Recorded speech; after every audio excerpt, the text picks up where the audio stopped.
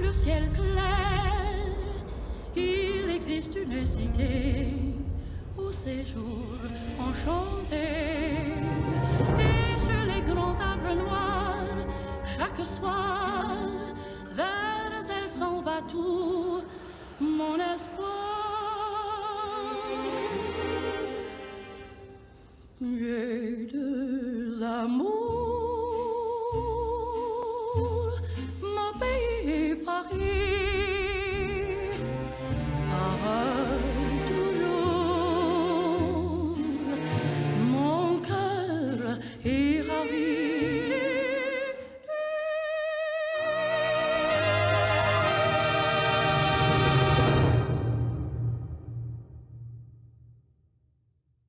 So did you ever find out the name of Blas's cat? I actually completely forgot to message him. I should message him. We'll just call him Fred from now on. Guys, I got some hot takes for you. Straight off the press, this is all yours. Leo, this is yours. Whoa, oh, that is burning. That one is burning hot. I got it. Hey, yeah, can you read this out? Spoiled is better than Stompin'? Yeah, that one is a terrible take. That's a hot take. Nah, That is a hot Don't agree take. with that. Milos, mine stinks. What do you got? My hot take stinks. It says that Alfama should have never retired. We all know that's a lie. Awful. I know you wrote that one. I already know you wrote that one. These are very unbiased, I'll have you know. I got a third one. Oh, this is cool. This is from Jack's grandma. Nice. So she's saying, it is a hot shame that we stopped waving at the end of the show into the camera. Well, you know what? I think we can fix that for you.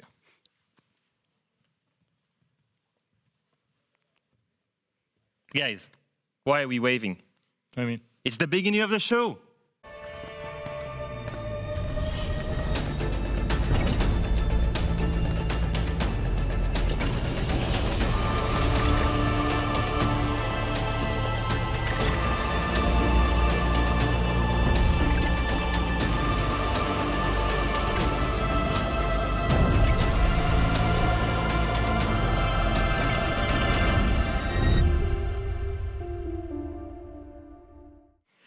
welcome back, everybody, to EML. It is our final show of Stage 2 and of 2025 in our wonderful little studio all together. But what a day it is. Hi, I'm Milos, by my side are Alfama and Fresh. And gentlemen, I want to kick things off with a question that I think will divide us in very unique ways.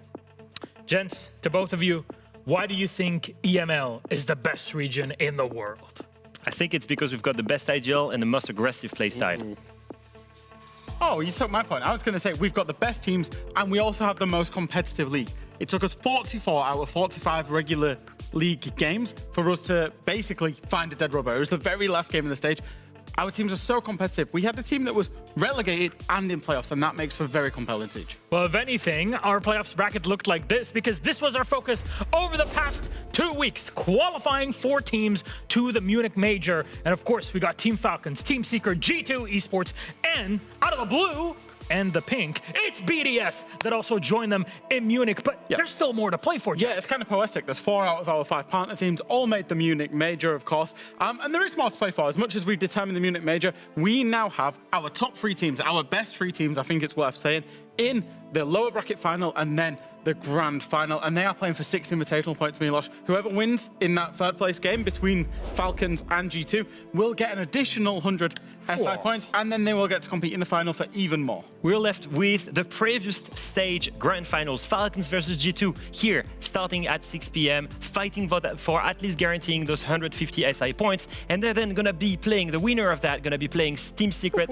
the one team that destroyed both of these teams last week. It's going to be a banger day, matches, BO3 matches in the best 3 teams that we have in our league. And why not kick off a day like this with patch notes? Because, well, yesterday we got the patch notes. Today, a few hours ago, we got the new patch that changes things, I would say, in a pretty cool way. Yeah, it's absolutely amazing. So we actually got 4 big changes, and they are all buffs. This is absolutely amazing. So the first change, actually, is that Jaeger has a new secondary. He's got the red dot sight that he now gets to play with. How is this relevant? Yes, it's just a secondary change. Well, in our esport, we often see Jaegers playing up here on the server stairs in Bang, can now challenge the long angles a lot easier. It makes that Jaeger shotgun, the M870, much more viable. And now, why is that important? As a reminder, Jaeger was buffed previously. He can now catch, for example, Capital bolts. And now that's key for some of the ways he can be played, for example, in Catwalk, for example, here in Bank Blue Stairs. The second change is going to be Bandit. Bandit has been given the Keratos. Why is this important? The devs listened and realized that Bandit tricking relies on sound propagation. Bandit can now create those holes in the walls that he intends to Bandit trick himself. He is now self-sufficient. As a reminder, when you're bandit tricking, the most important thing you have to do is listen in the wall next to you to understand where is the hard bridge placed, right? Hard bridge charge placed. Is it on the left side? Is it on the right side? By opening the wall, in the soft wall before reinforcing, you're going to hear better things and you're going to be able to place the bandit on the right wall. Balancing change number 3. Solace is back. Solace is back. She has been given impact back once again. She took a big nerf quite some time ago now, and I think a great balancing change to give her the impact back to allow her to be below to deny the plan or above. Now this is really important because she can play with those impacts almost everywhere, and this is key because the most important thing, like we said, is to deny that plant with the gadget. And no, to spot the diffuser and to be able to play off that by herself is the biggest chance here. The final one is going to be Denari, our latest operator. Of course, there was a recent balancing change that made the lasers, after they were activated, it took a couple of seconds. Now it is once again instant. Macy J showed us this on X, and he showed us you can use it as a self-sufficient counter to shields. We see a lot of teams playing shields now, so that balancing change was reverted, which is a great shout. With the operator bans, you can ban up to 3 shields in pro play, but there's always the fuse shield, right? And so shields have been abused the entire time. Having Denari being able to be a huge counter to that is really key right now. Well, gentlemen, let's take a little seat because with now our patch notes out of the way and what's been changed and already added into the game, already in there and set, we have to talk about our 2 matches in depth. Let's kick off with our first one behind us. Here we go. There you go. Thanks. Sorry, I just needed to really warm up for it. Perfect. The magical fingers.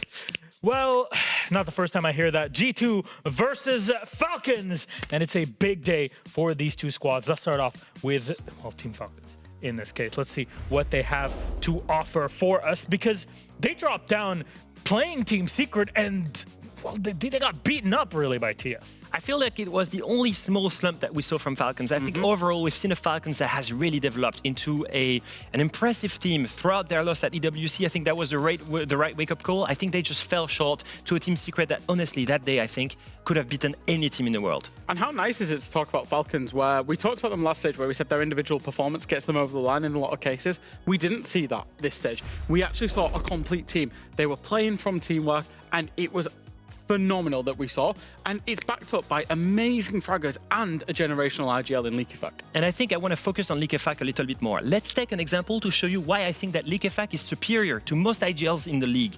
And we're going to take an example of that game on Clubhouse where they're playing against BDS. Now, Liquefac is on attack. Let's take a look at which round it is. It's going to be on Gym Bomb side. And as you can see, BDS right now, they're defending and they have an extension to Wildcache. It's P4 who's playing from there with Tubarao to try and burn time. On the other side, Liquefac is coming alone in server and is going to send the breach onto P4. Pay attention to what P4 says here. Boys, we can try to retake the guy catwalk. I think he's alone. 1-1 and 1 catwalk. I can come if you want.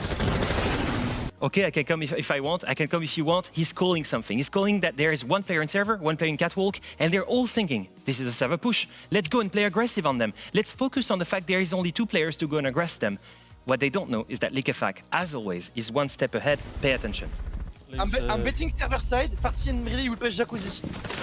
And he's saying, I'm baiting server side. Solotov, Bride, you're going to push Jacuzzi. He's just baiting. He's solo there. He's sending an S-charge into server, here onto cache, to try and make it P4 think that this is a server take. And it's actually not a server take, because he's calling the rest of his teammates to push Jacuzzi. And where is Liquefac now?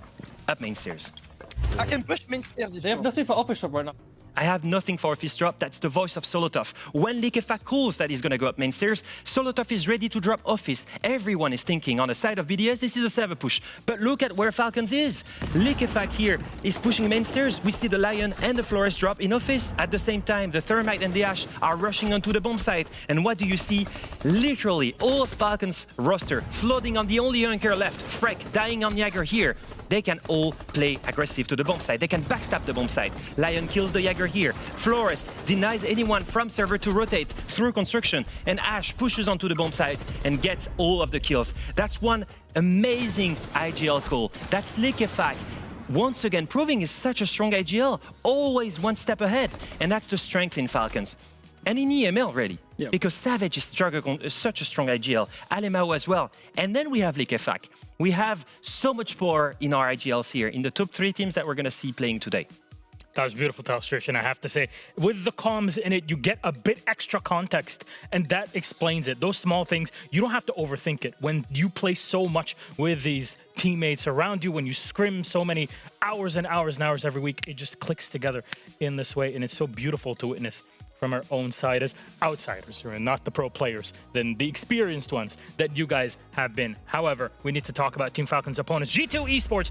On the other side, well, yesterday, they're able to qualify to the Munich Major, a huge load off of their shoulders, but for them, not being in the grand final, not being #1 is still not hitting expectations. Yeah, I think so. G2, you bear the weight of the expectations on your shoulders, and they did that. They felt, I think, a little bit nervous coming into it. They were, unfortunately, one of the team out of, I would say, our big 3 to drop into that low bracket and have to make that gauntlet run. They did that yesterday. They played 5 maps. They achieved their first goal, which was qualifying to the Munich Major. Now they need to achieve their second goal of getting that revenge of playing Falcons and then going on to beat Secret. Well, gentlemen, when we found out that G2 would be playing Falcons, we were so excited. But on the other side, Doki was excited in his own way. Let's hear it.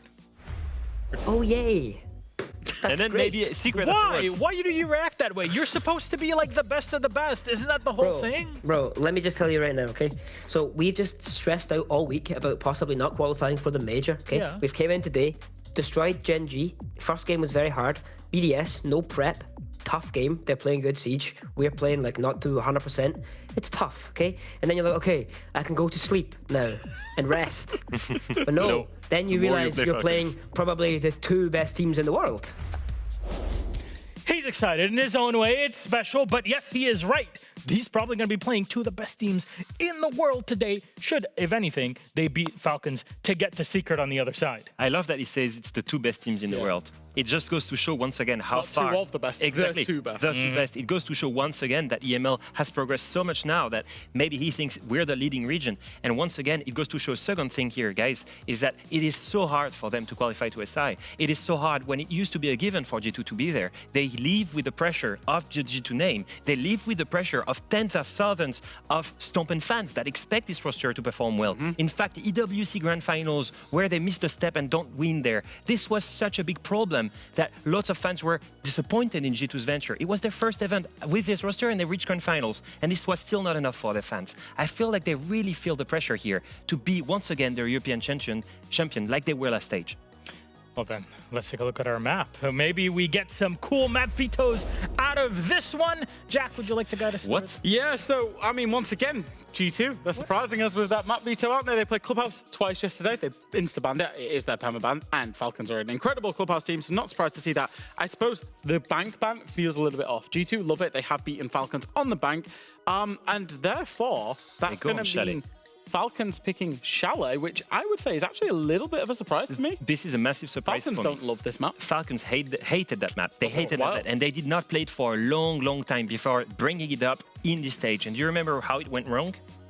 They struggled on that map. They struggled hard because BDS beat them on that map. 7-4 last week. Yes. And now G2 is playing it. G2, as a reminder, had lost it to Gen G. I think they saw a weakness in that. Then G2 picks Slayer. Now I find it to be an immense risk because, in my opinion, and this is really close and only personal, I feel like Falcons is the best Slayer team in the world right now. It's close to G2, it's close to Secret, but I feel that still Liquefact has such a deep understanding of that map that they're amazing on it. It is a huge gamble for G2 to pick Lair here. Big balls though, isn't it? It's the big thing for G2 and their map vetoes is what they've done all stages, what they've done all year, to be honest, has been go to the best teams on their best map and play them on it. So they're going to pick Lair. And then we're going to have a rematch. We're going to have a rematch of the map that these 2 teams played inside of the stage on Border, where it's ultimately about who has got the best gun skill, the best individuals, and just getting a big frag fest going. Jack, how many rounds is Falcons playing every time they go on border? Oh, it's overtime all the time. It is 15 rounds. Yep. Every single time I've seen these guys play on this map. It's always the same story. It is a frag fest and it's super close. And what a beautiful show it would be to go all the way to the third map and to the 15th round of multi-kills from Norai, from Doki, from Sneakefak, from Shaiko, all the way to decide who's going to join Secret in the European Grand Finals.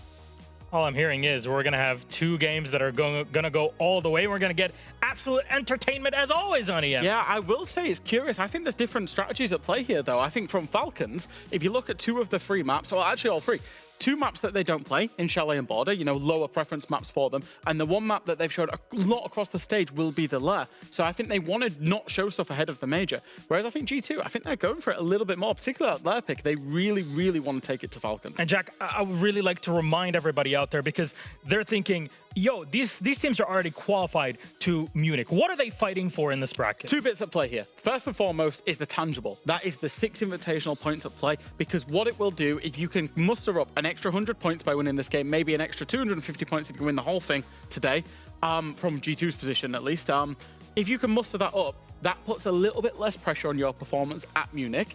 And it can secure you, because Munich will be where they secure themselves for the 6th Invitational. 2 different win conditions here, Jack. I interrupt you because G2 has already won 300 SA points from the previous stage. So here, if they win again, Jack, I think they're basically locked in. They've got 600 SA points, and they will gain more at the Munich Major. And then the second bit that's at play is the intangibles. That is the mental. That is the being champions of Europe and doing it against 2 of the best teams in the world from a G2 perspective, but also from a Falcons perspective. You've got to win. You've got to go and then play against Secret, the EWC champions. You want to be kings of Europe, because Europe at the minute is absolutely stacked with teams. All 3 of these teams, and I said it earlier, I'll say it again, on their day will beat any team worldwide. Ignore your Furias, your Phases, your M80s, your SSGs. These 3 teams on their day will beat all of them.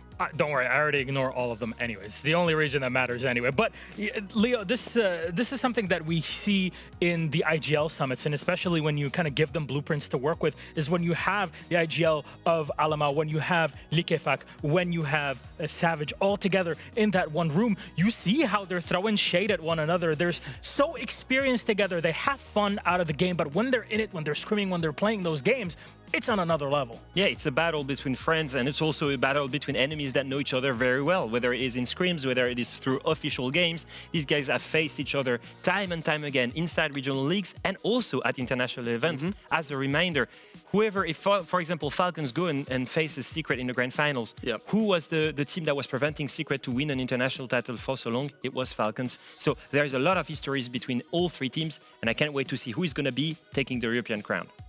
It's a 3-way fight for our hearts, and really for more SI points and championship points here all the way in EML. Let's have a chat, though, with our casters who are standing by, Ace and Des, which means we are going all the way. That's pretty much the expectation for tonight, isn't it, Tim? Yeah, pretty much guaranteed, isn't it? When we're on the casting, you've got G2 and Falcons. What other outcome could there be other than border overtime, surely? We had a good one yesterday as well, like that first map of Clubhouse, right, straight to 15 rounds, and I was like, that's setting the pace for playoffs, and I hope today carries on in the same form, Milos. It's going to be a good one. I mean, this is a big fight, but for all 3 teams, we're kind of setting this big thing of the IGLs are a big part of the conversation, and then everybody all around, it's like everybody just pulling their weight through it. How do you see that dynamic kind of show up in different maps in a long best-of-3 series that could go all the way?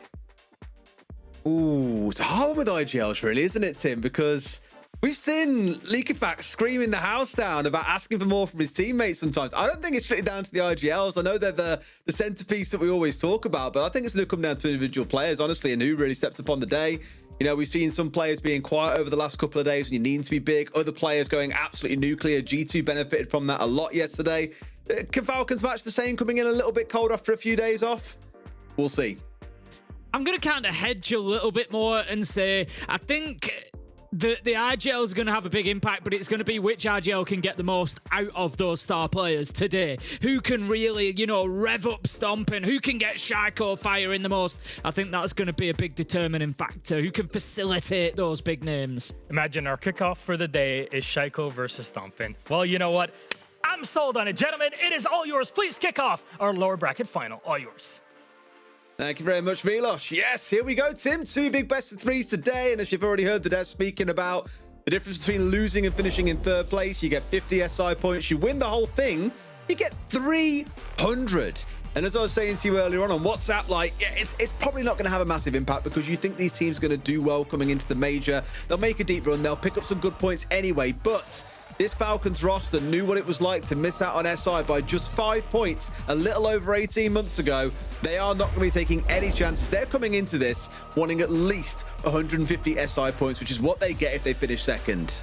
Yeah, it's one of the... You look at the 3 teams that we've got left, G2, Falcons, Secret, you look at them and you think, they'll all be at SI, surely. But it really is never that simple. Like you say, you know, these things have a way of coming back to bite teams further down the line, so it is absolutely all about, you know, don't look at this one and think, well, they're at the Munich Major, they're not going to be... They are definitely going to be massively bothered. Not even just because of the SI points, but I tell you now, these top teams are just desperate to beat each other. Every time they step in the server, they want to win every single gunfight, every single second, every single round. They want to win the lot. And these two are going to go head-to-head on Chalet to start things. If we have a look at the Chalet history, I know obviously the Des have gone over it there. It ain't great for either of them, Des. Kind of 1 and 3, both of them over the last 6 months. Really similar record. Even their attack and win rates on defense, you know, they're very, very similar, the win rates for both attack and defense.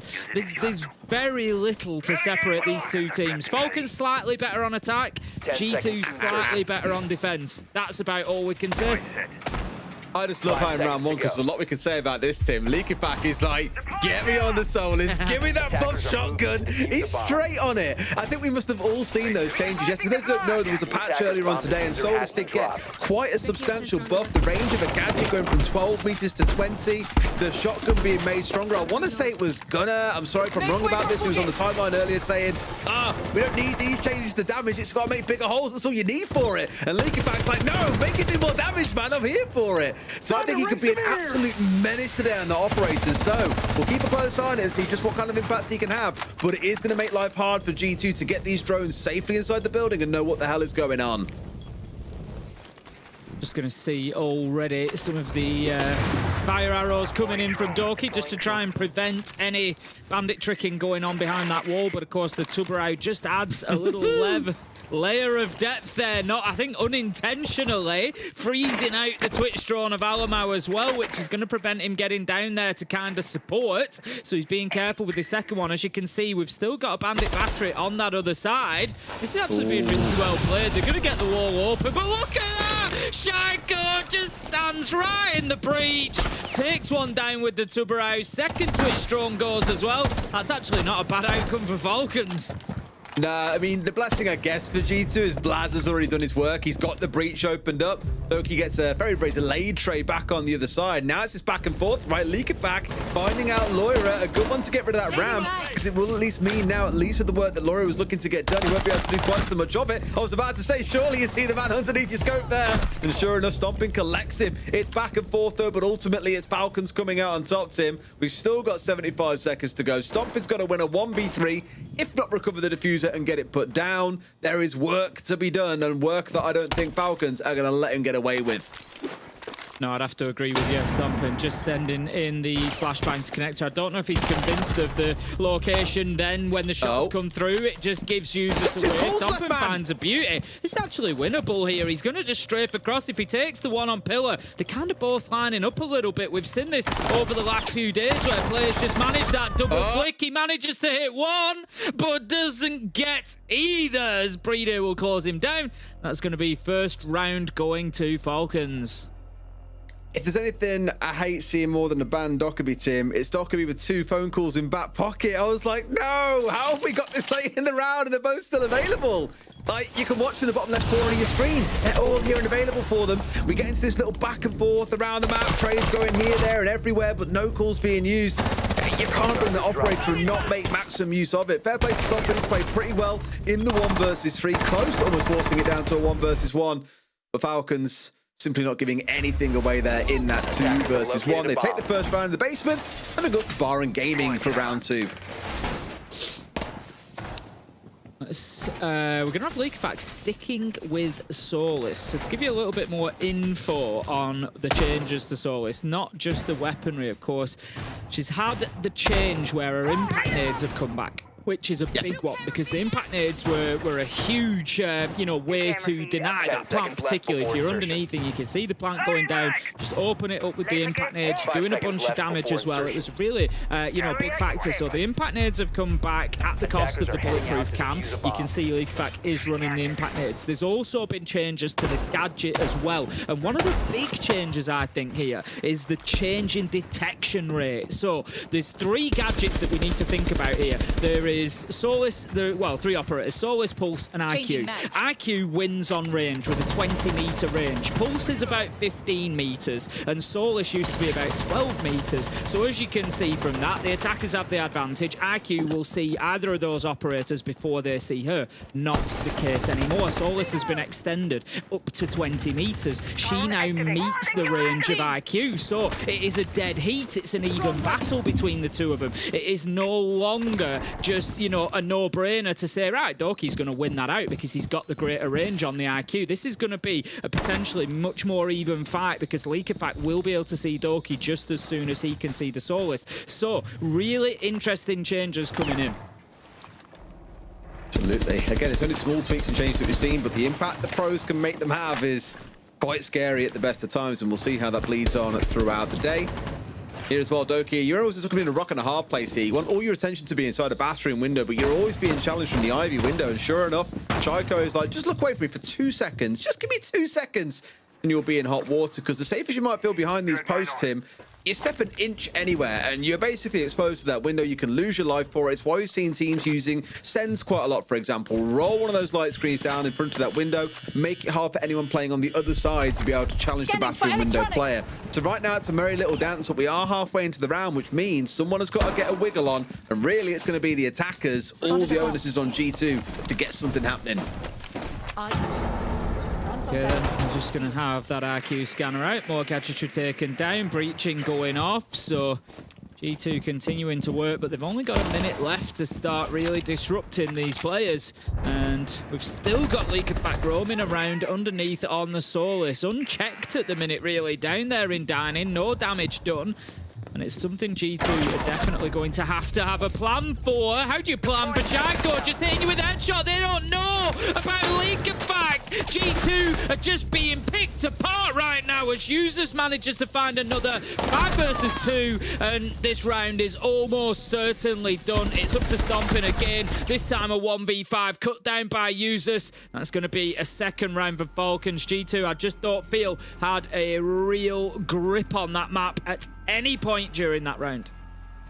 It's a weird one because they looked somewhat in the same as in the previous round. It was a little bit messy, but lacked the sort of pace and determination that we've seen G2 have historically. That round was more of the same, a minute and 30, 2 minutes it took them to get control of Office and Master side, to get inside a piano, to force Chaiko away from playing on the Ivy window. And I thought, okay, then they've been a bit slow so far, but they'll get moving soon. It's G2, we know they can.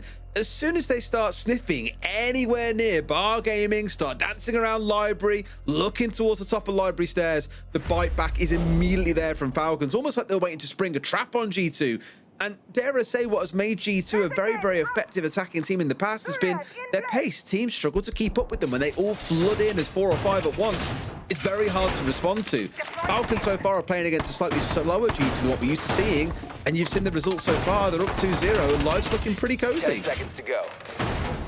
As if it continues to be cozy in the kitchen. That's where we're going to be heading this time around. Kitchen and dining for Falcons. You know what? I've got a real funny one for you. I don't know if you saw on camera. I'm wearing a short sleeve, very tropical shirt today. And I was deciding what to wear earlier. I was like, to put a long sleeve on, given we are now in October, it feels ridiculous to be wearing summer clothes. But I thought, you know what?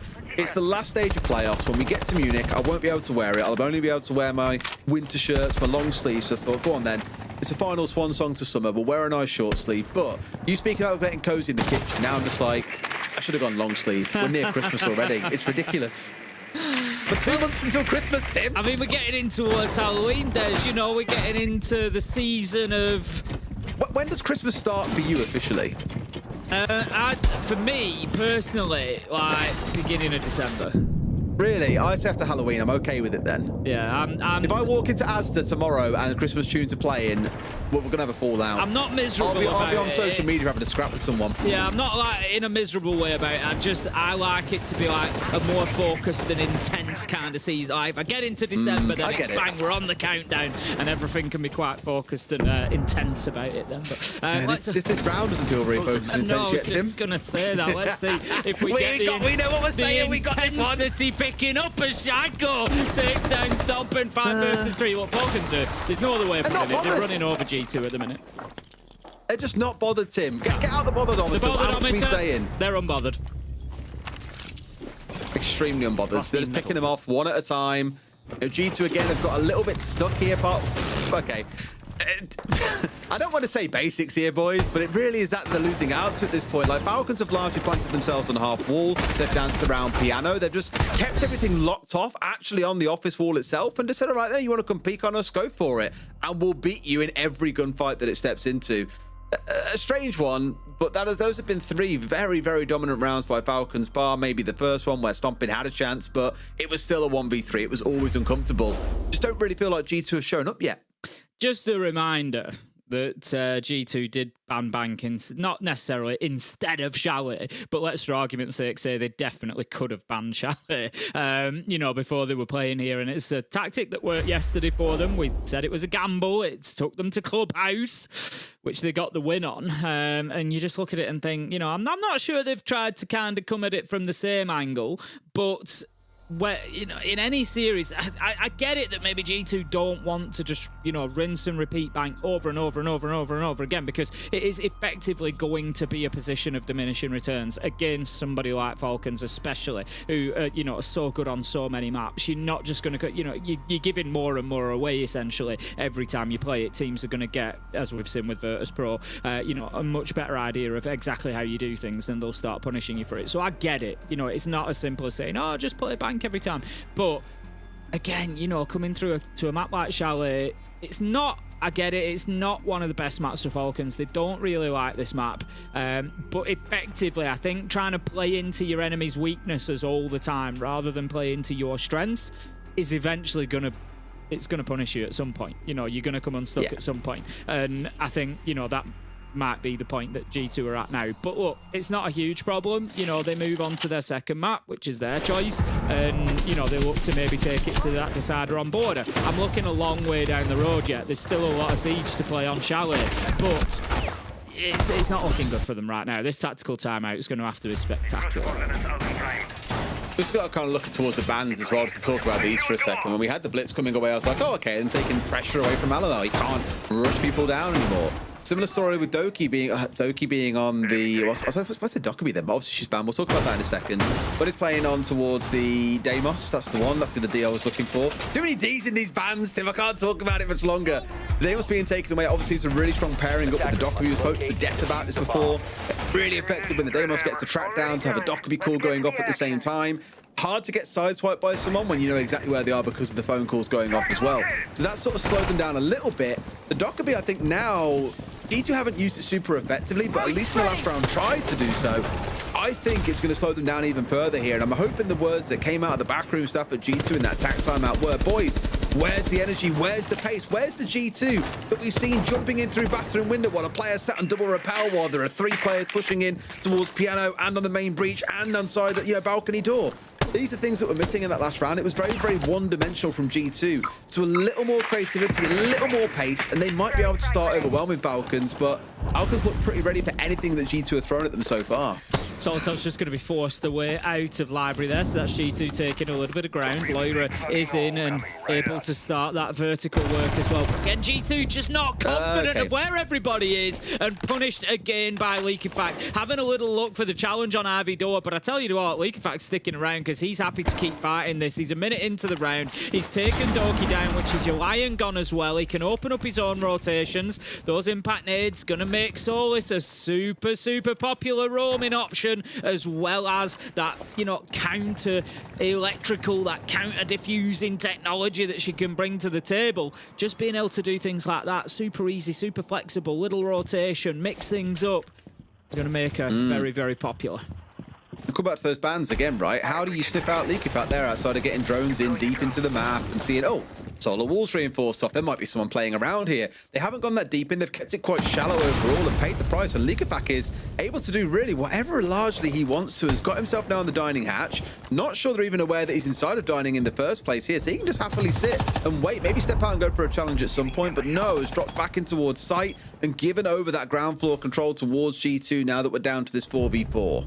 My mistake there. I saw the impact there and just assumed he was sticking with the Solis, but he's not. He's putting the Goyo to work. 3 kills come in for G2, though. They managed to finally get something going. That tack timeout might just be having the effect that they need. It's Leakyfat who's going to be last alive and won't be for very long as Lyra steps in, takes him down in connector. G2 get themselves one. Will that be the foundation for them to start a building?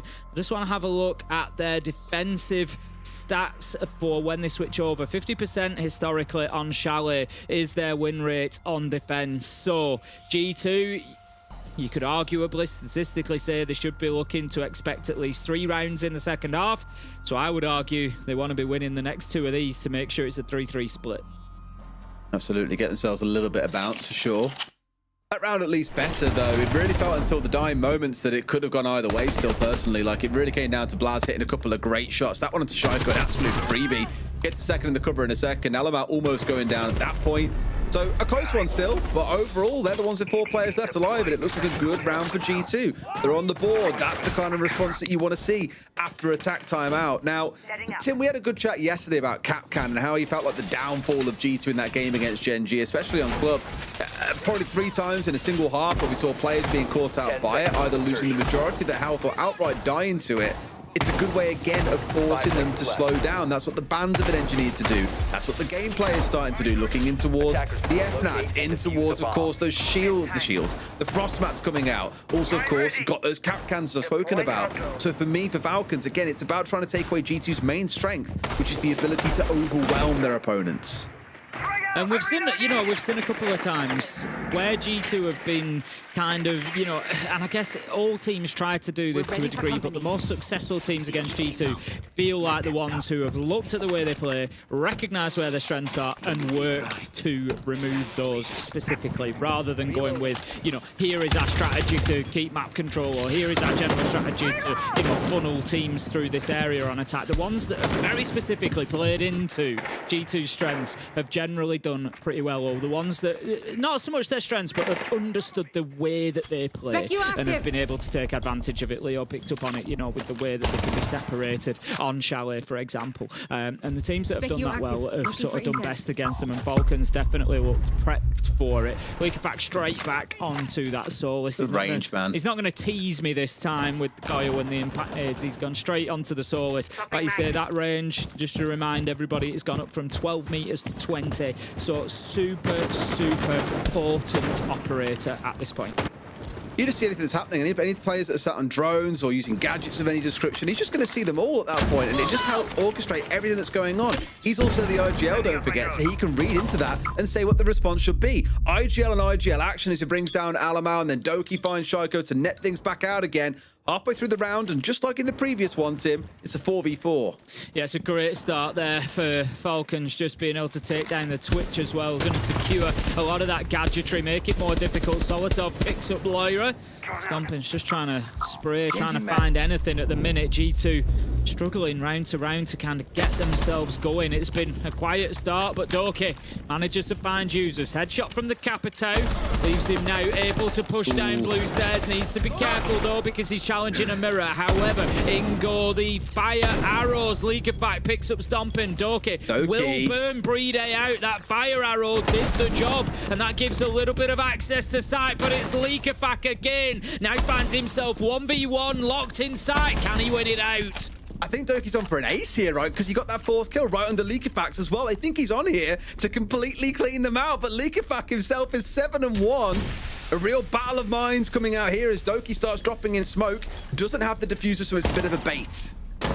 Leakyfat just waiting for his opportunity. Doki just teasing him on the doorframe, but it gave Leakyfat all the information, all the intel that he needed to be able to preempt that gunfight, and he wins it out. Falcons take another one. It's 4-1, and they are sitting pretty right now.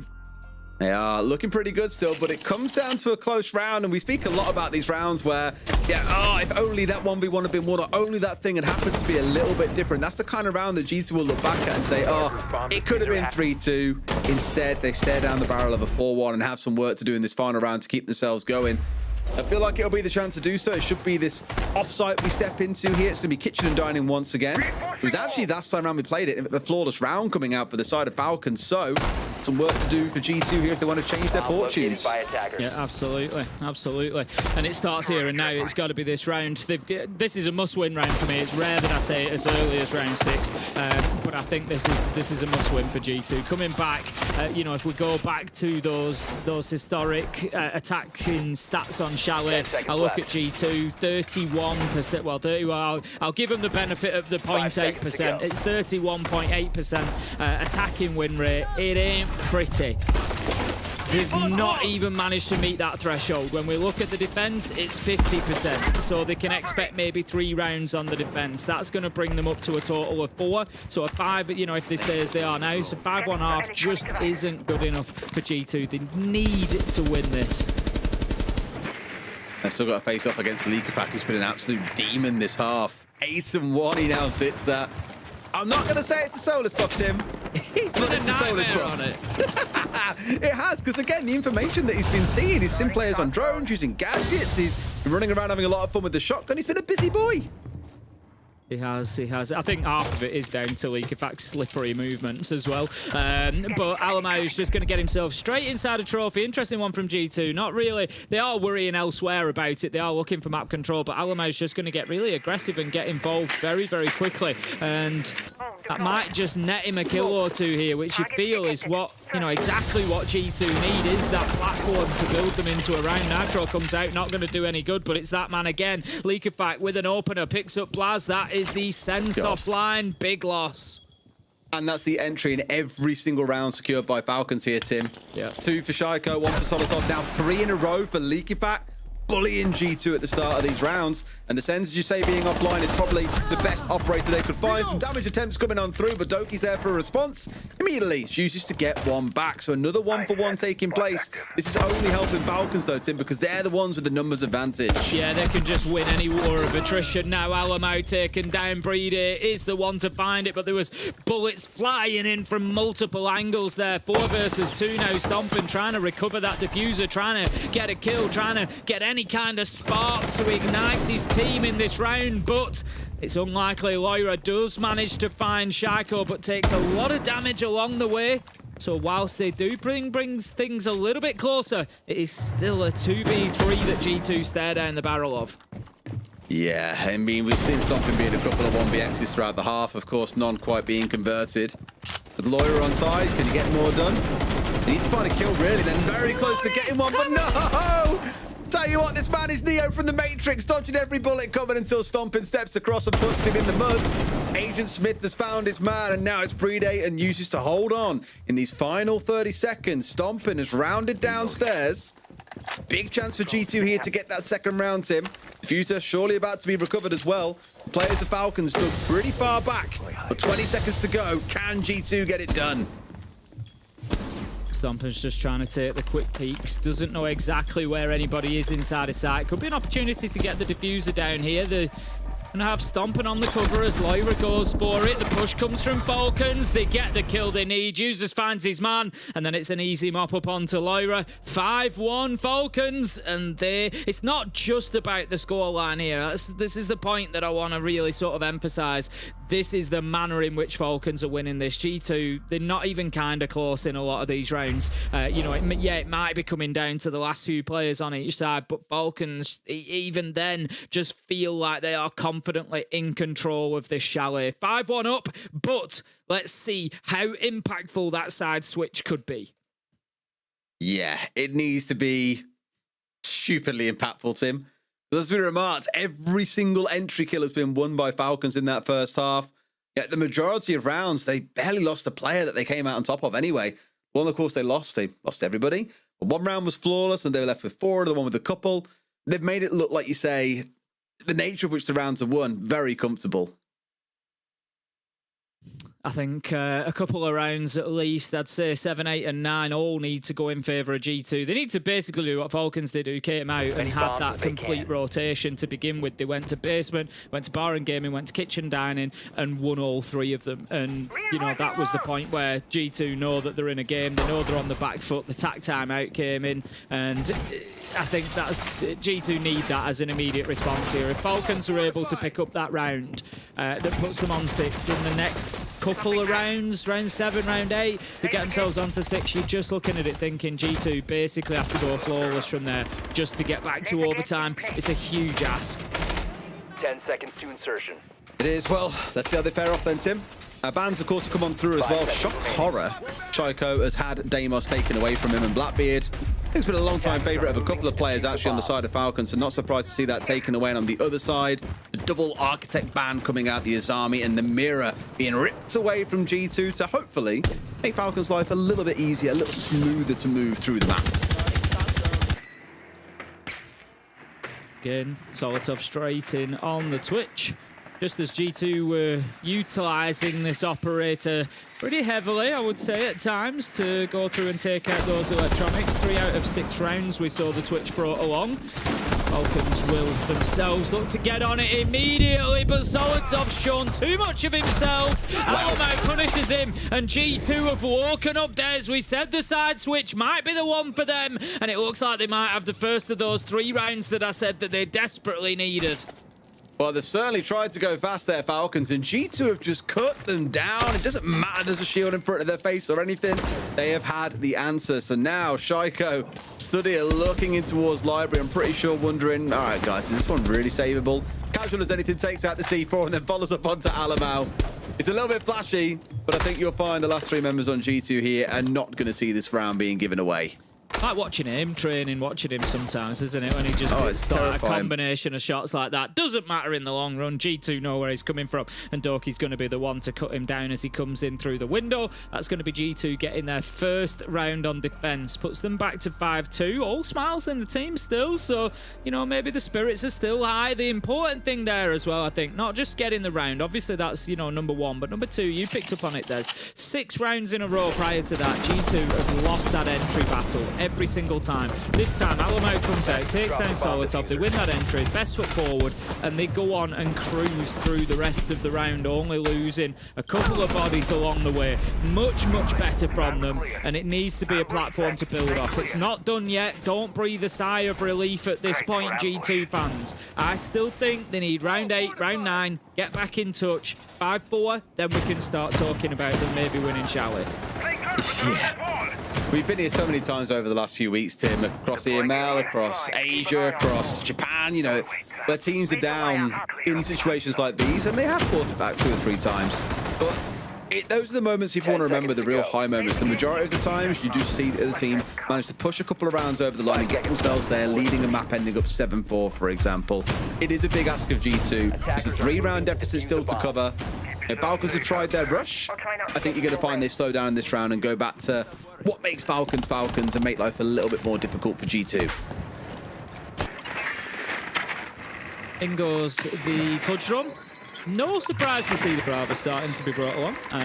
We've seen Shaiko, it's like one of his favourite operators. Yeah, loves it, but, you know, we've seen so much gadgetry as well, you know, being brought in. We've seen the Twitch being brought along, kind of try and deal with that, but, you know, whether it be bandit batteries, mute jammers, you know, we've seen plenty of it. We've got Kaid now that G2 is on the attack rather than bringing the bandit that Falcons were opting for. Interestingly, bandit's undergone a change as well. You know, we've spoken at length about the Solis changes. Bandit's been given the Keratos as a secondary as well, so his destructive capabilities in the prep phase have gone up, so I think we might see, I don't think it'll affect his pick rate too much, but we might see a little bit more. For the time being, Shaiko will continue racing around, trying to steal away those gadgets.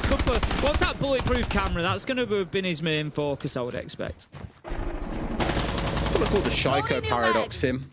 One of the best gunners in the world, but he plays a lot of Flores, plays a lot of Brava. Very drone and utility heavy operators that keep his gun down for more than half the round, and we know what he can do when he gets moving. But it's just bizarre seeing him be one of those very, very utility heavy players when we know what he can do with the gun up. You thought maybe he'd be more enabled on roles like that, but early for this game. This is the role they need, and across many, many games is what they need. Glory going to find him, speaking of. This is why his gun's been down, Tim. Got himself in a bad spot, picked up for free. Houston's at least getting one back to stem the bleeding, but it's a G2 4 versus 3, Tim. Things looking good. Didn't hack away there once, did you, Shaiko? Well, you know, Falcons have been falling foul of the Capcan quite a lot. So not only Falcons that we've seen it on, but we did see League of Fact take 2 Capcan deaths, I think in back-to-back rounds the other night. It was at least 2 rounds out of 3 that he took Capcan trap deaths. We've just seen it there again. Blaz getting a bit of success this time. So Falcons, you know, maybe we need to be just increasing that intel, that drone work, making sure that we've pinned out all of those traps, that you know where they're all located, so you're not straying into them, because it is starting to cause a problem. G2 managed to take the round. 3-5 they get back to. I want one more from them. One more, and we'll start getting a little bit more excited, G2. This is honestly turning into, I mean, it's no surprise. Falcons attacking win rate on Chalet, 36.8%. G2's 31.8%. You know, neither of these teams can attack fantastically well on Chalet, is the reality. And that's absolutely what we're seeing. This is no surprise that we're seeing 2 teams fight over who can attack the best. Tim, I don't want to raise any alarm bells, but we've had Doki now play Clash 2 days in a row. This is getting weird now. There's no cause for panic. Just wanted to put it out there so we're all aware of the elephant in the room here. Certainly not his go-to. But who knows? One worth speaking about now, I think about it, of course, we had slight buffs coming into, spoke about a bit earlier on, the Bandit and also the Jaeger that's being brought along here by Blaz. Isn't running around with the shotgun. Was that buff where I've got a better pistol with a scope on so we can do a little bit more work, but he's running around, of course, with the carbine, so no real worry about the pistol too much. Though you never know, if we see a clutch come out and he has to switch to that pistol, Tim. I'm just saying, I'm just asking the question. Could it actually have an impact here today? Could be a defining moment, Des. Could be a defining moment. Could be. Stomping is on the Bandit, does have the Keratos as well, for anybody wondering. He has taken that as his secondary. So we'll have been able to... I think... It's a great quality of life change, that, by the way. I really appreciate it. The focus that's described in the patch notes particularly. I love this, by the way. Doki's just using the class to stand in front of the drone. Oh, brilliant stuff. You know, one of the big reasons is that they've recognised that a lot of the time the Bandits will punch the wall to make a hole to help sound propagation, so they can kind of hear a little bit of what's going on with the Bandit tricking, and, you know, is somebody on the other side or not, as it improves the sound slightly. So they've, you know, said, you know what, there's a secondary weapon that'd help you do that, Bandit. So here's the Keratos. You can just open those holes up a little bit more without having to punch through the wall. Nice change. It appears to have an idea on where Doki is. No surprise at all, as he's darted himself away. I think back to the days of, I want to say it was Packful on Clubhouse, when they were trying to bandit trick onto Jacuzzi Wall, would sit there, turn around on the Clash, and block the drone hole with his shield anyway. And it was like, you can't move it, but it was horrible, because nades would bounce off it and all sorts. It was vile to try and deal with. Doki's largely tried to save the leads for a few seconds, obviously had to step away in the end, and now we've got the verticals being opened up too, but it just threw me back to that old memory of a good few years ago. Just continuing to try on the verticals. Blaz it is that's going to pick up Leaker back. He's certainly not having as much success as when he was using the Solis. Interestingly, G2 have fallen right back away from sight into Big Garage, so they're holding the long angle instead. Solitov does manage to pick up Loira, 4 versus 4. We find ourselves coming into the final minute. Breede's just inside of sight here. Falcons are starting to pick up kills. Breede's got an opportunity to put the diffuser down and will do so. That's important cover from Solitov as well. Knows that Blaz was looking for a little bit of a flank, takes him down, gets the final kill, and this was the problem I was talking about. G2, they got 2 out of the 3 rounds that I wanted for them, but not the 3rd. Falcons take it down, get themselves onto 6, guaranteed overtime on Chalet, and now G2 have got a problem because they have to go 3 rounds back to back. They don't have a choice. It's not a nice to have, it's not a preference anymore. They've got to go 3 back to back, otherwise Falcons take Chalet. It's a funny one, isn't it? And let's not forget Lair's next, by the way. Yeah, that'd be interesting.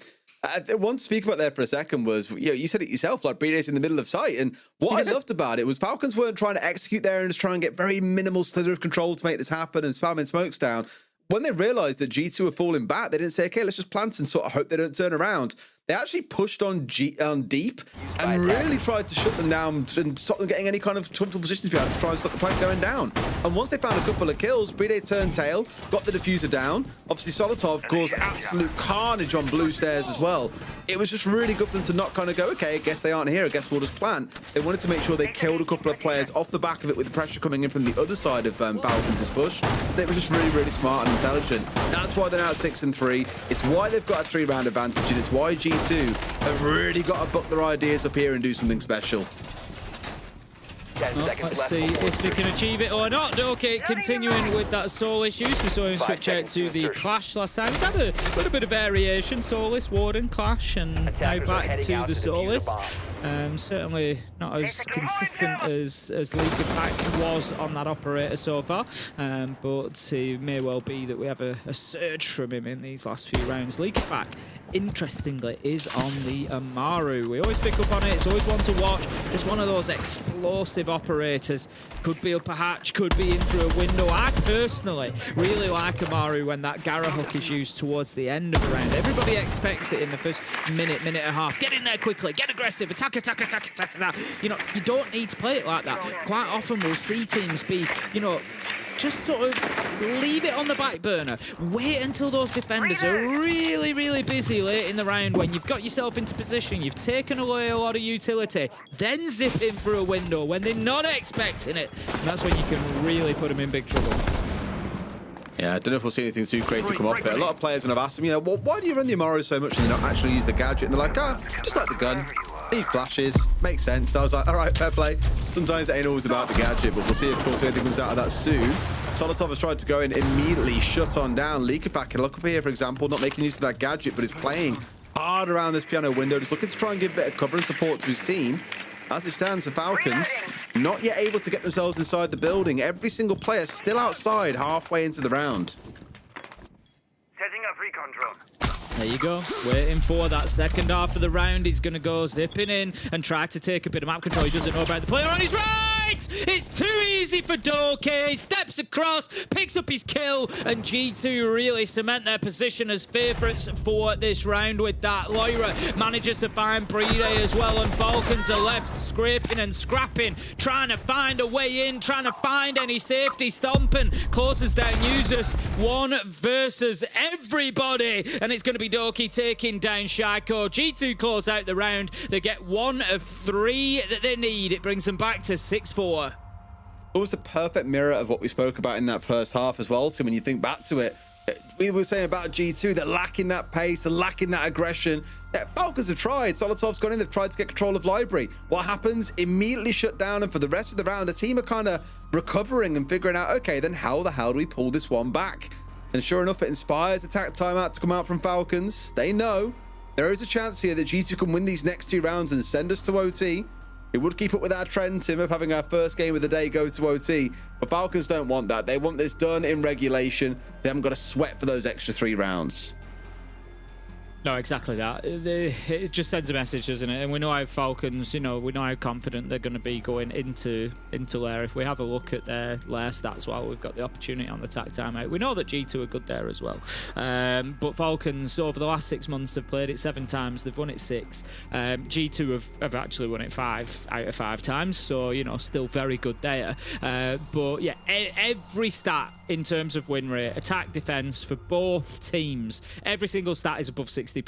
The lowest is G2's defensive win rate at 61.3%. It goes up from there for both teams on attack and defense. So we've got an absolute lip-smacking prospect coming up in map 2, one way or another, however this one plays out. But I think Falcons know if they get this one done, they're going to really fancy getting this done in 2 on Lair.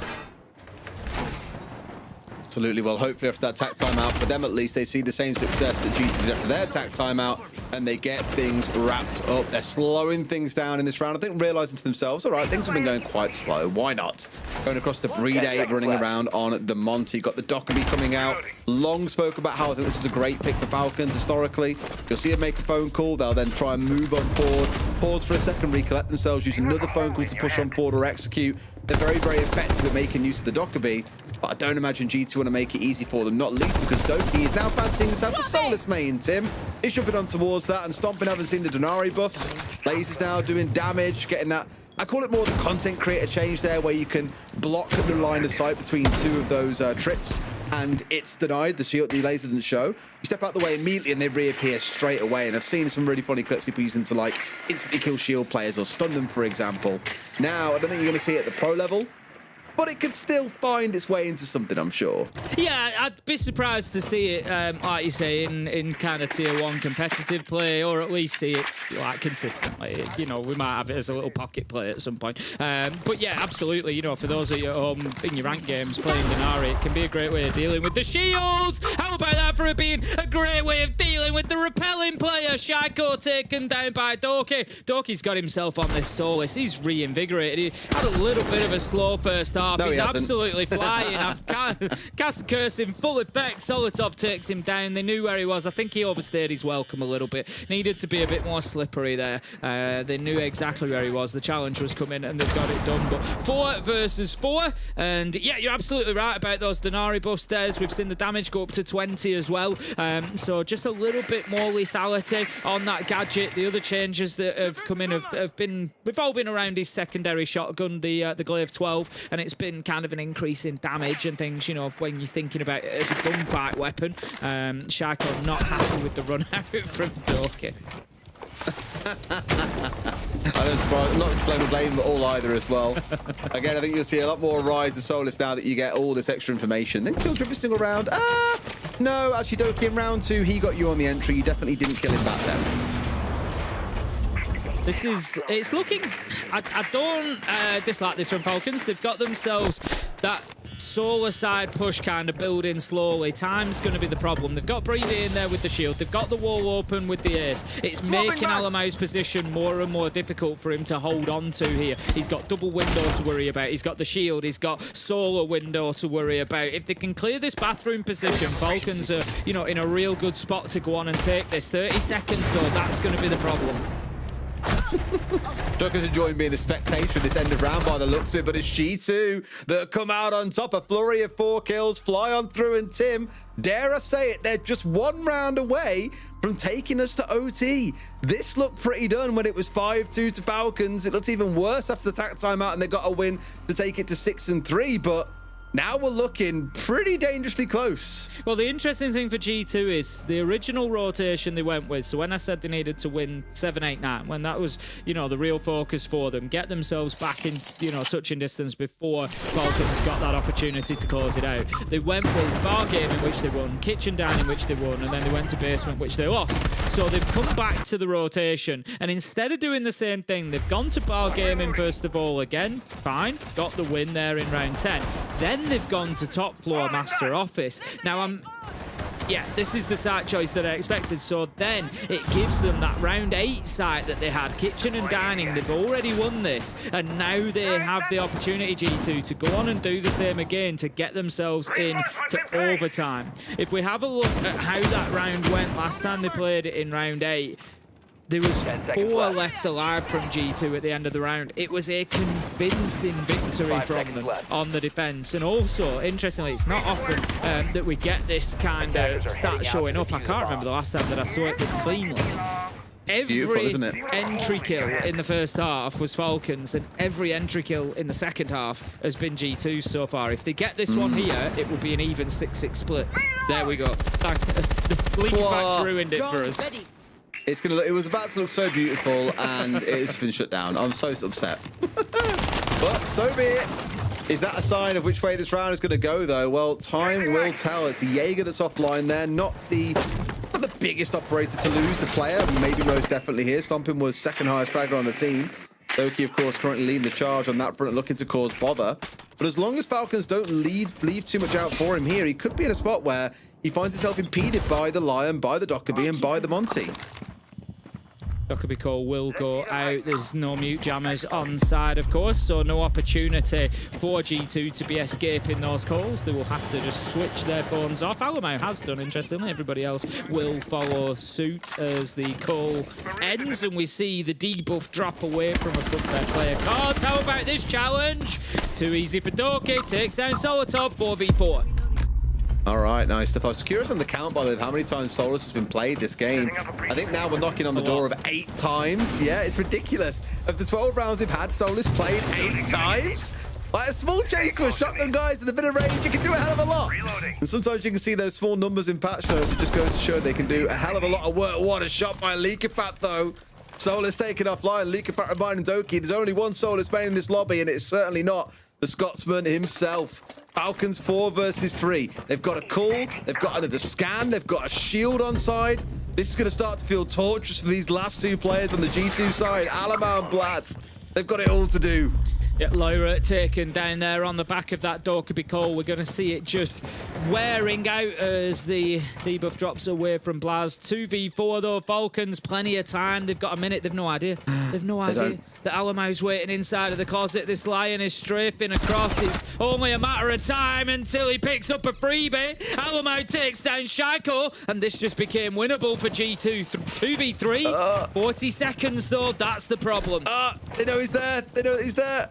No, no, no, a free fire from the window. Users, don't do it to him. No, he was just a young boy. Blaz is gone. Alamau's out too. And although it came so close for G2, Falcons take map 1, 7-5. It came down to a battle of who could put together the most serviceable attacks on Chalet, and the answer was Falcons. It was close run. They both had their moments, particularly defensive moments, but ultimately, Falcons get it done to take the advantage in this best of 3. Entertaining and close though, Tim. I can't wait to see what Lair's going to bring to us. So let's go to a break. When we come back, our Desco breakdown Chalet before we dive into Lair. See you in a few.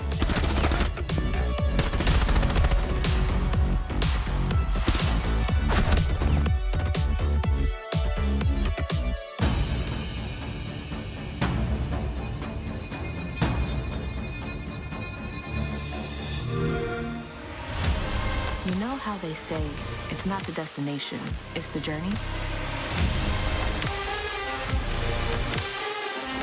And the journey of 1,000 miles begins with a single step. And you know what? They're right.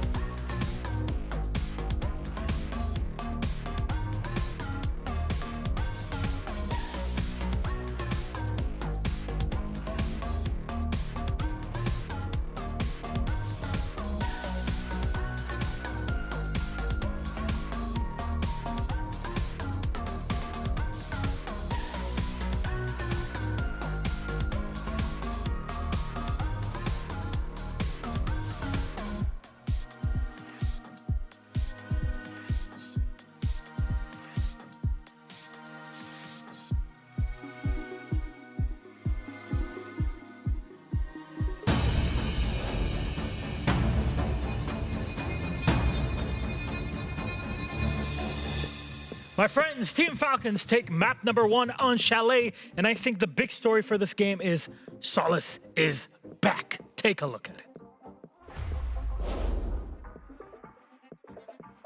Nice! Oh my god, vidéo. Bonne Solis, c'est pas qu'il tape! Bonne Solis! Oh my god. Solis is so back, guys! Solis is so back. I swear Solis is so back. Voilà, il said Solis is so back. Is this real? Yes, it is. Yes, it is. Solace is back, and he wasn't even using impact.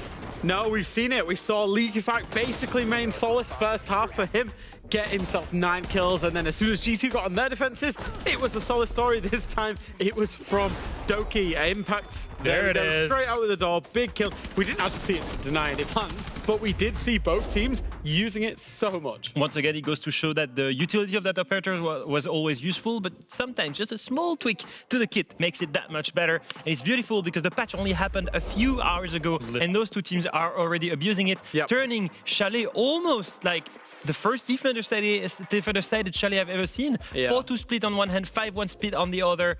I think it was mostly on the side of the attackers, Jack. I think you agree with me. These guys were struggling. They were spread out, and there was no problem solving. How many times did we see that? How many times did we see both G2 and Falcons stumble upon an obstacle, and they were missing the manpower to face it? Every single time, one guy isolated here and there, and it just couldn't push. I was actually just about to ask you, do you think it was defensive dominance or do you think the attack was struggling a little bit? I think it was actually that both of the attacks struggled a little bit. They were a little bit too split, they were a little bit too chaotic, and the defenses were keeping it tight, keeping it together, and forcing the executes. And ultimately, neither attack really, I would say, was up to par for what we would consider a top 3 team. Usually I try and be positive because all of our teams are really, really good at this stage, but both attacks are a little bit off it on Chalet. I'm wondering if that's a pattern that we're going to be seeing throughout the next matches, or if it's just only limited to Chalet. That was still map number 1 in this series. Let's take a quick break. When we get back, we'll set you up for a second. See you in a second.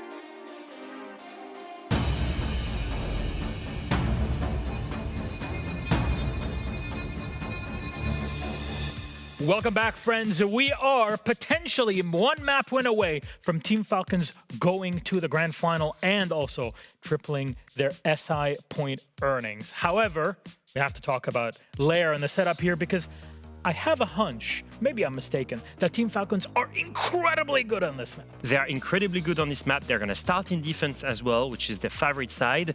And why is that true? Well, because they played Lair 5 times this stage. And most importantly, won it 5 times. 7-1, 7-2, 7-2, 7-3, 7-4. The most amount of rounds this guy lost on that map is 4 rounds. That's how dominant Falcons have been on Lair. And that's what I meant by I think they're the best Lair team in the world. And G2 are great on it. Secret are great on it, but Falcons, maybe they're the best. Lair was the map for me, for Falcons. It was the big realization moment of seeing them on this map, this stage, that they're together, that they're playing as a team, that they've got what it takes, and it's not individual performances. Said it in the map veto, though. G2 don't pick maps not without any kind of reason. They don't just not consider their opponent in that map veto. They know Falcons are a good Lair team. That we know, focus back to stage 1 playoffs when we saw G2 and Falcons go, they went on bank and G2 beat them on bank. So G2 have this habit of wanting to play Falcons on their best maps to really prove to Falcons, and it's maybe an ego thing, that G2 are better than Falcons. So I think that's why they picked it. However, they are now up against it because they've just lost that first map in the best of 3, and Falcons are unbeaten on Lair. That's not a nice proposition to be in if you're G2. And they're starting on their weak side. Here, the attack, the weak side of this match so far. And what is the biggest limitation of their gameplay? Once again, the same problem. When Alemao calls, he spreads out his players. They're all spread out around the map, and Lair is the exact same thing. He will do the same thing. Now, why is that a problem? Because Falcons know that G2 plays that way. They can go and double up on isolated players, and that's why they keep on losing.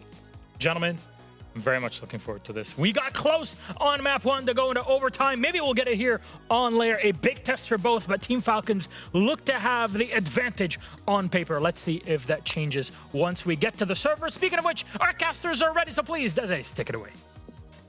Thank you very much, Milos. Yes, Lair. It's time for us to get into it. Tim, I think you've heard the desk speak a lot about it there. These two teams between them, 11 wins, 1 loss on this map over the last 6 months.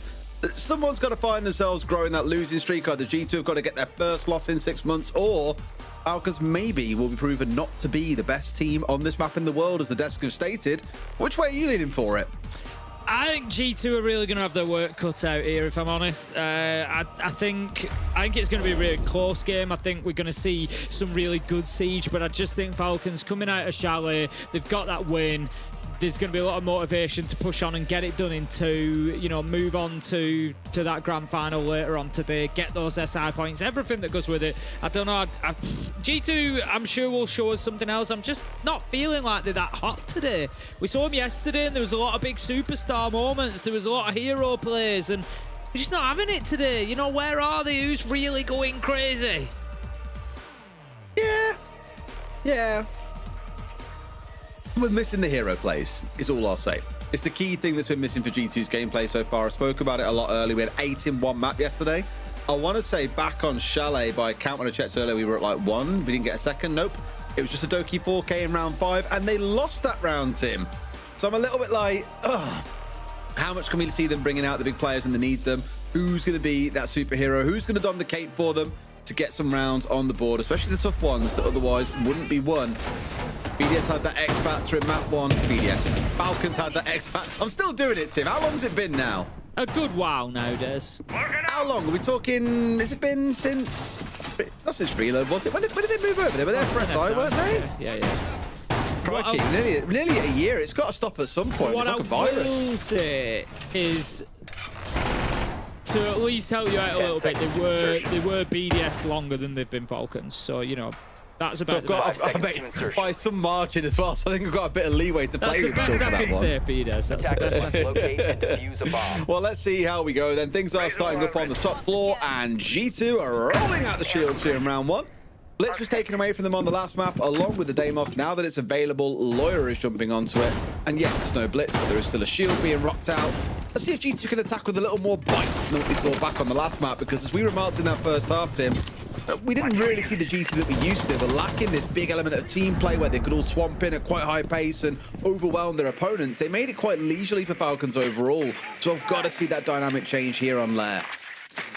G2 just racing the drones through underneath, having a look across their operators. It's going to be all about Lyra getting in there and trying to use that vendetta from below, try and get those tracks, try and make it difficult for Falcons to stay in position. Falcons know that that is what's likely to happen. It's something that Shaiko does himself. It's, you know, not an uncommon tactic for them on the Deimos on this map. So the question is, how do they deal with it? Alamau is already pushing Solotov out of position, looking to force him back to site. That's what's going to happen any second now.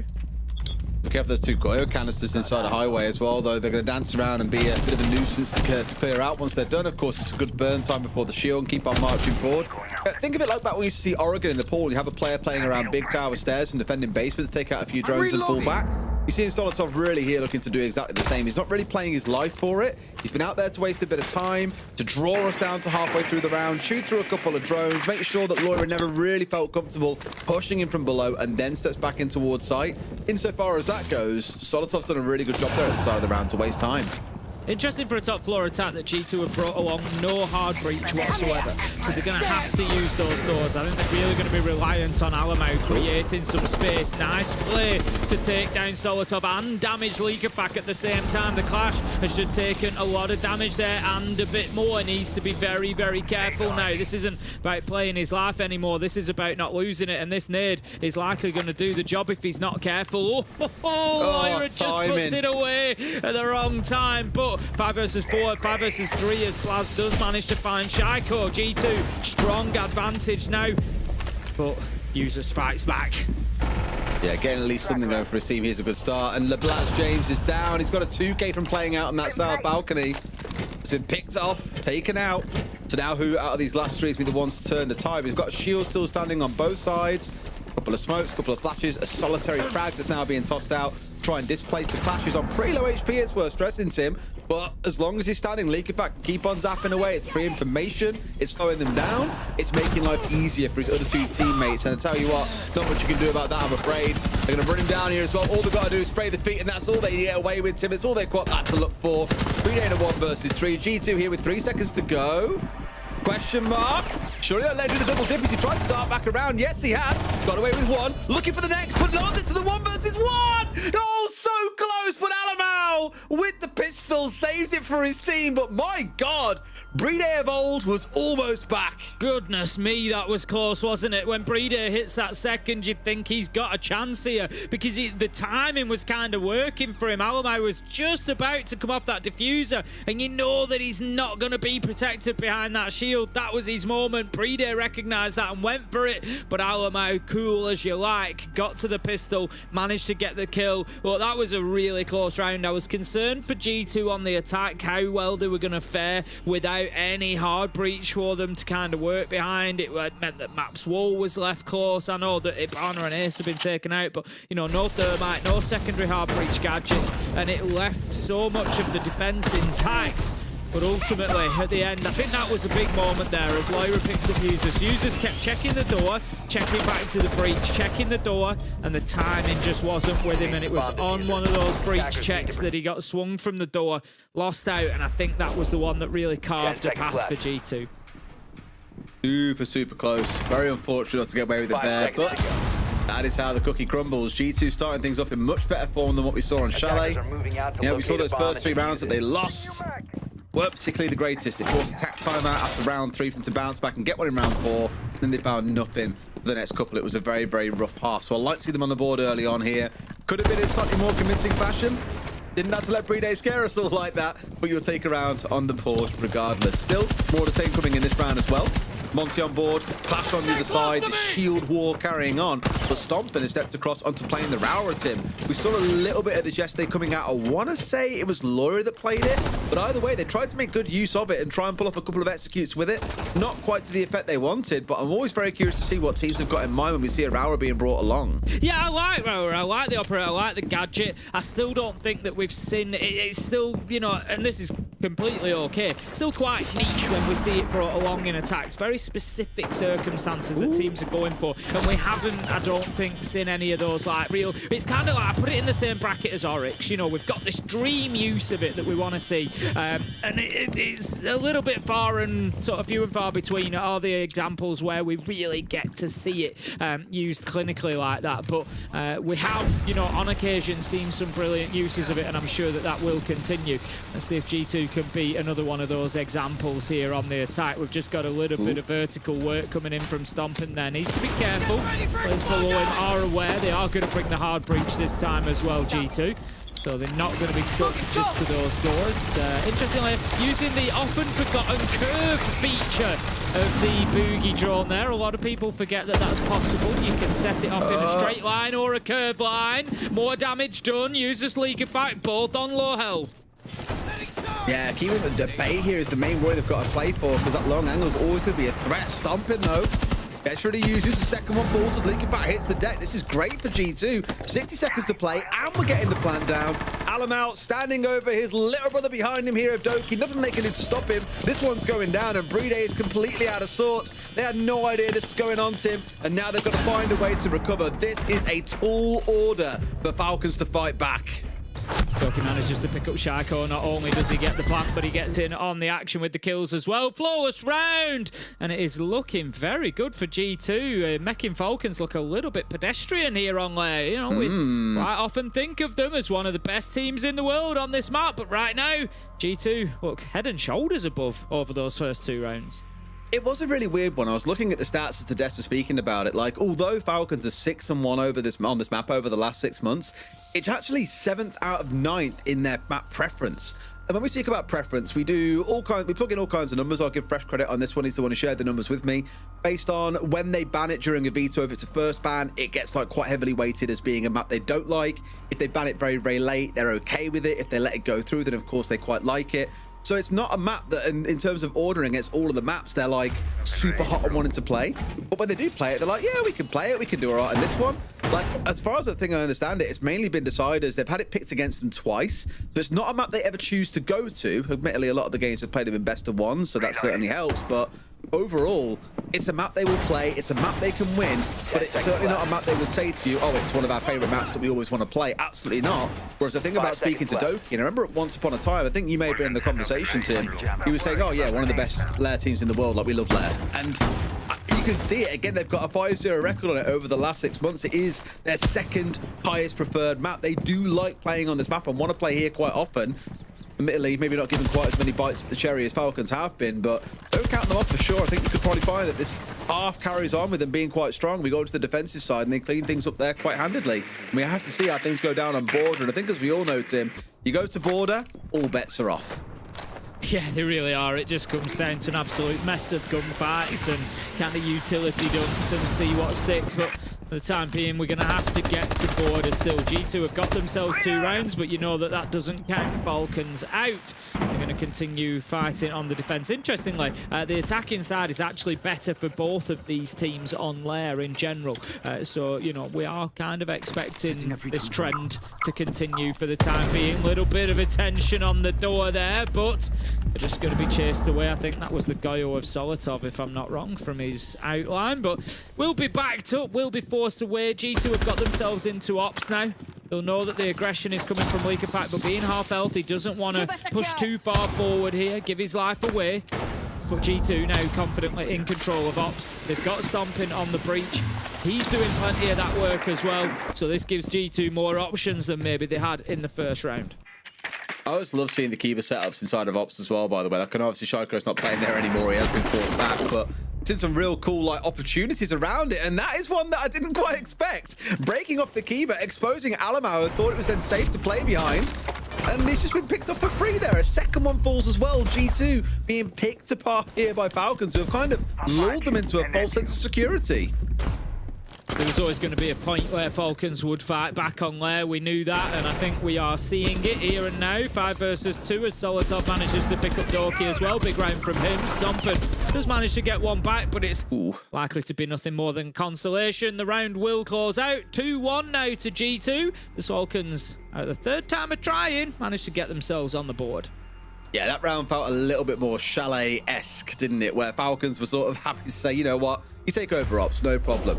But as soon as Ops was in G2's control, as soon as it opened up the Mez wall, bam, Sharko's there looking to go aggressive. 2 players around Bathroom, challenging down towards Rocket. They're springing forward and looking to fight against G2 and not give them enough ground. Very, very reminiscent of the round where G2 had half the rounds get control of Master, Office, and Piano. Then as soon as they looked towards Bar and Gaming, well, bam, that's when Falcons exploded outwards. That felt very, very reminiscent of that to me at the very least, and it's good to see Falcons on the board. You've played that first quarter. I imagine now we'll see 3 of those sites, or the same 3 sites, sorry, replayed as we go on through. I think we were going to start things down in the basement, Tim, so a small step away from where you might expect upon the top floor, but of course we've just seen that. So instead we have to break order ever so slightly and kick things off down in the basement. Okay then, we're just looking across the lineup for the defenders. We've got a lot of things there to slow G2 down. I think more aimed at dealing with, we've seen the shield play coming along. Doc is actually going to switch away and go for the IQ instead. The FNATs, you've got the impact nades, 8 of them there. That screams at dealing with shields. You've got Goyo canisters, you've got Malusi with the Banshees. You know, so much there aimed at slowing a team down, burning time out, and just wanting to make G2 have to take their time, have to clear that utility. Alamau is on the blitz, so they have gone with a shield, and I feel like Falcons lineup does definitely play into that. I think it's once bitten, twice shy.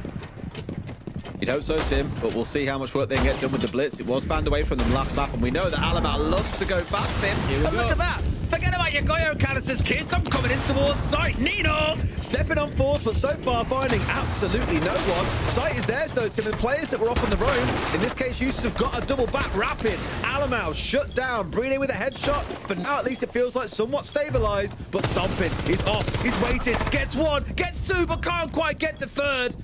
At least now pulls us down to a 3 versus 3. No, Blad's falling down. Certainly not going to help Tim. Doki's got to win this fight. It ain't happening. Leaking back with a 2K. And although it looks so good to start off for G2, Tim, they got in towards Sight and then it kind of became a, well, now what? And this is the outcome. I think G2 were actually a victim of not finding anybody there. I think had they gone into Sight and found people, that would have been a very different situation. But like you said, it didn't seem like much of a plan beyond, right, we go in and we kill a few people in sight and then we go from there. It was like, oh, there's nobody here to kill. What now? You know, there wasn't a plan to, you can't really be putting the diffuser down in that situation. And so it was kind of like, and then that couple of seconds pause just gave Bride the opportunity to take Alamau down. That's the tip of the spear broken off. That's your blitz gone. They've got a big problem. They'd kind of circumvented all that utility that had been brought to deal with that. And they just couldn't get anything done. And Falcons held on really well. That was a really nice defense from them. They weren't rattled at all. You know, once you've got an Ash and a blitz inside a site, it's easy, you know, for heads to be lost. But no, calm heads prevailed and they got the round done nice and comfortably. 2-2. All right. And just like that, when G2 looks so watertight and rock solid, Falcons have fought their way back in and we've got things all dead even. Still more the same by the looks of it. Shields being matched off against Shields, as we've seen a few times. Doki, as we said about Clash, doesn't really strike me as a Monty play. You'd normally see Alamau on that, but I think he's sick and tired of having a shield in front of his face. He wants to get back on the Ash, or maybe even the Nook. Maybe they'll change things around a little bit here last second.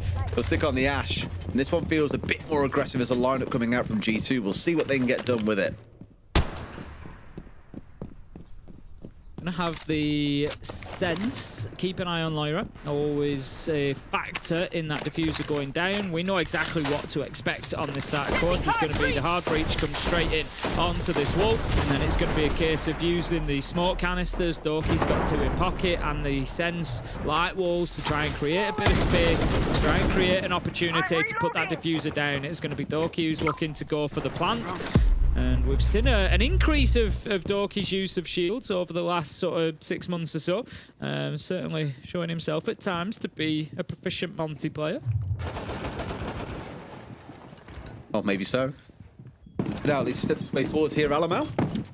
And Falcons dropping their way back ever so slightly here. Happy with some of the work they've done on the top floor, leaving 3 players up there for the most part. More time still to waste. Clash, one of the last ones you want to see step away, but like I say, Alamau has gone hunting. He had a bit too much of sitting behind a shield. Tim has gone in, got rid of Shisko, and now putting the fear of God, I think, up the side of Falcons to say, hey, We are here. We are already sniffing around at your back line. You've got to be damn well careful. But sadly, Doki looks a little bit stuck here. It's in a little bit no man's land. He's still going for now. Managed to dance his way around. Things not looking too bad for them until Stomping gets shut down. Uses into a second. Playing around this clutch shield so well. Relieving all pressure on his team here. Laura going to get taken out and traded too by Yusu, who's waiting for him to step out. And Solotov with another Falcons 3 rounds in the row, and they're in the lead. Top floor clearance never really happened for G2 there, did it? I think Doki getting pinched with one on either side when he was on green stairs was a big problem because, of course, it's your shields that you want to create a bit of space for you. It's your shields that you want to chase those extended players, those roamers back and force them away. And Doki just couldn't get moving because of that challenge coming in from sight. It was smart play from Falcons to catch that rear side of him, get onto the flank almost, and just be able to pressure him.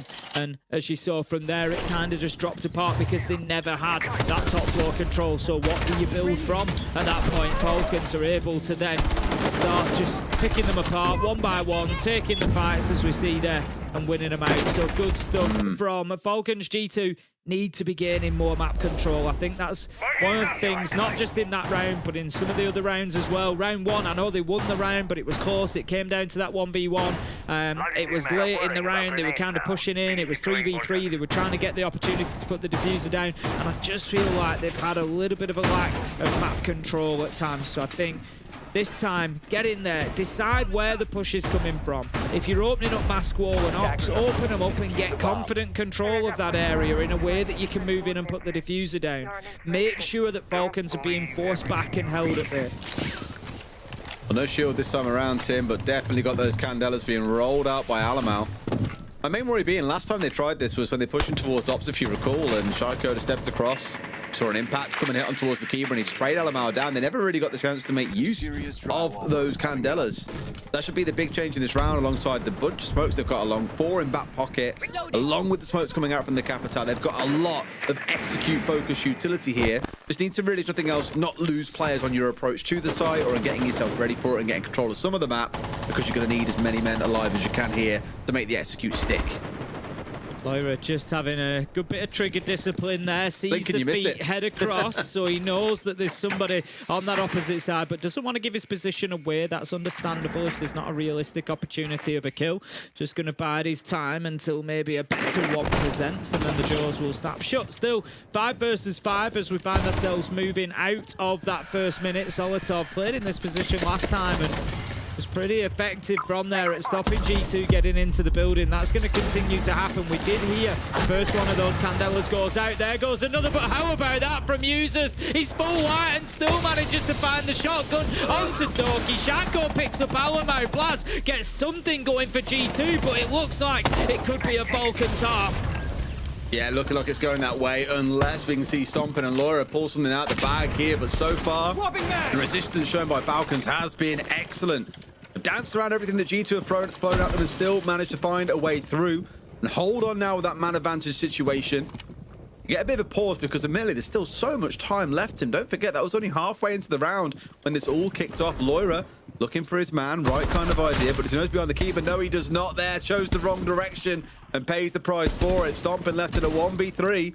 What started out so well for G2, a 2-0 start, looks like it's going to end 4-2. A great effort by Falcons to pull this one back. Yeah, they've really dug deep, haven't they? Stompin manages to get 1 kill. No more for him, though, as Users picks him up.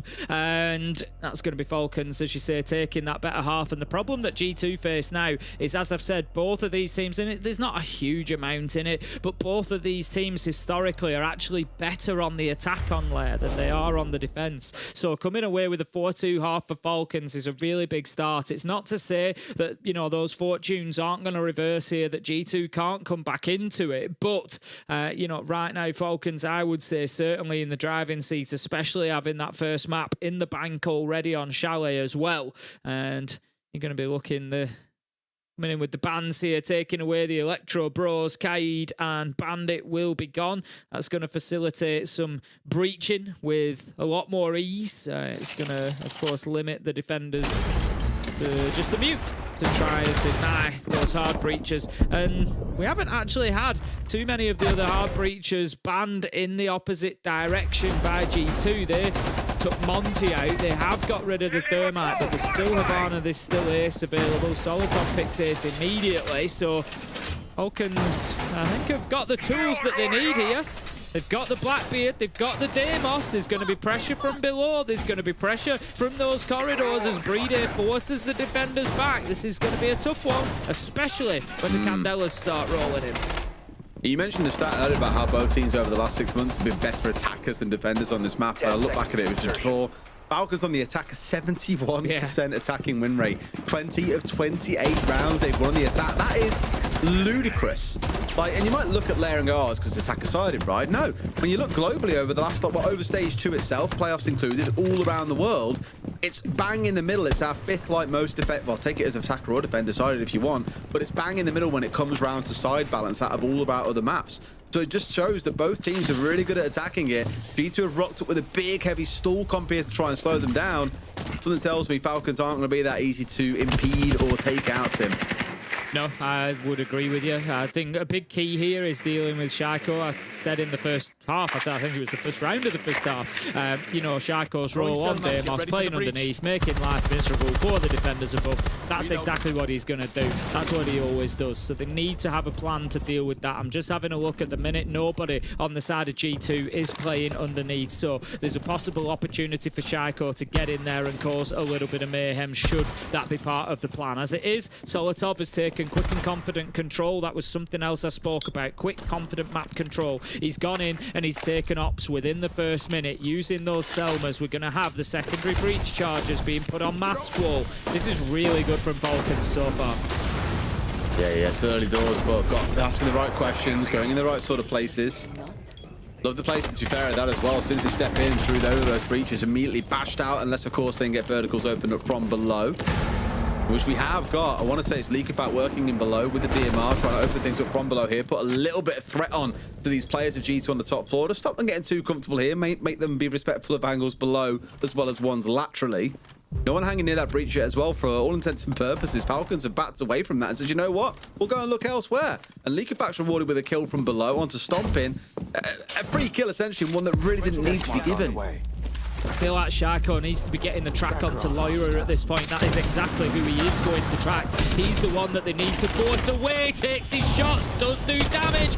Can't find the kill, but the space may well be created. Loira has no option but to keep fighting here, because once Falcons clear him out of this position, which they've done, there will be an opportunity for them to go in and think about getting the diffuser down. I think they need to move with aggression here and go and take that ground. As soon as they try, they might find themselves getting blasted out by the Ella Gadget, the Grismot, as well as they're ready and waiting. The moment comes through and they've got a lot of stall to play behind, but the problem is, Tim, like you said, they can kind of just walk up here and go aggressive, but Shaiko tries for it and Doki puts him in the ground. In they step, left, right, forward, up, down. They are absolutely everywhere. Falcons rolling over G2 here. Plant going down and sticking to that 71% attacking win rate. Alamau is not going to be able to save this one. No, I wouldn't expect so. He moves forward, trying to find something, but the clock is working against him now. He's got 30 seconds to more than likely need to find 4 kills. Users cuts him down as he steps into bathroom corridor, and that is a beautiful attack from Falcons. I was sort of anticipating and needing that aggression from them to get in. Doki actually slowed it down. It was good movement from him as Loira gets taken out. Doki's come in and replaced him on that desk position. We know how important it is, and with the Tachanka, he's able to use the Shamika a little bit just to try and slow things down, but as I said, aggression from Falcons. You've got the ground, the blood's in the water, get in there and take it. And that's exactly what they did. Beautiful stuff from them, and it gets them their first attack on Lair. G2, they know that they're in trouble here. Tactical timeout.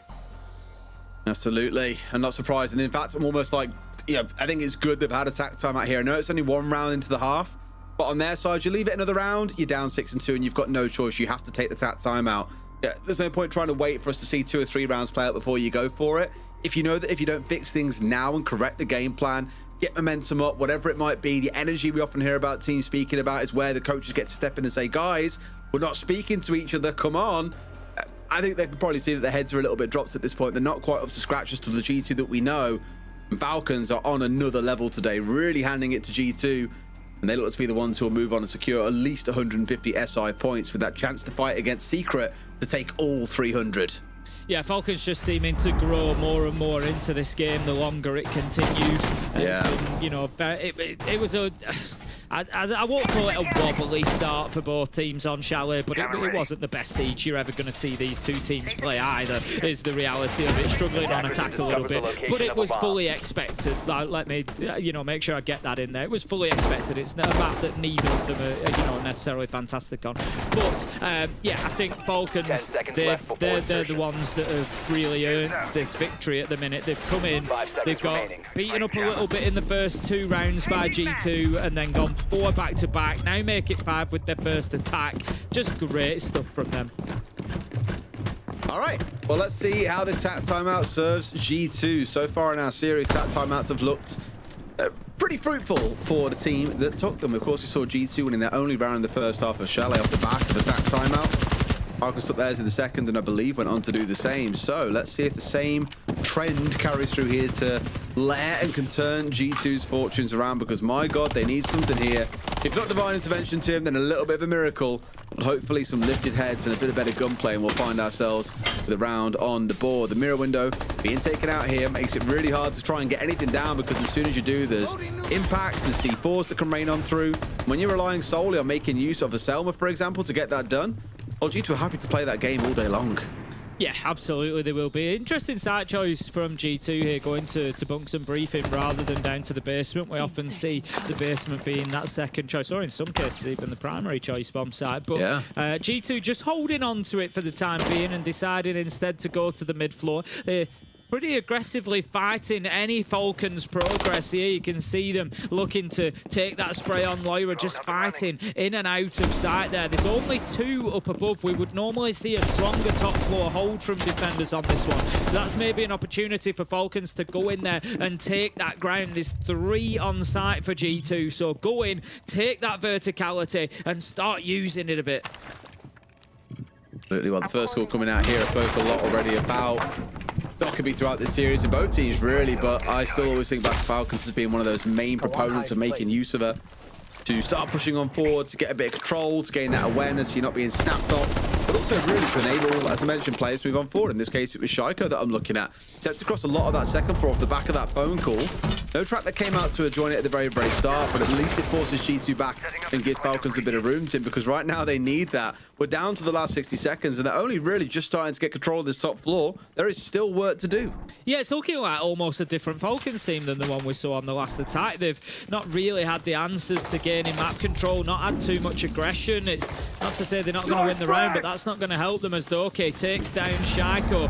That is going to be the Deimos gone, and it's a big part of the possibilities for this attack if they were able to get that top floor control. They know there's one around the corner. Alamau wins it out. Somehow Stompen joins the party as well, looking after his fellow player up on the top floor. 5 versus 2, and despite G2 only playing with 2 on the top floor, they've been able to come away with a flawless round and hold on brilliantly. Falcons nowhere near them that round. You can see just how aggressive G2 are being as well, willing to fight them at the entryway into the building. I was a bit confused then, admittedly. I really thought Usus, when he stepped around that corner, the shield drawing all the attention, at the very least get a free kill onto the Dockerby. Just didn't quite come out, unfortunately, and well, you can see how things transpired from there. Not the Dockerby, sorry, it was the DMR on the other side, but either way, in a spot where I thought surely he'd walk away with at least 1 kill, if not 2. Well played by G2. Interestingly, I believe it was in the IGL Summit video we saw earlier on when they were talking about the strats. They were saying, oh, Shaiko's the one who always gets a couple of kills up through verticals. It always happens. This time now, it's Doki getting that kill onto him on the reverse. Wonderful stuff. Moving to round 9 then, this battle continues. Falcons, you still feel, have the advantage on the scoreboard, but also I think a little bit in the mentality there. However, G2 getting themselves that round after coming out of the TAC timeout, I'm sure is going to do a lot for them. Whatever was said by Romalio has certainly had an impact. We're going to see them, rather than going down to the basement, will look across at that other mid-floor site, which is, again, a bold choice. It's not one that we see too often, but G2 over the years have shown us time and time again that they don't mind doing things differently. They don't mind being the pioneers on maps that bring those new strategies. Sure.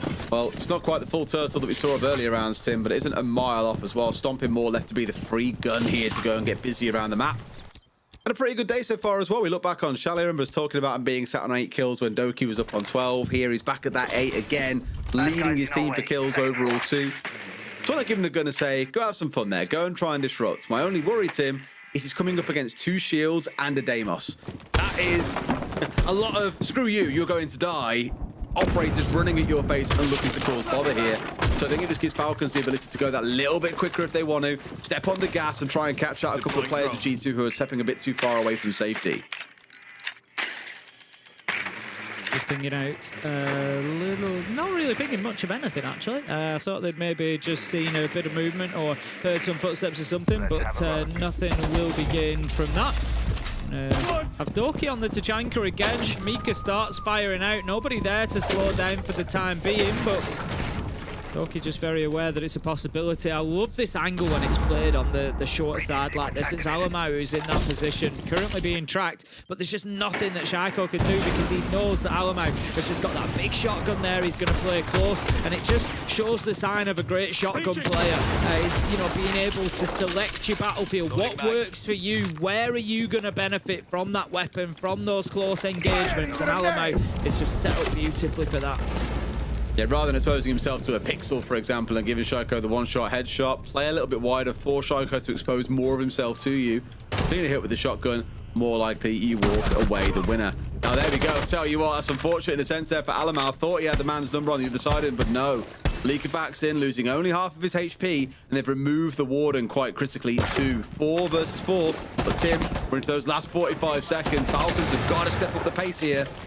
Yeah, they need to get moving, and the problem is that Alamau got 1 kill before he died, and it was what he was brought to do. Take down the blitz. That's what you want your Warden to be focusing on. 4 versus 4 now. 35 seconds left to go. Breeder needs to maybe get aggressive here on that Blackbeard to create a bit of space, but it's not looking good. Leakerpack is down as well. Shaiko has to go and try and collect him here. 3 versus 4 as he does get back onto his feet, but we've got the Toxic Pave coming out as well. Blaz has another one of those in pocket.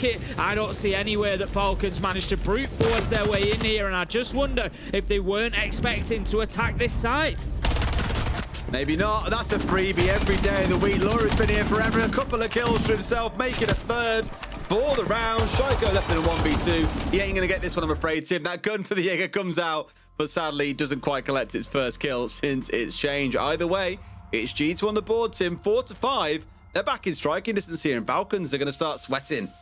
Yeah, we've had an interesting pattern to the round wins so far. We had 2 rounds to G2 to kick things off, 5 back-to-back for Falcons, and then G2 bookend it with another 2 in round 8 and 9 before we head into 10. We're going to have our bans come out, so a 3rd operator for each side. G2 pick an attacker and take away Shaiko's Deimos. And Falcons also get their choice. I think it was Mute that they took away as well. So Shaiko not being able to play the Deimos, which is it's a consistent pick for him anyway, but particularly on this map. We've seen playing the Nomad often elsewhere. We might see him switch across to that, and G2 just deciding that it's been enough of a threat, enough of a nuisance with those tracks coming in. You know, he loves to play below, he loves to play above, try and use that verticality, you know, get on top of players and just make it really oppressive to stay inside of the bomb site. But they're going to have to find a new way to do that, and maybe that's going to be part of the discussion going on in the tactical timeout right now. That mute ban is really interesting because if you look at this game in isolation, G2 only played it once, and that was in Bunks and Briefing, the offsite, well, the offsite of all offsites, you might say, on this map, Tim. They didn't play it in either of the other 2. So the only reason I can think of them banning it away is, well, there's 2 potential reasons. One, they've seen it been used by them an awful lot in the last quarter of regulation on this map previously, or there's something they're anticipating coming out in general that they thought, okay, well, if we don't ban this away, they're going to ban this away from us, which means they can have a greater impact and do X, Y, and Z with the mute. So it's more kind of trying to be reactive in that sense, or like proactive in what they expect to come out of G2.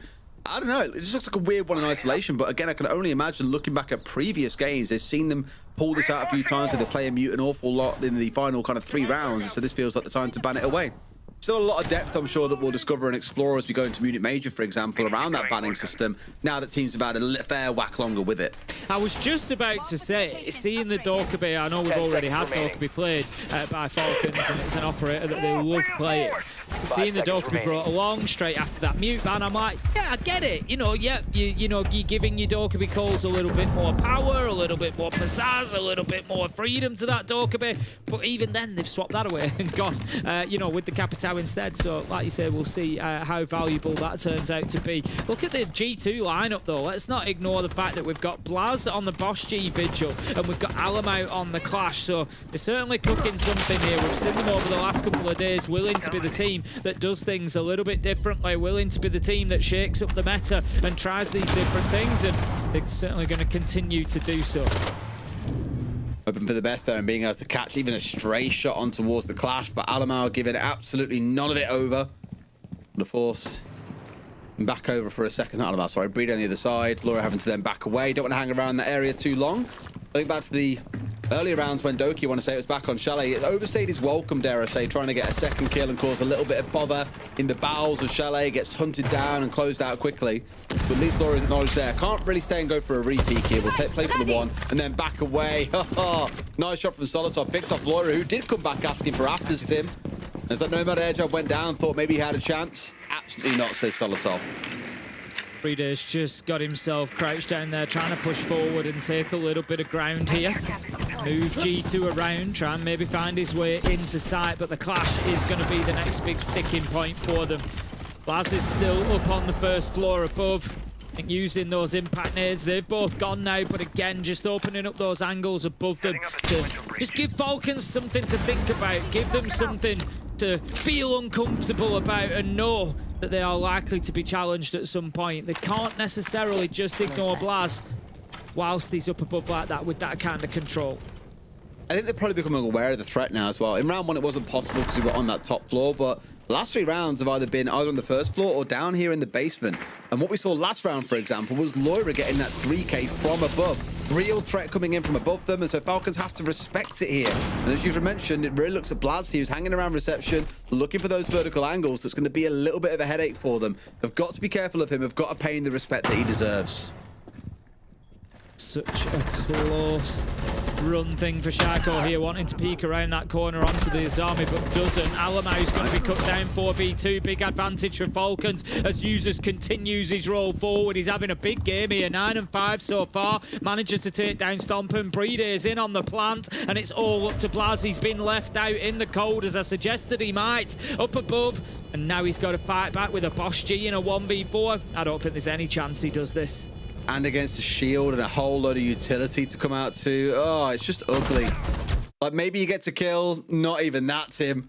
And with that, Falcons move themselves up to match and series points.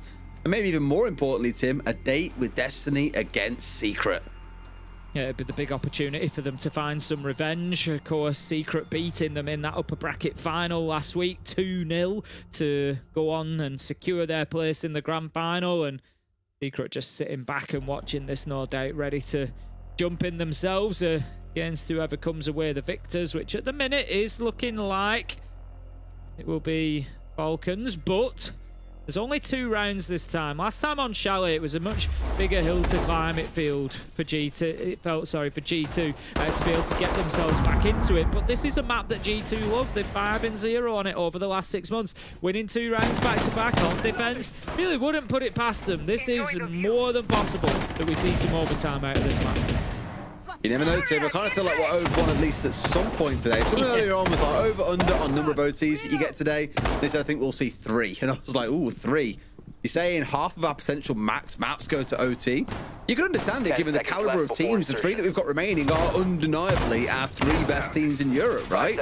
But at least in this series, it does feel like Falcons have just been a slight step ahead. Like, Chalet was really close. It was 7-5. It could have gone to G2. This one now, it's 6-4. It still could be pretty close, but it just felt when it's really came down to it, Falcons have had that little edge. G2 have lacked the hero play factor that we had yesterday against Gen G. Admittedly, a team like Falcons aren't going to let you be able to make those kind of plays, because as exciting as 3Ks, 4Ks, and aces are, often they're a result of mistakes being made by the other side, and Falcons just aren't really a team that are going to make too many of them. to let you get away with that every other round. That's a that's unfortunate. I was going to say that's a good second impact nade. The first one I thought was going to actually clear both of those Selmas off. Only one left for Leakerfax, so he needs to be careful because, of course, Loira has got 2 impact nades in pocket as well and isn't a million miles away from where he would need to be in order to use them. So if they want that breach opening fully up, they need to be very careful that they enable themselves to do it. Last time around, Falcons just were not good on this top floor clearance. They took far too much time, didn't really get any ground, didn't get the kills, and it's not looking any better for them this time, I've got to say. G2 again, with only 2 up there actively fighting. There was a third joining from Skybridge, but Loira taking down Brede is just the end of a torrid couple of minutes for Falcons. Shoko and Leakyfat to pull off a 2v4. Woohoo! I mean, they're the 2 players you want in this situation, Tim. Like peas in the pod, a great pairing. But you are against G2, who, as we saw back on Chalet, do not let these kind of moments slip away. Neither team, to be fair, has been at fault for letting big rounds slip away. And in the 4 versus 2 is the kind of spot where I'd say, even with half a round still to play, you shouldn't be letting it go. But there is every chance, given the 2 players that are still left standing, that it could go that way. Opening up the verticals, the steel beams in this case don't really work in the favour. Make it difficult to find that angle onto the player underneath, and so it continues as we have the soft breach charges going off as well. G2 have just got them, they've played it smart, they've got themselves back to site. Did Leakyfat just instinctively stand still when that scan went off from the Lion, by the way? I think so. I'm pretty sure he did. He stopped dead and I was like, why have we stopped? Because he could have moved and pulled off the breaching charge. I thought he'd go for that, but no, only carried on moving after it finished. Bless him. That tickled me. Fair play, fair play. Well, I think we all have that response at times. Don't shoot the drone, that's the reminder as well. Here's the telltale noises. Shaco does get in and get one, but he takes an awful lot of damage along the way. Leakerfax going for the plant here, but this is the problem. Loira is moved beautifully up above. There you go. Blaz and Stomp and pick him up. Loira was the magnet for the attention from below. Great movement, great understanding from him. They've pushed down. They're on the same floor as us. Right, I'm upstairs. I'm on the Solis. I've got this on Overwatch. Great stuff from G2. Get themselves around 12 out of this at least. And they could be a 13, 14, and maybe even 15 to come. Absolutely. Do you think we get there, Tim, or are we going to see Falcons just tease us one more time? Same as they did back on Chalet. We all thought we'd get there, and they ripped it away from us at the very, very last second. Do you expect that, or do you think G2 have got what it takes to hold on? Let's have a look at, I think the sites are actually going to be really important here. So Falcons have won basement and top floor. They've won the primary site choices, generally speaking. We're going back up to the top floor, so I do give the edge to Falcons here. I think they've been very, very good at attacking this site. We've seen that twice from them already, where they've been able to back in round 7. Just it was so solid. The way that they got in there, they took space, they were aggressive through mask wall. It's a tough one, is this for G2?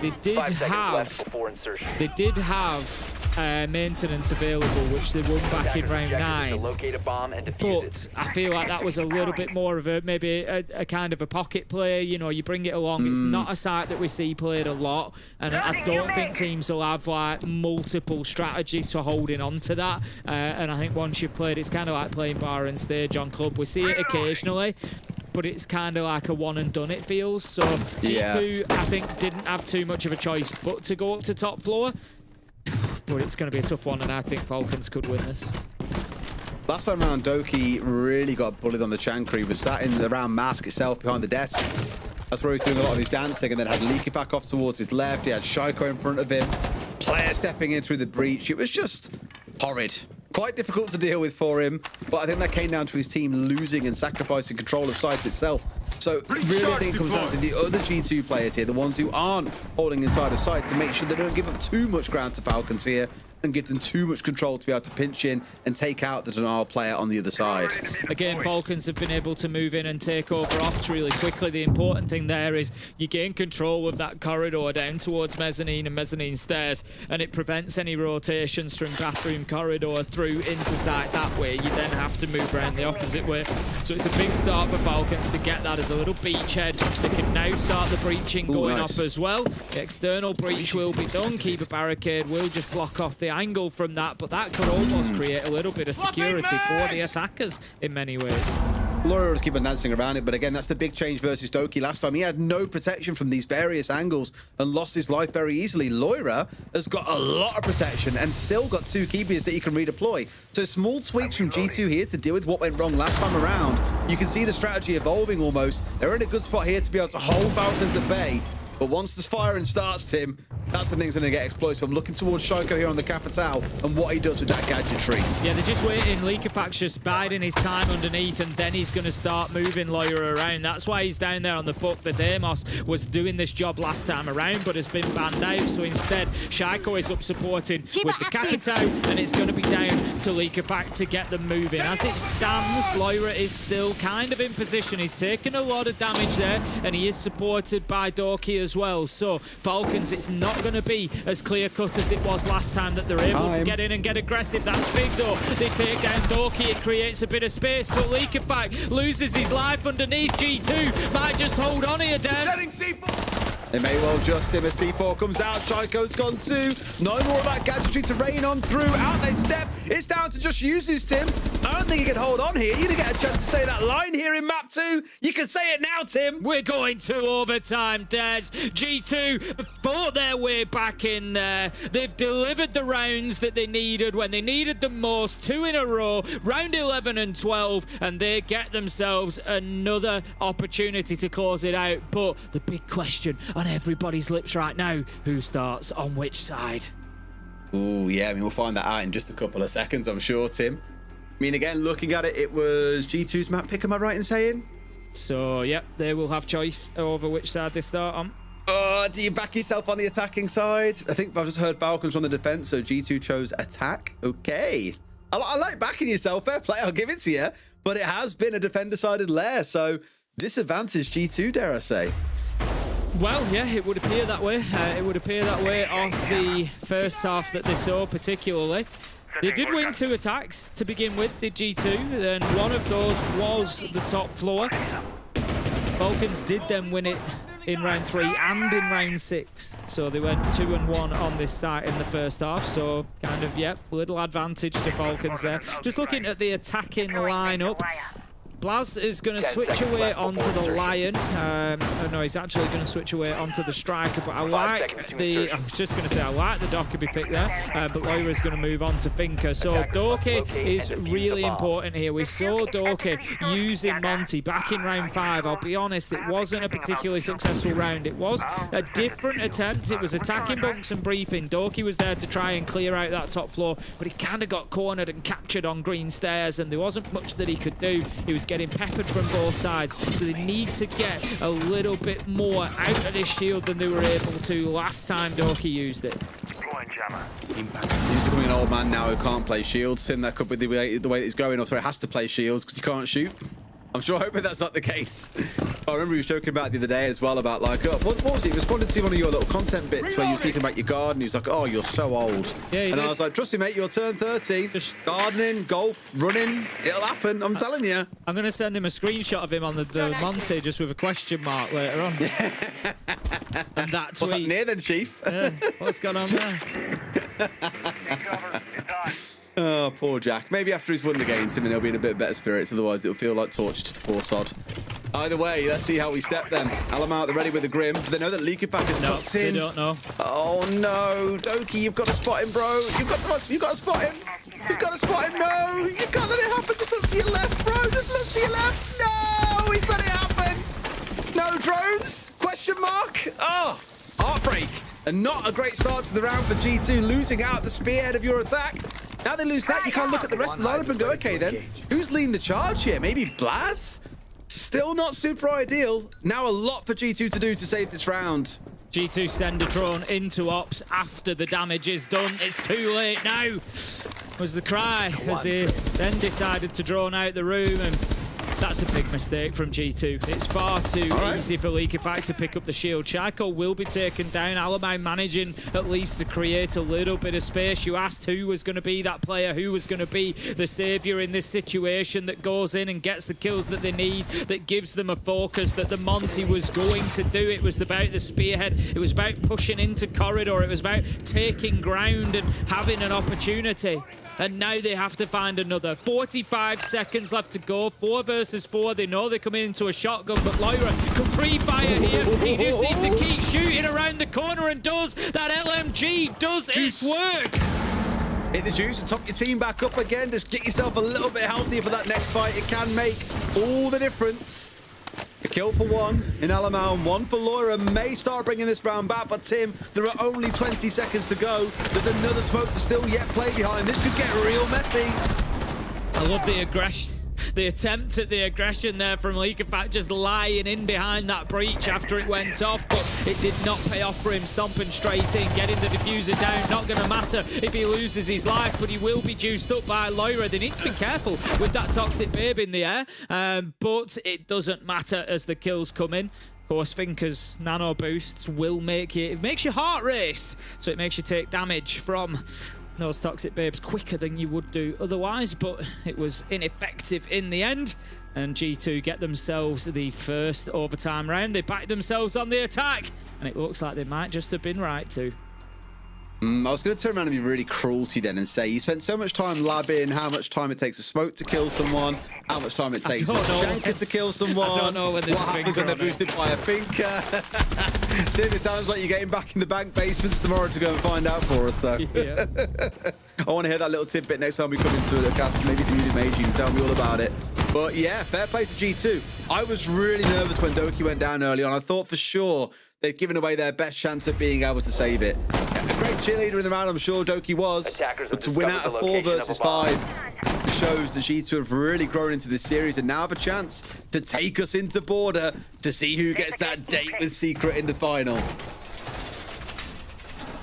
Yeah, it was it was an interesting final few seconds for Stomping, really, because he was so low health. Absolutely right to try and give him some HP back from Lyra there, but I thought, is he actually going to get him killed here? Because I thought he's been taking damage. You know, he may well inadvertently think, I need to give him some health back, he's going to die, and just find that he then goes, you know, and takes a couple of ticks of damage really, really quickly. But as it was, they all survived, and no harmful, no foul, as G2 go into round 14 with an advantage, 7-6. This is their first opportunity on Layer to close it out. Falcons are the only ones so far who have had a match point. They weren't able to close it out in the 2 attempts that they had. So can G2 succeed where Falcons could not? Find out very, very shortly, Tim. Their last chance to get it right. Otherwise, as I said, border waits just round the corner. Comes down to round 15, then God knows which way it goes at that point as well. It will have literally been 7 rounds apiece. And side to side, well, good luck knowing. So G2, that will have been their 3rd attack they've won. They've lost 4 attacks overall. It would have been much the same for the side of Falcons. So it'll be hard to call which way it goes when we come around to that close. Again, seeing the Solus being picked up. Laura the one stepping across into this one. We already said we're going to see quite a bit of it today. We expect, and as we said back on that first map, we saw it in 8 of 12 rounds. Here, not quite as popular, but still seeing it in a few. I'm not really sure about the choices being made by the Hibana here. I'm going to have to criticise Leakyfact and say, by opening up that bottom corner, but there's no denial possible, so he doesn't need to worry about any kind of tricking or anything. By opening up the bottom corner, he's just allowed 8 of his ex-Kairos to be burnt away when he could have just stacked them up next to each other to begin with. As it is, it's not gone fantastically well either. You can see he's still got a bit in between the breaches. Shaiko does manage to pick up Doki, so that's something for Falcons as well. But it just seems a little bit messy on the breach there when 8 could have been put on together, all detonated at the same time, and you don't have that worry of impact. For Doki's 4th entry, this 4th entry death, this game is 3rd in a row. Leaking back to 2 rounds prior. Shaiko in this one, not having a great time. Lyra also being taken out. Now, Falcons have got a great opportunity here, Tim. A 5v3 with 60 seconds still to go. Loads of utility still to roll on through, in particular the Sens, to try and make this vertical plant work out for them. They've got all the tools to get it done. Is someone going to be a hero on G2 side? It won't be Alabama, that's for sure. Deleted, Stomping, and Blast, the only two now available to make anything happen. Stomping going straight into a flashbang, not losing his life as a result, though, but also not far off. I tell you what, dies to the same angle. Make it a flawless round for Falcons. Tim, now you get to say the other line. They're going all the way to 15, Des. They are treating us here on there. We knew that it was going to be a close matchup, and both of these two teams have delivered. And, you know, what an unusual passage of events we've had in overtime. We've had the defender-sided layer where it's been 4-2 in favour of the defenders both halves, and then straight away in overtime, G2 get themselves an advantage by taking the attack, and you think, you know, you've almost got yourself over the line there. They've got to be kicking themselves a little bit as Falcons are able to then come in and do the same to them. And that's... You feel like that moment might have passed G2 by, because we now go back to Falcons being on the defense, and you think, well, is the entirety of overtime just going to flip and be attacker-sided? Really, statistics would say probably not, given the way things have played out between these two. So you kind of go advantage Falcons once again. If you make me that fair and you say we're going all the way to 15, I cast with Nick a few weeks ago. I said to him, you've got to do the lines, Nick. Like, it's your job. Like, Tim's not here. Someone's got to, and it can't be me. I'm the one that the lines are said to, so you've got to do it. And he's like, okay, I'll do it. I can't do a Danish accent, so I won't try. But he really warmed himself up for it. And we got there, and he was like, we're going all the way to overtime, Des. I was like, no, that's mixing the two together. I was like, you can try again next time, you can do this. And then we got to go into the 15th round, and I think he said something like, we're going to the 15th round, Des. And I was like, no, that's wrong too, Nick. Do you not listen to us, man? You see, it looks easy, Des. It looks easy. That's all I'm going to say. You know, it looks easy, but try under pressure. These things have a way of going wrong. They do, Tim, and that's exactly what these two teams are about to find out. Under pressure, what can go wrong, but what can go right? I really want to see Doki get more involved in these rounds, Tim, because as I've said, that's the third round in a row, last round, that he has been the entry death. We cannot afford to have that happen again. He's not on the shield here. He's not the point man for his team. He can afford to be a bit more chill here and see how he can get himself involved. G2 are going to have to get Lyra underneath to be able to breach this wall. They've put the exothermic on there, but the double mute jammer is going to hold them at bay because they've no pocket EMPs. They've got the Twitch drone. That's another option, of course, for Doki to get in there and take them out. But until one of those two things happen, it slows G2 down a bit, which is a shame for them because they've come in here pretty aggressively, actually. They've been really moving with, you know, good pace, getting utility dealt with, taking ground. I like what I'm seeing from them. They look like the team who really wants to win this round and win this map, which they should, because if they don't, it's over for them. And they will sit with just those 50 SI points rather than the 150 or 300 that they could contest for in the grand final. But yeah, as it stands at the minute, they've got to do something about that mask wall. Really thought we'd see a C4 come sailing out towards the breach then, but no, saving that one for a rainy day when Alamau starts bringing Iron Rain down on the site itself. C4 does come out, but not popped out. I think he realised not in a spot to do any real damage. It's more there as a deterrent right now towards Alamau to stop him stepping in towards site and being aggressive. It's a little bit of posturing back and forth as neither side fully willing to commit just yet. But someone's got to fall soon, Tim, because we're coming towards our last 60. Yeah, Leakapak's done great here. He's wasted 2 minutes underneath, and this is preventing things like that breach being dealt with. Tries to get in with the buck shotgun, but there is a superior shotgun in the hands of Leakapak as he takes down his man. 5 versus 4. No. Manages to find a second noise. Users from above on the cover. Leakapak goes big. He's wasted 2.5 minutes down here. He's taking bodies. He's winning this for his team now.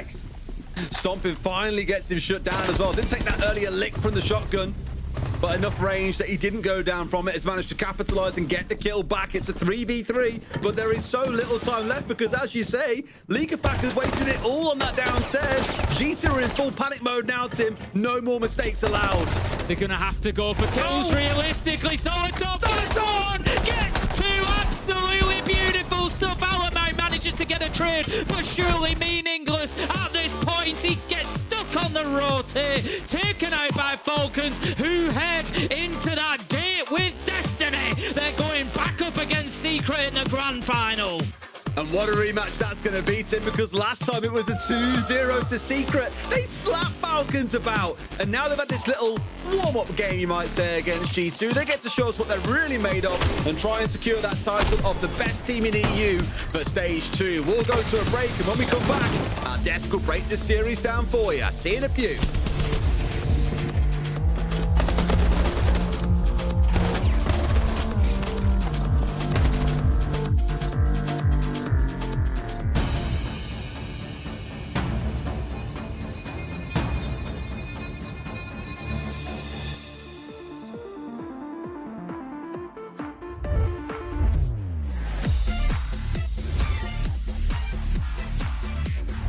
And dash together. Unbelievable. Can he get there in time? Cameraman's going to complete. Big ET finds a huge 4K and Gimbo. Their first. There's only 4 seconds left. There's no way.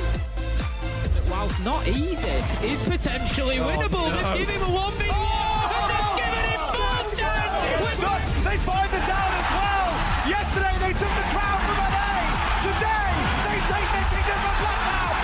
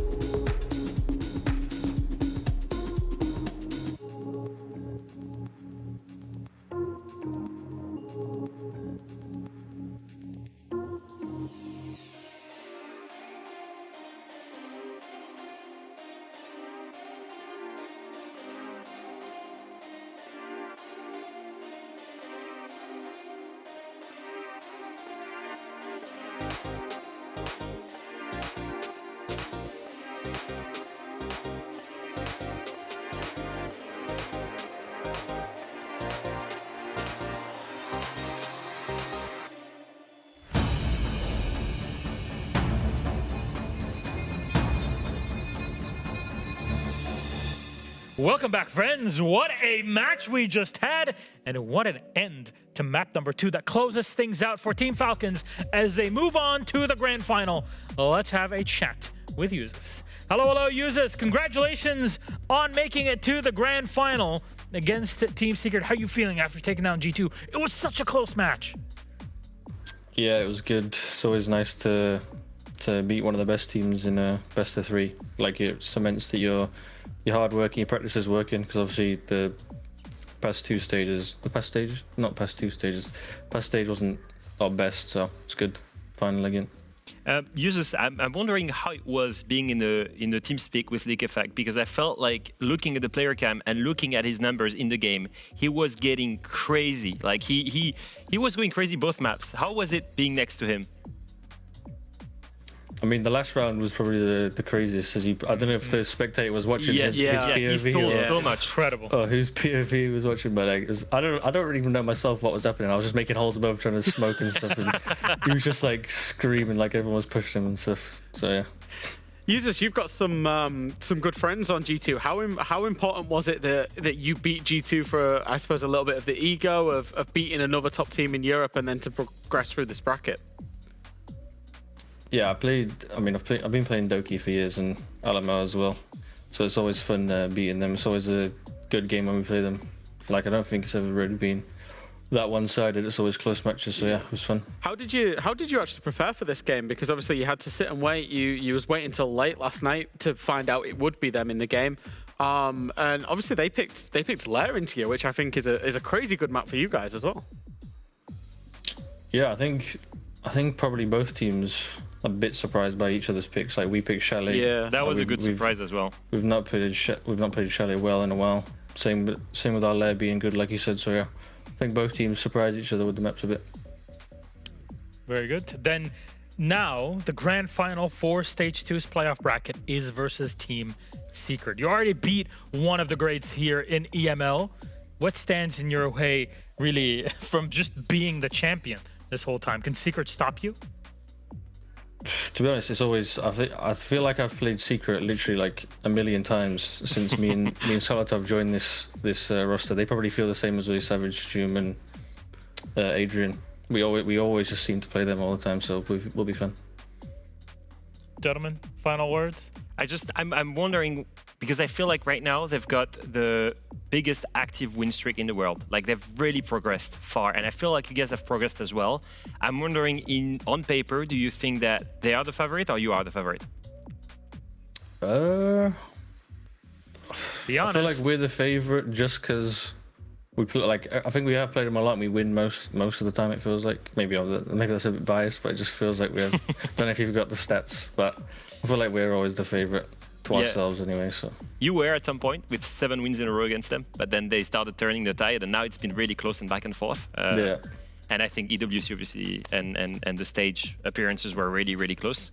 I think we're in for a banger game, whatever happens. Absolutely. Yeah. I think that's the mainstay of it. You just thank you very much for joining us. We'll let you go rest up and get ready for the final of Stage 2 playoffs against Team Secret in just a bit. Thank you. And there it is. What a game from start to finish. My God. Yeah, what a crazy comeback from G2 as well. I know we're only looking at the overtime rounds, but I felt like Falcons had it at the beginning with such a great defense. But then G2 never gave up. They always came back. Yeah. Really good defense side for both teams. Overall, impressive. It was such a tight game, I think, in terms of the positioning of players, how much room people had to breathe. Nobody had any freedom really on this map. You know, even Liquefact here was putting himself in the corner, creating loads of different crossfires, and then forcing people to come and fight him one by one. Honestly, what a crazy high-quality game this was. And even there. And look at the tracking, this ending my from God. Solotov is perfect, using the vector exactly like you should, with the headline, almost zero recoil, high fire rate. You always play the vector like this. Yeah. And it's just, yeah, I know. You're a Mira player, and you're like, I wasn't a Mira player. Best. I'm a big fan of the vector, but overall, I will say this. Should never have retired, I've been saying. I just want to praise Liquefact once again. We said that the champions are made thanks to their IGLs. Today, one showed up and the other didn't, right? So we're looking at, on one side, the MVP for Falcons. On the other side, the worst player on the side of G2. And it has to be really important, not only because of the kills, but Jack, because of that very last round.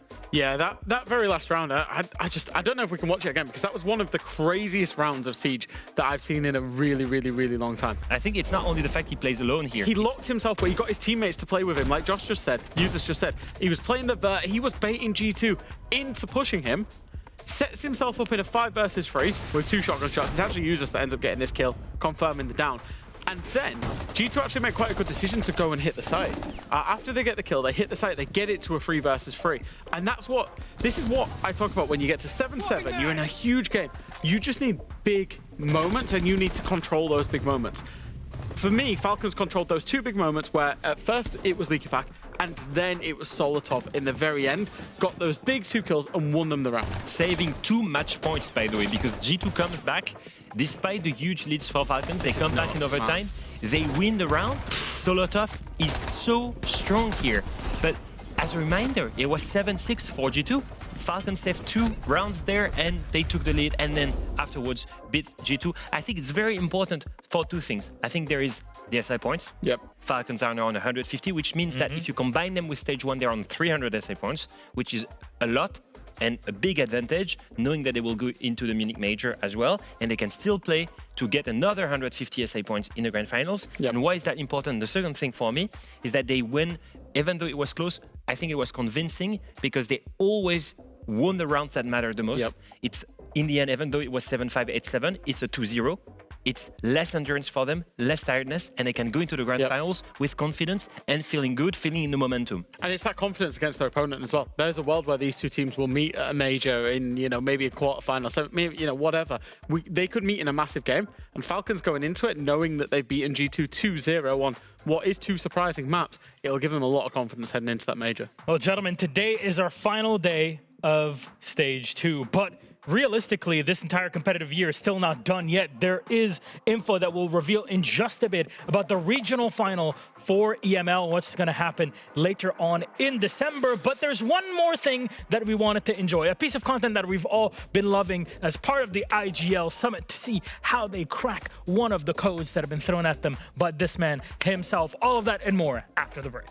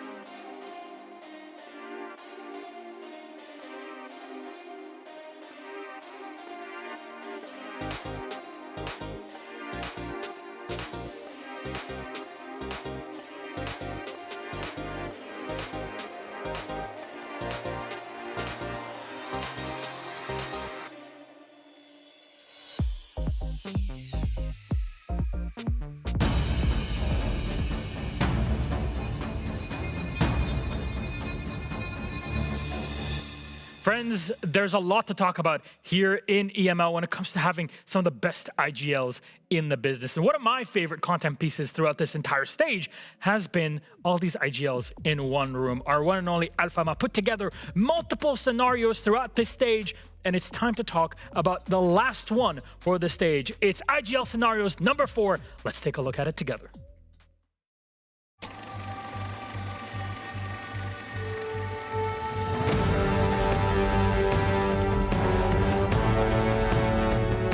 Hey guys, Alfama here.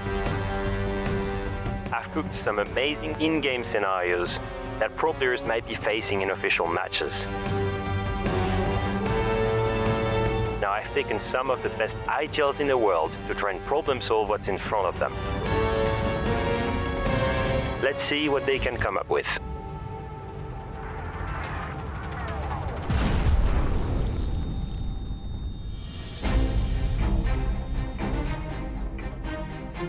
You're defending on labs. The operator band, Montagne, Blitz, Deimos, Kaid, Tubarão, and Fenrir. The site is first floor control and storage. You're in a 3v4 with 1 minute left. Ace, Dokaibi, Ram, and Gridlock have taken upstairs control and opening Vert on the bomb site. To win this round, do you retake upstairs? Do you play time and try to deny the plant? Following your decision, which operators would you bring to best secure the round? We can go for the retake. The only problem is Gridlock there and there. Yeah, and here. Yeah. But here's this one is too far. Because they have full the vert, they can free plant. The only thing you can do as well is playing deny from below, but for how long you can do it? Because even if they go for CC plants. What is the cross? It's the plant? Yeah, the cross is the bomb. I think it's just like the bomb site. Oh, okay. One thing we'll try to do is like put one guy here. And we only have 3 alive, by the way, remember? Yeah, 3 alive, that's fine. For me, it would just be like one flanking green, one lobby, and these guys just playing aggro here. I don't know. But if it's open, it was good, right? But it's close. If it's open, you can do whatever you want. I mean, but he still needs to play like here, no? Like, because he can't really take contest. Keep this in mind, they are here when you put, so you can even start here, because they are not even trying to aggro on him, you know? Yeah. You can even try to take the game for engage if you want. So you prefer retake?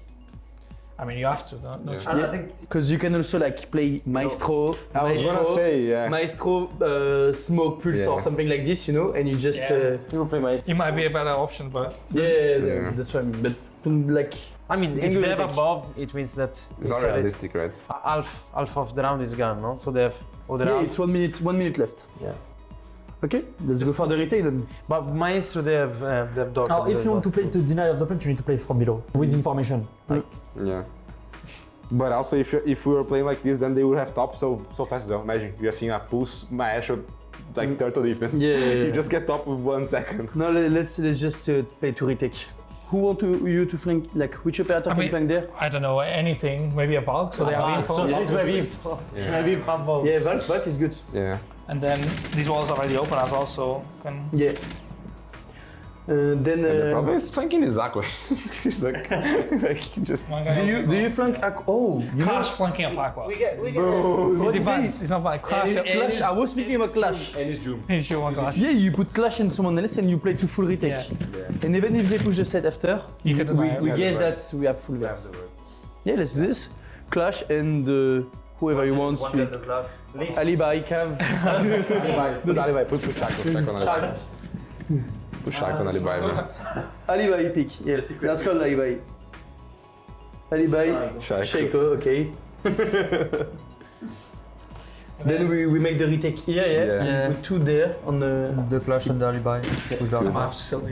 Clash retake. Yeah, bro, this Clash retake. Strong, bro. Max laps. Yeah. Then Valk there. To be honest, maybe it's because in own rank they actually reinforce that. There's also only 2 balls there, not 3. And we have Balcam above at least, guys. Yeah, put the Balcam above. We have some Balcam here, one here. Wait, put my Valcam, who knows it? Somebody must know it. P4 must know my Valcam. There's always a drum there when I put my Valcam. Always. On every single screen of Europe. But yeah, so basically we retake as 2 there, 1 there, we pinch them.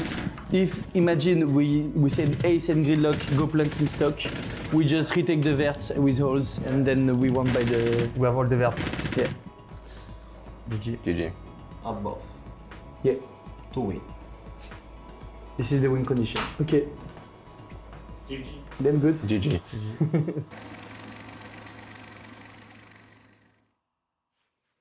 Absolutely one of my favorite content pieces that we have here on EML. It really means the world that we get to have these IGLs break down sometimes very complicated sites to play and defend around. Yeah, that one was a terrible setup as well. Yeah, and it was your favorite content piece because of the IGLs, not because of the setup that Leo made. Because the setup is terrible. I will say this: I put them straight like in a weak setup with the walls reinforced on the side where they could not even retake it, and I think they cooked something interesting. Evan Savage said it. He said, "Okay, next labs, here we go. Clash is gonna walk up the aqua stairs," but we never get to see labs. Unlucky. It's a shame. We only got it a couple times, but I love the fact that we also get the visual of where things are being set up, how the retakes would actually look like. You got some pretty great actors that are helping you in the back, Leo, to get it all Props together. to Fastan and Lynx, who were the actors in this piece, the beautiful gridlock and clash. So look, these IGLs, and most of them that you saw there, are going to be playing in the regional finals for EML. And if you didn't, the announcement went live on Twitter, X, formerly known as Twitter, whatever, is out and ready. It will be at the Blast Studio Arena in Malta, the 6th and 7th of December. That is a weekend, Saturday and Sunday. You can go and buy your tickets right now. They're actually pretty cheap. So, hey, Malta, great time in the Mediterranean, and you get to enjoy a wonderful time watching Siege with confirmed 6 of the best teams that there are. Sun, sea, sand, siege. Who doesn't want to be there that week? Oh, I like that Who line. doesn't want to be It there should that be the weekend? claim of the event. I mean, honestly, it's crazy because regional finals, as we've been mentioning, will give 1 slot to the 6 invitationals. There's a couple of teams there that are already out of the Munich major running that will be focusing it hard to try and get to the 6 invitational. And it's a LAN. It'll be crazy. I'm super excited because we've been wanting more LAN events for regional leagues. Ever since we've seen Brazil play on league, we were like, on playoffs, sorry. We were always like, they need to... Basically, Brazil was playing at LAN, right, during the playoffs. And we need to have the same thing in our region, right? Because it really elevates the overall level of every team. I just feel like it's going to be so exciting to see the best of EML playing at LAN. And most importantly, it's going to be sunny. Because Malta During is a December. nice, warm country in December. You need a little winter getaway, get yourself to Malta. That's all I'm There you saying. go. And it's real nice and cheap.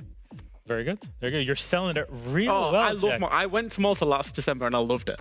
I'm so excited. Works out And the well. siege is there as well. You got 5 years in the making. Finally, we're getting these regional finals, and I'm very excited to get to see it. And if you want, you can grab your tickets and make it down to Malta and see how it's going to be like on that first weekend of December. However, with that done, we have to talk about our next match, which just so happens to be the final match of Stage 2 in our playoffs bracket, of course, is Team Falcons versus Team Secret. And let's talk about our squads, starting off with Team Falcons, because they made it here, and they had a hell of a run. That last game was really putting everybody on edge. I think they're full of confidence right now. I think that beating G2 in a 2-0 fashion, even though it was close, when you win those close rounds in the most critical moment, I think it really builds the momentum, it builds a trust within teammates, and I think we really saw that today. It's not only a collective of great individual players, it's what it is, an actual collective, right? They play well together, they have coordination.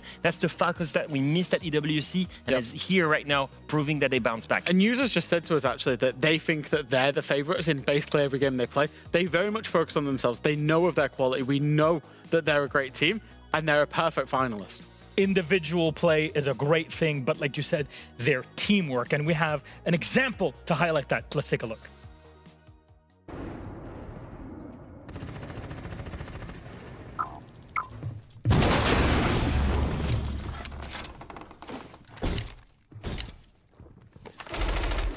Boys, we can try to retake the guy catwalk. I think it's alone. 1 and 1 catwalk. I can come if you want. I'm betting server side. Farty and Miri will push jacuzzi. I can push main stairs if They you have want. nothing for office shop right now. This was just another reminder of how good Liquefact can be, calling a retake, calling a backstab push onto a bomb site when all of BDS thought that they would be pushing server. And I have just another example of that, and that was today in their game against G2, where once again, the team play on the side of Falcons is just impressive. We're gonna take a look at this round, and that's gonna be them trying to defend right now the bomb site of bunks here downstairs. And I want you to pay attention at the scoreline because at the man advantage, sorry, they're 4v5. And they're gonna do something that everyone would think crazy. If we play the round, you're gonna see something very interesting develop here. As you can see, what is going on? Yuzus and Solotov are trying to go aggressive, but they're going aggressive against a three-way crossfire. Solotov, one player here, Stompin, Doki here on the other side with Monty, and then Blaz here from the window. They're in a three-way crossfire. Three-way crossfire, and they're going in. Here, Yuzus and Solotov with the clash. Important here is the work of the clash, pushing the Monty away and looking towards the player that was stomping all the way down the corridor. It enables effectively, because Yuzus is pressuring Stompin, Solotov can take the gunfight onto the window player. And you think, why is the Monty not helping? Well, the Monty is being pressured by Liquefact from the stairs. Yes, there are only three, but all three are working together to isolate the first kill here. That's the first kill, and it continues. Now Doki's feeling pressured, he has to go up, and that enables in turn, if you look at the Clash and Yela, to turn towards Stompin, who is alone all the way at the end of the corridor, and these two players are now playing aggressive towards him. At the same time as Clash puts down their shield, Solotov plays aggressive towards Stompin, punishing him for being alone. And it continues like this. If they turn around, look at Ash going up the stairs, and look at who's behind there. Oh, that's not a good sign. Liquefact, from the bomb site, is shooting Ash in the back. Ash is trying to push the Clash, but the Clash is already aware, and once again, another 2v1. From what was initially a 4v5 down to a 4v2, and it continues like this. Once again, look at the side of Falcons. Whatever they do, they always do it together.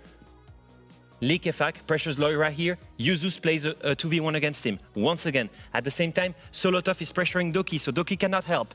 Every single move they do is impressive, because every single move they do is a 2v1. Somehow, they've just went from a 4v5 to here, a 3v1, and even here, Solotov sends the Ela mine onto the Monty, and they triple up on the man. What did you see here? Did you see any single 1v1? The first one with the Ela, that's it.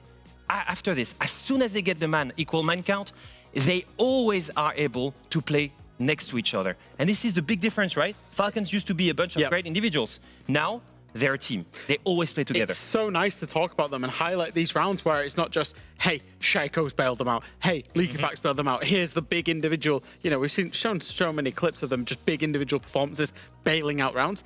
Now all we're doing is showing clips of the team play. And that's what makes them so strong. And I actually think it's almost leveling them up further than even the last year that they went on. Well, you're saying team play. There's one team that's kind of been on a roll, right? They won EWC, they had a rough start, and then trusting the process, cruising their way into the playoffs. Grand final is Team Secret, and they are looking well poised to take the crown in stage 2. I mean, especially last week, because last week, what did we see? We saw Secret take on the two other teams of the big three in Europe. That was G2, that was Falcons, and they won 2-0, 2-0. Absolutely impressive. Some big maps as well. On some amazing maps. And so, most importantly, let's take a look back at what Secret was at the beginning of the stage. They were struggling. They were down 0-3. Yep. They had a terrible loss streak, and since then, they haven't lost a single game. In fact, they're on the best active win streak right now. They're completely crazy. It is impressive. Look at this. Look at their win streak right now. They are on 9 wins, and still, this is active. That's the big thing. If they win today, they're now the biggest one out of any single region. Which is absolutely crazy when you consider where they started. When you consider that they were 0-3 after 3 play days, outside of the playoffs bracket, where we spoke to Twister and he just said, we've just got to keep trusting the process, to then not lose a single fixture since then to propel themselves into, you know, the grand final of this EML stage, is nothing short of remarkable. And how do they do it? It's all confidence-based, it's all mentality-based, and they play around their leader, they play around Savage, and it's such important that the fraggers have confidence behind him. And much like Liquefact is this linchpin for Team Falcons, Savage has been the case for Team Secret. And actually, I got to speak to him, you guys got to speak to him, and really break down how things work on a communication level for Team Secret. Let's take a look. Savage, thank you so much for joining us on the broadcast today. Was you aware you had the longest active win streak in World Siege? No, I didn't know, but that's quite a nice title to have. Yeah, so we're going to show you one of the rounds that you played up against Team Falcons last week today. And I want you to talk us through it from an IGL's perspective and put us in the mind of an IGL. Sounds good. All right, let's start looking at the clip. So it all starts with the droning phase. Your teammates, they're gathering information here. What do you see? What are you learning from this? We can clearly see like that the setup is like tailored for the late round here with the Goyos and BGM and Tubarao. Like the two things can kind of give it away that they want to go and play like the second step of the round, especially that Tubarao and Goyo. You know, like it's something that can also help with the rush, but mostly like we know that Falcons don't want to play against us until the very early round. They want to give it more until the late round. So with the Tubarao and Goyo combo, like we can already tell on the prep phase, that's what they want to do. Yeah, and I think we just spotted two things here. You saw the mute upstairs, but you also saw him fall back with your flank drones up top. And now you see Jum is droning towards kitchen, and you see two roamers are in bar right now. And I can see you here outside of the pool window. You're kind of close to that. You can react to that information. So here, what's going on? We basically know top floor is clear and that they want to play to fall back, right? So we want to make sure they waste as little time as they can from us, you know? We don't want to make it very slow. We want to just go and take mid floor fast here. So we basically cut mid floor in half here with me entering in bar, Jum entering kitchen and Mowgli main door. And we just get all the top control and the mid floor control in less than 1 minute. Was you playing just to make them fall back off there, Savage, or you wasn't too worried about kills at this point, I guess? It's basically like if we get the kills, perfect. If not, then we have the time to work the rounds. That's the main idea, you know. Like we take them out fast. If they want to give us the kills, perfect. If they don't, then we have the time to work the rounds. And now we're halfway through the round. So right now you're just setting up. So can you tell me what are the few steps you guys are taking here to prepare the execute? Yeah, basically the first few things is to open the arches, obviously. Like we gotta make sure the 3 arches are open. Then we gotta burn any utility, make the first for back army. Like second thing we are doing now, I think, with the arch there of Jum and the bridge charges. So we want to make sure back army is clear. We are opening the kitchen arch there. They are trying to impact Shriek and Tubarao, so it's a bit harder. And we want to clear any Goyos, any castles left on the bomb side. So we make sure like they have as little utility as possible for when we execute. Yeah. What's the trigger points for whether you end up attacking into church or whether you end up attacking into armory? I think for us is more about like the operators that we had available and the fact that they had the last round that we played these, they had it very hard for us to drop moto. They made sure like it was hard for us to drop moto. So the second time we attacked, we tried to focus more on the army here instead, because I guess the main game plan was to deny this drop here and put the utility for church. So the main thing for us here was to try to switch it up a little bit. And now we can see that basically you're trying to work to open the kitchen hatch and the Tubarao is kind of preventing you. At this moment, where do you pick how you're pushing? Is someone is going to go blue? Is someone going to go dirt? Like you've got 30 seconds left. What's the goal here? For me here, like we just going for the back army execute, like we kind of have the default positions. We have the capitals there to deny the AK's player so we can drop, and at the same time have the backstab from Jum.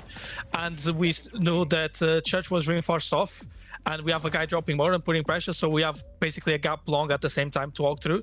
So the main thing that we had here was Adrian walking long off these fires to maybe kill the guy AK that is going to move back for him.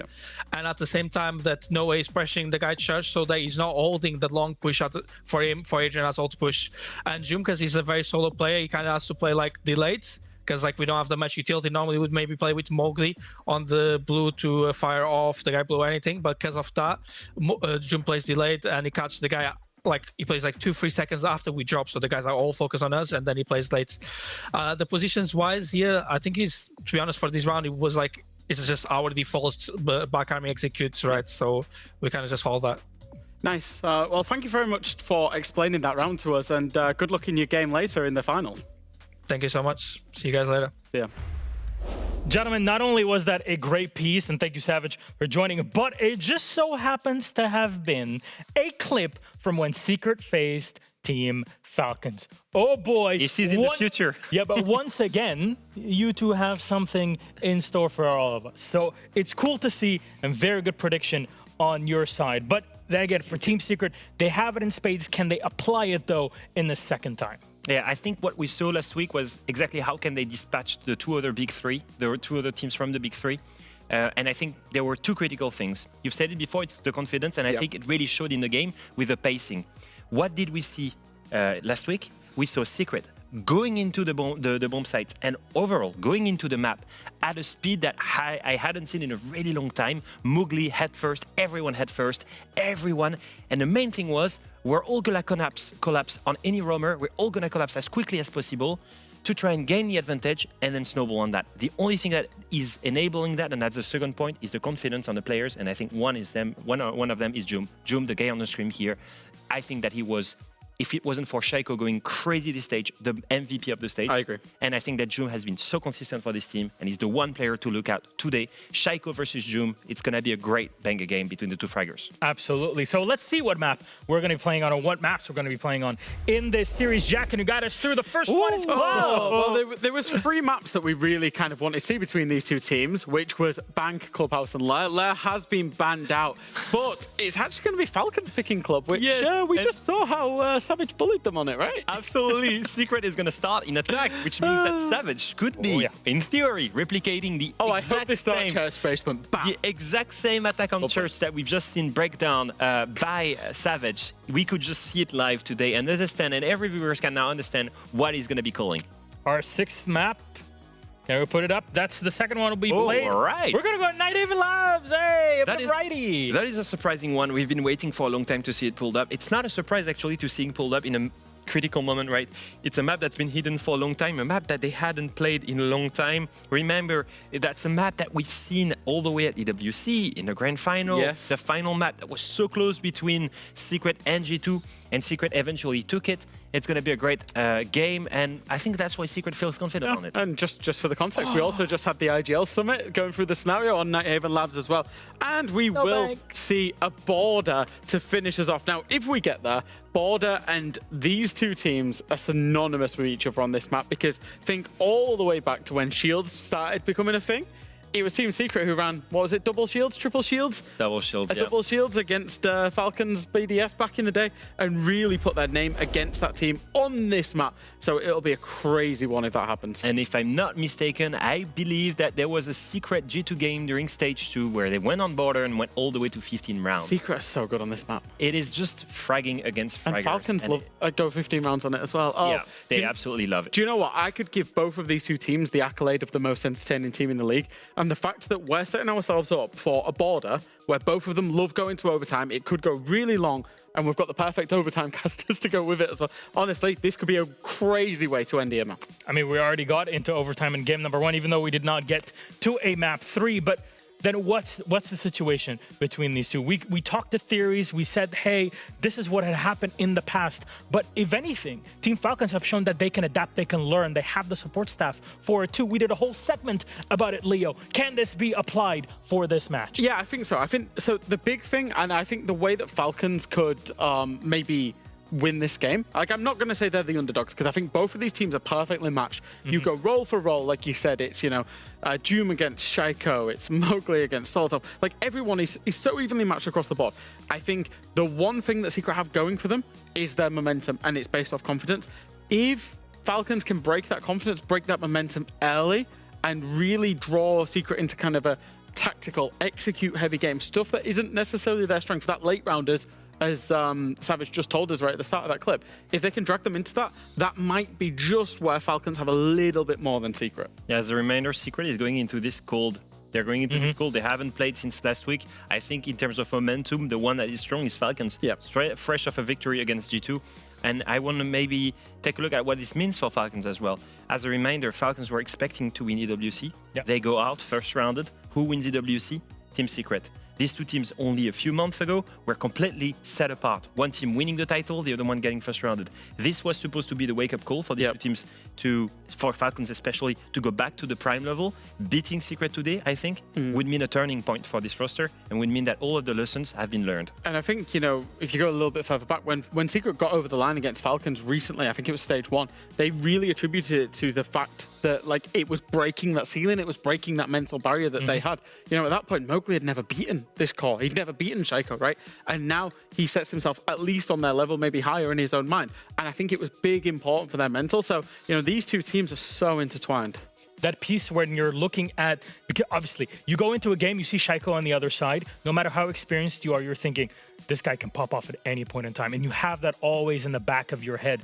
But when you break him, when you break through that ceiling, as you're saying, you're winning. It's more consistent what you're doing. You're beating G2, beating Falcons, everybody that stands in your way. You win a big international tournament. Also, it's all gone. That glass ceiling will just never come back. And the hope is it does not come back for Team Secret. But how can they mess with Falcons in this during a game? You're playing online. You're not on land like what was going on at EWC. How do you get inside of your opponent's mind just to mess with them during a match of this importance? I think the few first rounds will be key in the sense that the way Secret beat Falcons last week was by getting in their face, by being extremely aggressive and being extremely confident and beating them in every gunfight. If you don't show that in the first few rounds, with Falcons being hot of a huge victory against G2, and you show that you're a little bit scared, that maybe you're a little bit less pacey, that maybe you're a bit slower than usual, I think that will mean a lot. I think that Falcons will feel like, oh, we're not facing the same Secret today. They had a crazy game last play day. I'm not sure this is going to happen again. And I think, once again, I will say this, Falcons has the momentum with them today. It's crazy. It doesn't come down necessarily to players. It doesn't come down necessarily to tactics, to maps, because they're so even. It comes down to mentality, confidence, and momentum. That one extra edge. It's the 1%. It literally is, yeah. Two teams that are just great teams. Yeah. And it's all about who is the best on the day, because maybe on another day it would be completely different. Maybe today Falcons gets revenge off of what happened earlier on in the stage, and maybe it'll be something completely different. Our final matchup then is about to begin. Let's bring out our casters and have a little chit-chat to get ourselves all hyped up and ready. Ace, Dez, it comes down to this. Only one team can be the Stage 2 champions. It can. But who's it going to be? I don't know. Like, you guys did a lot of talking, a lot of yapping, and all you said sounds pretty sensible to me. One team's played today. They're warmed up. They're a known quantity. The other one, less so. So I'm a little bit like, which Secret are we seeing today? Like, top tier Secret or, not quite there yet Secret? Take a bit of time to warm into it. That's what I want to see in the first map. See, I think over the last month or so, Secret have shown us that we consistently get the top tier Secret now. That is why they're on the longest, existing unbeaten streak in World Siege at the minute. I think they're going to come out and look very, very solid again. Falcons, I think, had a couple of wobbles there against G2. It was a good win for them, but I think there's weaknesses there for Secret to exploit. And we're getting 3 maps that it can really go the distance on. I'm really expecting it to go that way. Of course, we always make the joke, haha, there's Ace on it, but it's a perfect scenario and setup with both Secret and Falcons in a situation like this. So for you, who are you really looking at as a player that needs to explode on both of these sides and really get on there and win it? Ooh, big question. Honestly, Savage. I know it sounds kind of easy to say because he's the IGL, but we know that he's the go-to shield player for them, right? He's the one who's that being the point man. People ban every shield away against him they possibly can, and he still manages to run teams over. I think if he can bring the aggression that G2 lacked a little bit in that series earlier on, Secret are going to look like a terrifying team tonight. So my eyes are on Savage and seeing what he can do with the shields. I think looking at the side of Falcons, Des has picked one of the Secret players there. I'd say Leakafak again. He's an easy choice, but just I'm not even talking about the kills and stuff. The 2 minutes that he wasted in underneath the side on layer just show the level of thought that he is, that he's operating on in this game. And I just think if he can play like that, he makes Falcons almost unplayable. And he felt like he was really composed though, Tim, and like the way that we were talking about earlier on, like he was screaming in the interview. There was like he was screaming. I was just like, yeah, I'm sure he was. Like I'd be absolutely shitting myself with 3 players banging around me when I got a shotgun. Like, what's going on? And he still managed to walk out alive. So fair play to him. Did well. There's a reason you're the one talking about it and not playing in it the entire time. That's the reason why all of us, all 5 of us, could form a wonderful team, and I'm sure we would not be able to face them off and beat them. Though that's why we're not. What would you call our team, Milosh? Fresh and Friends. It's the return. It's the comeback. We're all waiting for it. It's a movement. Anyways, nobody knows what that means, but it definitely does get the people going. You know what gets the people going right now? It's our final of Stage 2, Team Falcons versus Team Secret to kick things off. It's Des and Ace. Take it away. Thank you very much, Milosh. Indeed, Tim. I can't believe I'm saying it, but we're here at our last game of the stage. Munich awaits next, but before then, we've got to see who walks away with 300 SI points and who walks away with just 150. I say just 150 like it's a bad thing. It's a wonderful thing, but it sounds like many are leaning towards Secret here because in the streak they're on, they've already 2-0'd Falcons over the last week. It kind of all lines up for them to take this one, which is why I think Falcons may yet spring a bit of a surprise. Even the big brain that is socials don't know which way this one's going. There's 51-49, leaning ever so slightly by the most minimal of margins in the favour of Falcons. We've got our bans coming on through for the opener on Clubhouse. We're going to have Monty and Cade taken away. No major surprises there. Blitz and Bandit will follow. Fair enough. Bandit. So having that combination of operators banned out is no major surprise. Bandit on Clubhouse is sometimes a little bit of a surprise. I think, you know, on the defensive side, I think there can be more impactful operators sometimes. Obviously, you're looking towards CCTV wall. The Bandit trick there is reasonably easily dealt with. Again, Jacuzzi wall, I'd say, you know, fairly similar things. I think taking away the Kaid, absolutely fine. But I'd maybe, you know, preference other things on the defense than doubling down on the electricity side of things. I think some would say lean towards that, but for Secret, it's kind of a staple. Like in all but one of the games they've played in this map in their recent history, there's 7 games they've played. In fact, no, in every single one of Malara, I was thinking they were on 8 games, but I was more looking towards Falcons' 8-3 record on it. In the 7 games that we've seen Secret play on this over the last 6 months, Bandit and Kaid have been their bans every single time. And they will always ban those operators away. They then get a little more flexible with their third ban. You see a lot of Azami, a little bit of Mira, taking away Clash once. But it has just been their go-to bread and butter is to take away these 2 Electro Bro operators and try and give themselves a bit more freedom. But Tim, on the other side, it's about the shield bans. And I've already kind of said it in the pre-game, what I was expecting. Savage, shield player, you're going to want to try and get things banned away from as aggressively as you can. You've seen the Monty and the Blitz taken away from him. It does leave the Blackbeard on side. And Jume's going to hop straight onto that here in round 1 to get ourselves moving. Jume would have been my choice of Secret players for, you know, kind of ones to watch that need to come through and have a big game. We've seen it from him repeatedly. We saw it from him in that upper bracket final as well. So I think, you know, Secret will be more than pleased if he can put down a similar performance to that. Adrian, for the time being, is just going to be putting those claymores on. Is he going to the right place? That's the question. Going to be going on the window for now. Solotov picks up Adrian as he is doing so. Not sure if that was on a jump out or a run out or where he's got that angle from, but putting the claymore down certainly did not keep Adrian safe. Absolutely not, Tim. Well, here we go. We're already trying to steamroll our way through here and try and get a bit of pressure going, but it's looking good so far for Falcons. Couple of kills building up, but as we all know, Tim, lives are pretty fragile inside a siege. A couple of shots can turn things around entirely. And look at Solotov and Yusuf both dangerously low, pinned in against the bottom of main stairs door as Mowgli dies on him, shuts him out the round. It's a 3v3 with half of it still to play. The strongest thing started for Falcons, Tim. All things are now equal. Yeah, Secret fought back in really well here. I thought we had an interesting little scene there. As you saw users running down, I don't know if you noticed, but Brede was there frantically trying to rip the barricade down for him to give him an escape at bottom main stairs. He knew that he was having problems, but he just couldn't get there in time. Solotov as well, let's not forget, on very low health as it stands. So, Secret, this is more than doable as they get the kitchen hatch open, start to work their way through Dirt Tunnel. Goyo canister is detonated, but they're still going to have plenty of time left afterwards. And right now, it's kind of just hold your positions, wait for this fire to burn down. Mowgli's just taken a load of damage. That's not ideal timing. They want Jume down at the bottom of this Dirt Tunnel so that they can push elsewhere. The patience now being shown as we're coming towards that last 40 seconds or so. Mowgli into his second of the round. He's had a quite couple of games recently, Mowgli.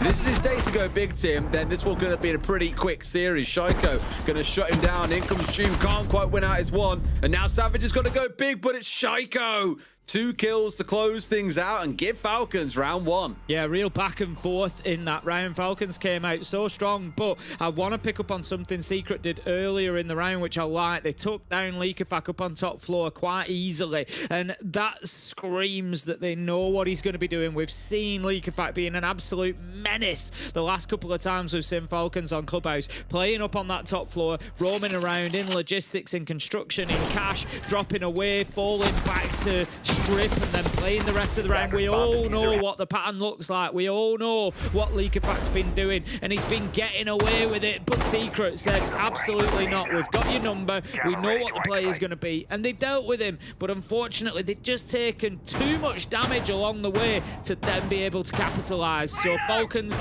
did well to hold on. Nice double from Shaiko at the end. He's always that player that you're going to look to give you that backstop, that little bit of safety at the end of a round.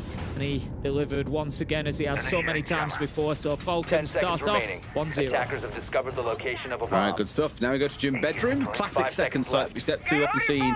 Basement and this site be the 2 that we jump between as the primary sites. And then Cache GC often is our tertiary. 2 minutes required, of course. Sometimes even see one of these 2 sites replayed. So we'll see what we do in round 3. But now, of course, I imagine for the side of Secret, it's going to be a focus on getting control of the east side of the map. I imagine those of you at home watching, you've seen a hell of a lot of Clubhouse. You know how it goes by now. When defenders during bedroom, it's very, very common to see defenders extend out towards this east part of the map so they can have a bit of pressure on towards the south balcony from the window inside of CC itself. So the attackers naturally don't want that to happen. They want to force the player out of CC so they can have control of that window themselves, make sure no one's going to challenge their players on the south balcony looking in towards site. It's very, very standard stuff here. Secret have got themselves quite a wiggle on here, open up the majority of walls they need as well. Adrian, both exothermics being used, the Selma on towards VIP. However, they have got a sneaky little rat out here. It is Shaiko, and he's got quite a bite on him, this rat, Tim. It's going to be hard to move away. Kiva's also holding him in place here. Rede in his classic spot of battering, holding off towards Breach itself. So you can get a good few C4 kills from this spot historically as well. So now Secret have got these lines of resistance they've got to try and break through here. I imagine the first pinch should really be onto Shaiko inside a garage, given he's all alone. Yeah, they need to just try and pressure him there, but they don't necessarily have the tools to allow them to do it. That is the problem that they are facing when it comes to moving Shaiko along. But we've got a really fascinating story playing out in front of us in this first half. When we look at it, it's actually Falcon's strongest side on Clubhouse is defense with a 63% win rate. Secret's strongest side on Clubhouse is attack with a 61%. So whoever comes out on this first half has sort of delivered a message to the other, if you will, and it's a really big start. Shaiko does get taken down there. That's catwalk clear. Secret moving through quickly. They're certainly not scared of working with pace, and I love to see that from them. I've spoken about Secret a few times, them and G2 being the 2 teams that we have in EML who have got a far more superior attacking side than they do defensive side. And I wouldn't say it's quite showing itself so far, but give it a bit of time. Mowgli carries on his hot streak as well. 3-1 now, steps himself up to, matching up to Shaiko so far. A numbers advantage with a minute to play, really. There's no excuse that Secret should be seeing this one run away. They've got the south balcony control. They've got the main breach at the ready. It looks like they're angling up for a gym plant here. In we go. Adrian stepping on boards. It's a little bit cheeky. Love that from Yusuf. What a place to be when the execute's going off. Gets one, they get a second, make it a third. Solotov in towards 2. Secret, no idea what's just hit them, Tim. That is the sign of a little bit of counter prep and knowing the tendencies of your opponents. Wonderful stuff. Mowgli, I don't think he can do this one by himself in a 1 versus 3, but fair play to Falcons. They've pulled off a blind-driven defense here. Yeah, I love that from them. It's not the usual angle that we would see for challenging.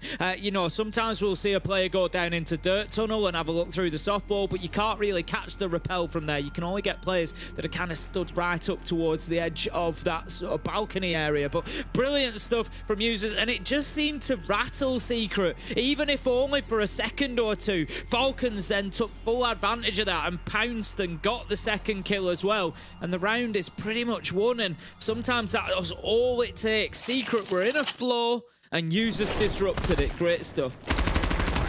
Wonderful. Yeah, I mean, really well started out by Secret. I thought they looked well primed and ready to win. A player quick construction, player coming from the window, player on the breach. This is what upset everything though, because not having a player on that rappel anymore means that these main stairs players and the players in Logi are a bit freer to move back and forth, to be able to adapt to what's coming in, rather than being binned down by the player on the rappel. So really smart stuff from users. Definitely felt quite a high-risk thing to be doing when you knew the site was about to get smashed to pieces, but it paid off for them, and Falcons are up 2-0 here so far on Club. There we go across towards that offsite that I mentioned in Cache and CC.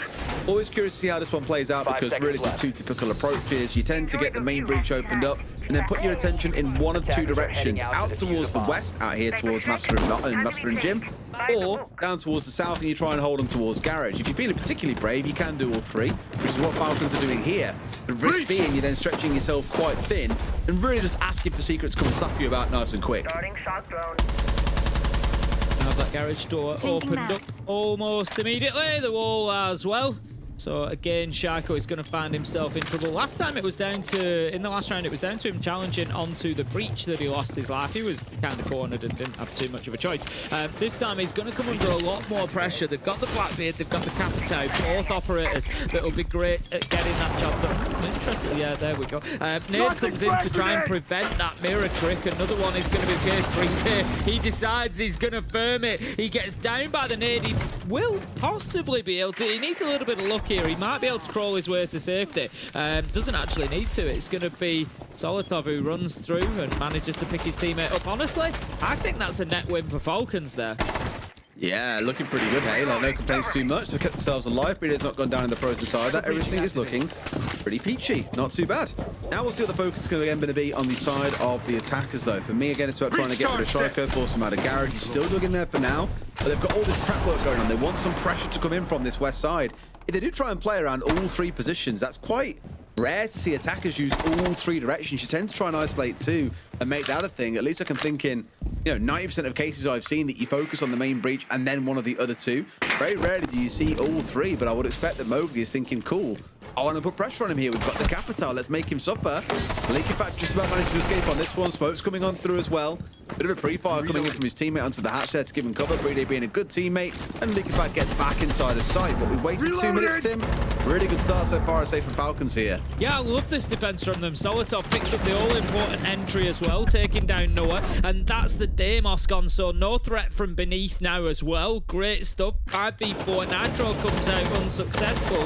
But they can just keep pressuring. Leaky Fact manages to get the kill onto Savage. 3v3 as Secret continue to fight. But Falcons right now just looking so dominant here on Clubhouse. There is nothing that Secret seems to be able to do to cut them down. But Leaky Fact finds himself inside of a crossfire. 2v2. Nitro underneath. Oh, nearly gets his man. Does indeed get his man. But it's with the bullets and not the Nitro.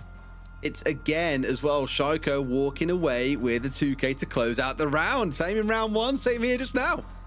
Wrap things up nice and tight. Looking good for Falcons so far. And Secret, I like the ideas they're showing though, Tim. Like, their approaches have been good.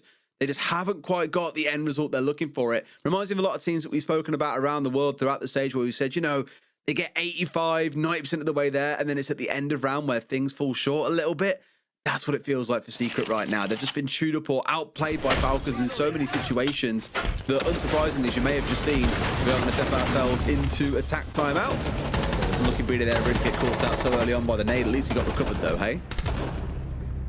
Yeah, I think it was overall, I said at the time, definitely a net win for Breeder and Falcons there. It was, taking the decision, I'm going to tank this damage. Maybe it kills me, maybe it doesn't. But just getting that trick off, preventing that wall being opened up. Big moment for them. And as we saw, it forced Secret elsewhere, playing then into Leaky Fact's hands. So, there's layers to this. It's not just about that one moment of keeping a breach closed. It's what it then does for you through the rest of the round. Falcons were ready for that. They were prepped. They knew that the pressure was then going to mount from Master and Construction side. And they got the kills that they needed to close it out. Well played from them, and Secret calling that tack timeout. Just about to end an Expire here as well. Very common these days that you see it after that third round. You get the extra ban come on through. You're playing the same 3 sites again, most likely, so it feels like the optimal time for coaches to step in and have the conversation. If you're seeing tack timeout sooner than that, something is going pretty drastically wrong that needs fixing. Normally an energy issue, a communication issue, whatever else it might be. But here at that third point, it's not too unsurprising. Secret do need to get themselves on the board here. And now we've got Savage stepping across to playing on that Blackbeard, taking that responsibility away from Doom. We'll see what they can achieve because, Tim, I'm seeing Leaky Fact getting across onto that Scopos. And last time we saw this, I think we all remember what happened. He was a bit of a terror inside a strip, got himself a 3K out there. Do we see the same again, or does he mix things up? I can't imagine he wants to play things exactly the same way they did before. Otherwise, Secret coming with counter prep ready and could shut him down. Yeah, he was on the... That's exactly what happened in round one, to be fair. He was on the score pass there, but true. he was playing inside of logistics. Secret were ready for it. You know, they knew exactly where he'd be starting out, that he'd be up on that top floor. He's up there again.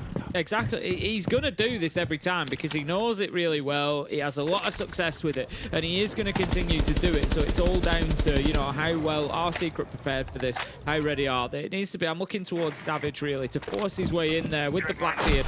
And there we go. Brilliant stuff. It's Mowgli who happens to get into stock quickly. They've recognised that that hatch was open and it was maybe a route back to site. Maybe a little bit of a mistake from Leakerpack there. I'm not sure where his second shell is, but sometimes, you know, you've got to take the shortcut. You go the long way around and you get punished. That's how the cookie crumbles, I'm afraid. Sometimes you are the one getting the 3K, sometimes you're the one being killed in the entry incredibly quickly and giving your team a 4 versus 5 to face off against for the vast majority of the round.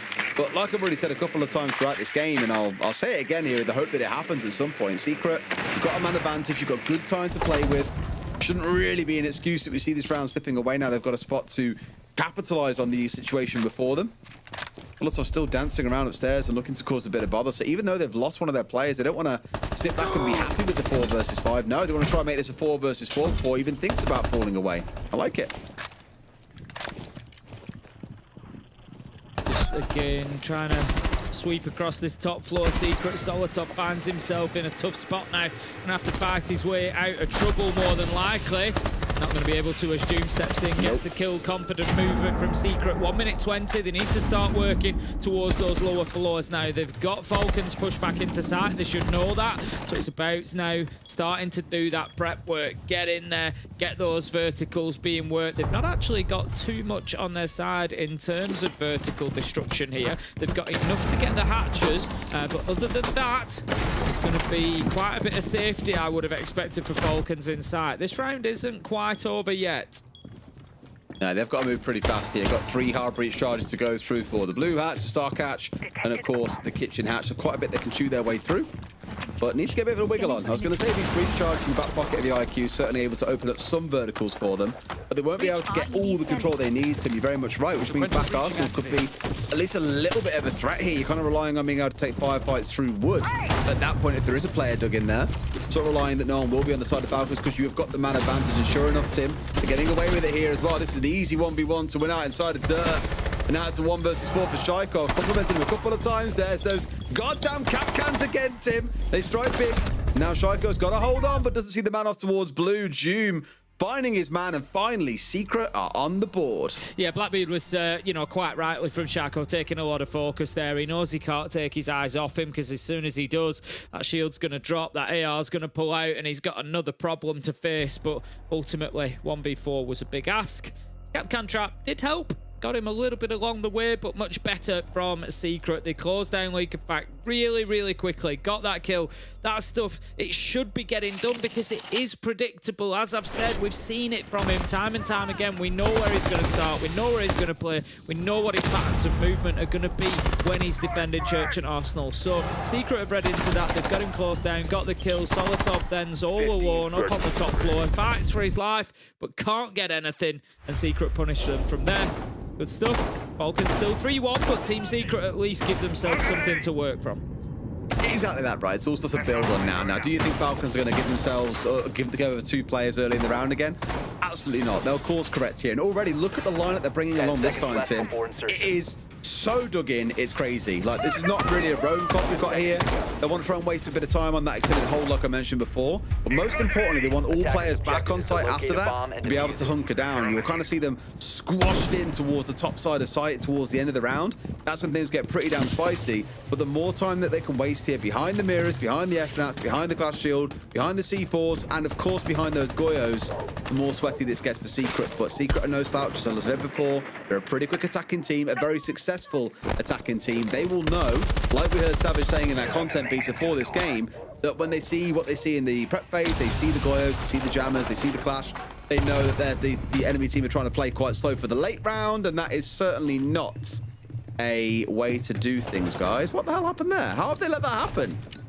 Yeah, really not an ideal start losing that Blackbeard. We've seen them having some joy with it over the last couple of rounds, particularly in the last one, the 2v1 at the end there. Shaiko really didn't stand a chance because of it, but June does manage to pick him up a very late trade, but the Goyo is gone. That leaves us now 4 versus 4. Secret can start building a little bit of something. Last time around when they were attacking this site, getting rid of Shaiko on Catwalk was a big catalyst for them to move forward, aggressively take construction and cash. That's going to be the next bit of the plan. Sure, I mean, Goyo often is a roam you'll see going around, you know, great gun in terms of the Vector, the rate of fire, and that's crazy to get headshots all day long. And your work is done, kind of like Jaeger would be. Your gadgetry is placed down, you're free to go and do what you please. That's why he's playing off in the extended hold. I think once you find that you've got a Blackbeard, you kind of earn the right to do whatever you want for the rest of the round. Like, you've got rid of Argy, the most important piece of the puzzle on the other side, in the hands of Savage as well. Like, Shaiko's done a great deal of work there and still trying to work our way through this east side of the map. Chew our way through slowly here. We're going to find ourselves largely blown out here, I would expect. Twitch drone also rolling on through to pick up more and more gadgetry as they move on through. So they are softening up the site and taking away things that would impede them later. But can they win out of 4 versus 4 when there is a clash on the other side? Mowgli's just looking to push towards logistics, I think. Going to get a bit of support from above in the shape of Noah, just making sure that behind the desk is clear, which it is. We do see there is a defender just knocking about in there. It's going to be Breedy, and he's going to be punished. Mowgli manages to make it a second with one onto Solotov. Surely this is the moment. Mowgli manages to make it 3 no more, says Leakenback as he picks up a double, and all of a sudden a 1v4 becomes a 1v2. Secret could be kicking themselves soon. Leakenback full health. This is doable. And that bulletproof still sat there as well. Like, surely it gets shot out, but they're worried about him at this point. He gets 1 kill and just goes and plays behind the bulletproof from below with his C4 in back pocket. He could go for the knives. Left it a bit late here, Tim. Makes the cross. Can he C4 in that back corner? Goes for it as well. Will he find the man? No, he doesn't quite get him. I think the diffuser would have gone down anyway. It was down to a sliver. Only a few microseconds, but it was enough. Adrian's got him inside a Secret, very ironically named at this point, but it's another round going the way to Secret. A close round, but still one well-deserved. As I said a couple of rounds ago, we are seeing both of these teams on statistically their best side of this map. Secret have the better attacking stats on Clubhouse, and Falcons have the better defensive stats, and it's no surprise to see this one at the minute careering towards a possible 3-3 split, and just a deadlock before we come into that second half. It was a good attempt by Leakenback at the end here. Gets himself the big double, but ultimately he just couldn't find that aggression that he needed to get himself into the fight and get that nitro deployed and maybe, just maybe, get a little bit more value out of it. Wasn't going to be the case, and so we move on. It's round 6, back down to Church and Arsenal. We've seen this site twice, and it's been a 50-50 split. Falcons were able to win it back in the first round. Secret won it in round 4. And now they're going to be going again. You just wonder, is that Azami ban going to be the difference? It was Shaiko playing the Azami in round 1 on this site, got a 3k, and Falcons go on for a win in that round. And then when he had to do it again in round 4 without the Azami, it was a different outcome. Well, Secret could pull this back and get a 3-3. It's going to feel like a real smash and grab operation. The Falcons will be kicking themselves and let it fall down to that point. Again, we know Secret are a better attacking team than they are a defending team, which sounds weird to say, but it's true. Their stats are better on the attacking side. Yeah, switching over, will you see Falcons be able to pick up the slack a little bit on their attacks and have a solid half themselves? I don't know. Only way to find out, though, is get through this last round of the half, and then we'll see how things begin to develop. Again, this same focus, like we spoke about Tim a few times now, playing around the map, looking to waste a bit of time. Leakenback and Solotov being the main ones dancing around, but you've also got Users and Shaiko also hanging around this first floor at the same time. So they really are trying to set up a lot of ways in which they can trip over the attackers here, slow them down, force them to have to rotate players over to different parts of the map to deal with these would-be roamers. It's a lot to disrupt the game plans from Secret, and I think it's a really good idea when paired up with things like the Castle, like the Goyo, to try and slow the enemy team down more. The more time you waste around the map, the more effective that gadgetry is going to be later. Yuzu's instant headshot on towards June. That's the switch offline. Yeah, big start there. That's just going to secure a few of those gadgets, your Guzmot mines, your Vulcan canisters, your FNATs. unlikely, or at least more likely to stay active as the round continues. I like this from Mowgli, though. He's just got a little bit of a pocket play coming out here, having a wander down into blue. We'd normally see Shaiko playing in this sort of location to try and prevent that pressure coming down here, but Mowgli, he's been able to just get himself secured, and he's going to sit there, and you know in a minute's time you're going to see his name flash onto that kill feed as he picks somebody up when they rotate out there without knowing he's there, and it is Shaiko himself taken down, and Mowgli takes possession of blue, but no, Users, he's having a big round, he's there for the trade, takes him down. 4v3 advantage Falcons. All right, that's a great way to keep things trucking over here as well. Sure, you've lost Shaiko again, but the impact he's having throughout this half, Tim, he's 8-4 for God's sake. Yes, he's died early on a few times, but he's getting kills that count. And here it's more about setting up uses to get those kills. As we've seen, 2 on the castle so far. It's a 3 versus 4. The Secret to try and win inside 45 seconds. Users makes it a 3rd in the round. Surely, Tim, I don't want to jinx him, but build it towards an ace? Nah. Leakyfat's got a C4 on towards Savage. Just Noah left. It looks like we will get the 4-2 half that Falcons would have been hoping for.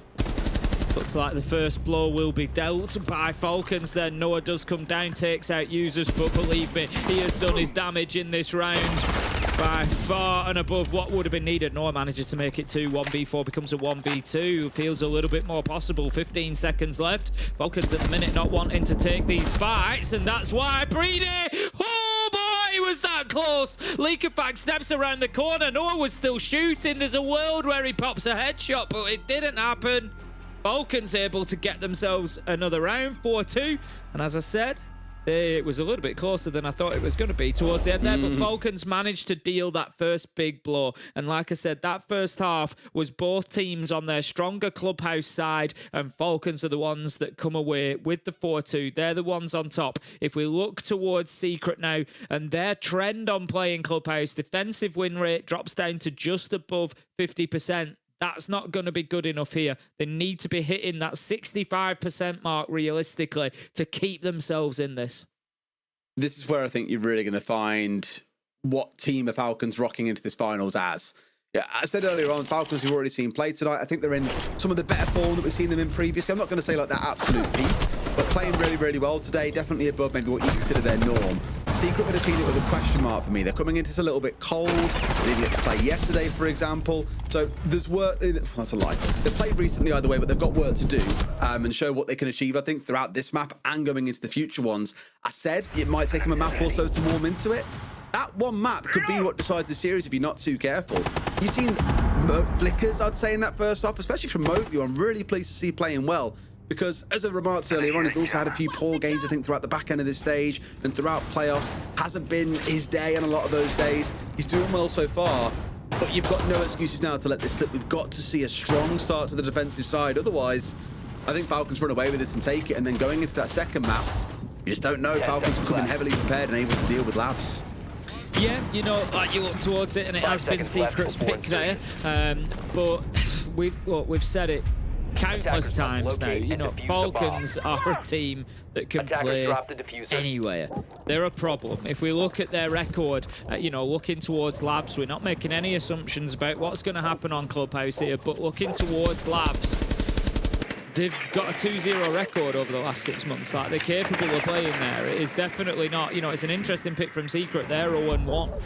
You know, it's not a map that we see Secret picking a lot. It gets banned against them a lot, but also banned by them. So it's kind of like, you know, yeah, they are rolling the dice on having, you know, you've maybe hidden it, but you've also then got to deliver on it when you don't normally.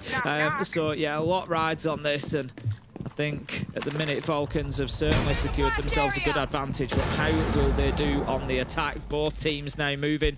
You know, I've said it for Secret, 50% win rate or just above when it comes to defending on Clubhouse, but in terms of Falcons on the attack, it ain't much better, 56%, but the difference is that's enough for Falcons based on the foundation they've given themselves. Clearing the way. Whining up with red ping spams there, like, hello, I definitely see you, hello, hello. Fine, the drone is gone, but at least lets them know we know exactly where you are, and if you hang here for too long, you're in trouble. Just heard them from above, and yeah, sure enough, it's Mowgli upstairs, shooting off those X-Kairos. That's now a new problem for Falcons to have to work through, Tim.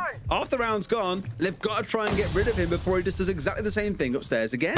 I like this from Mowgli. He's kind of preempting their aggression here. Having shot that off above, he knows that they're going to come to clear him out of logistics. So he's now put himself into a position to just wait for what he's hoping is going to be an easy kill when somebody looks to do exactly that. It may well be that he finds himself attacked from above because, as we can see, you know, maybe Falcons try to get in above, drop that Logi hatch, come from the other side, but I'm not actually sure that they're going to do, and Mowgli's going to get himself an absolute freebie here. What are Falcons doing? They've never dealt with him up above, and they've been punished so heavily. They've just been slow, Tim. I've said this a lot over the last couple of weeks. If a team on the defense sees you being slow and still figuring things out, that is the best time to just come and give you a massive punch to the face and disrupt anything you're trying to plan. I'm with you. Like, they knew that he was upstairs. They knew that he took those X-Kairos off the hatch. He had to be there somewhere and will come down at some point to investigate what's going on and see if he can get a kill or two. But they've just completely ignored him and paid the price as a result. Solid first round by Secret. Falcons can't be playing that slow against Secret. They are going to keep on punishing you if it carries on this way, but it's a good sign for Secret. They certainly aren't out of this yet, Tim, and they can defend as well as anyone else. Yeah, it really doesn't matter what's happening on the clock, realistically. You know, in that situation, you cannot think, forget it, we're just going to go into bar and get the hat. You know, this is exactly what's going to happen. So Team Secret, great round for them to win as round, you know, as well, round 7, coming in there at the half, just set their stall out. They've got themselves a defensive win. You know, as I said, statistically, they'd maybe be looking at 3. They're going to need more than that this time. They need that 4-2 half, so they get themselves straight on the road, but they also just start to build that momentum in the second half that gives them, you know, an end to Falcons' sort of superiority on Clubhouse, and it gets them back into it. So good stuff from them. We're going to see them move now to gym and bedroom. I'm interested to see once again whether Falcons pay enough attention to exactly where Team Secret are playing. I'm watching the top red player, particularly here, and how they're dealt with. It's really going to fall to your ire, I wonder, Tim, on the Maverick. Of course, they're not being the site itself. No, I back him on the Maverick. I back him on the Maverick. And he's done this a good few times, Tim. That wall's now soft. There we go. Opened up, ready for someone to come over there and just blow it wide open. Probably leak it back with one of those Rotero drones. Then we get ourselves moving in through the map. But it's again about this east side clear. There are a couple of players lurking out here they've got to worry about. So that's what I'm keeping my eye on more than anything else. Probably more towards Doom on the Clash. He'll waste a lot of time, but also has the ability to quite safely navigate himself out of there through construction and back in towards site. Hasn't got to worry about construction window, for example, because he's got a big shield in front of his face. Rotero will open that up, and it's going to give the opportunity to move in, but as you say, the Clash is the big sticking point at the minute. You can send flashbangs over all you want. It ain't going to do you any good against the Clash unless you are in a position to be able to challenge them. So maybe just looking to clear out some of those with my gadgets to offer them the opportunity to send in others. It'd be the one you'd be looking at. There's no nades on side, so it would have to be Shaco with those fire arrows that was going to dislodge the shield. But for now, Doom is sitting pretty, and Falcons, Des, again, are slow. Oh, this is my worry. I think the Secret's comp, they haven't got to worry about going aggressive. They can afford to sit back and play behind all the utility they've got. Okay. Like, we've spent half the round focusing on clearing out this part of the map, and Mowgli just runs to the window and is like, thank you very much. Sprays out the player on South Balcony, gets himself safely back in towards Cash, and with his team, like, this is a car crash round for Falcons. It is not looking good.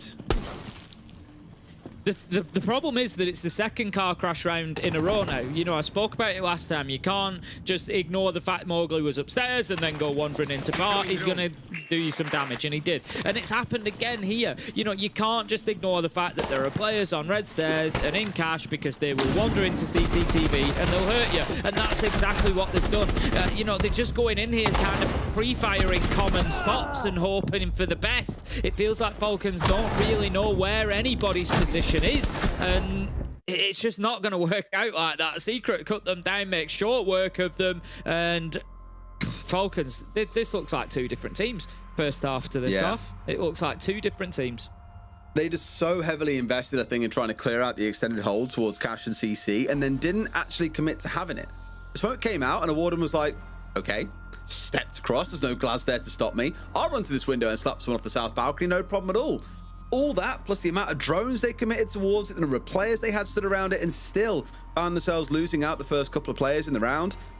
You can't be making plays like that, boys. It's what sees the game just slip away from you. And sure enough, attack timeout comes on through, because this half has been a car crash so far. Yeah, it's been really... it's not about losing 2 rounds. You know, often I say this, it's about the nature in which they've lost those 2 rounds, and that has not been good siege from Falcons. I'm sorry to say it.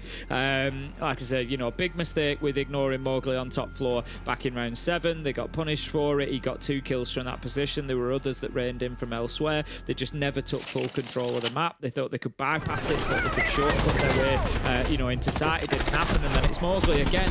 You know, effectively using Shaiko's cover of smoke against him. He's a warden. You know, how are Falcons not aware of that fact? You can't just put a smoke on a window and think you're safe to then pressure into sight. They must have known that there was a warden on the other side. Well, either they do or they don't, but you know, whichever way you look at it, it's a big problem, is my point. Either they do know and they've not thought about the fact and not, you know, played for it, and that's a big problem, or they didn't know, and that's as big a problem in itself.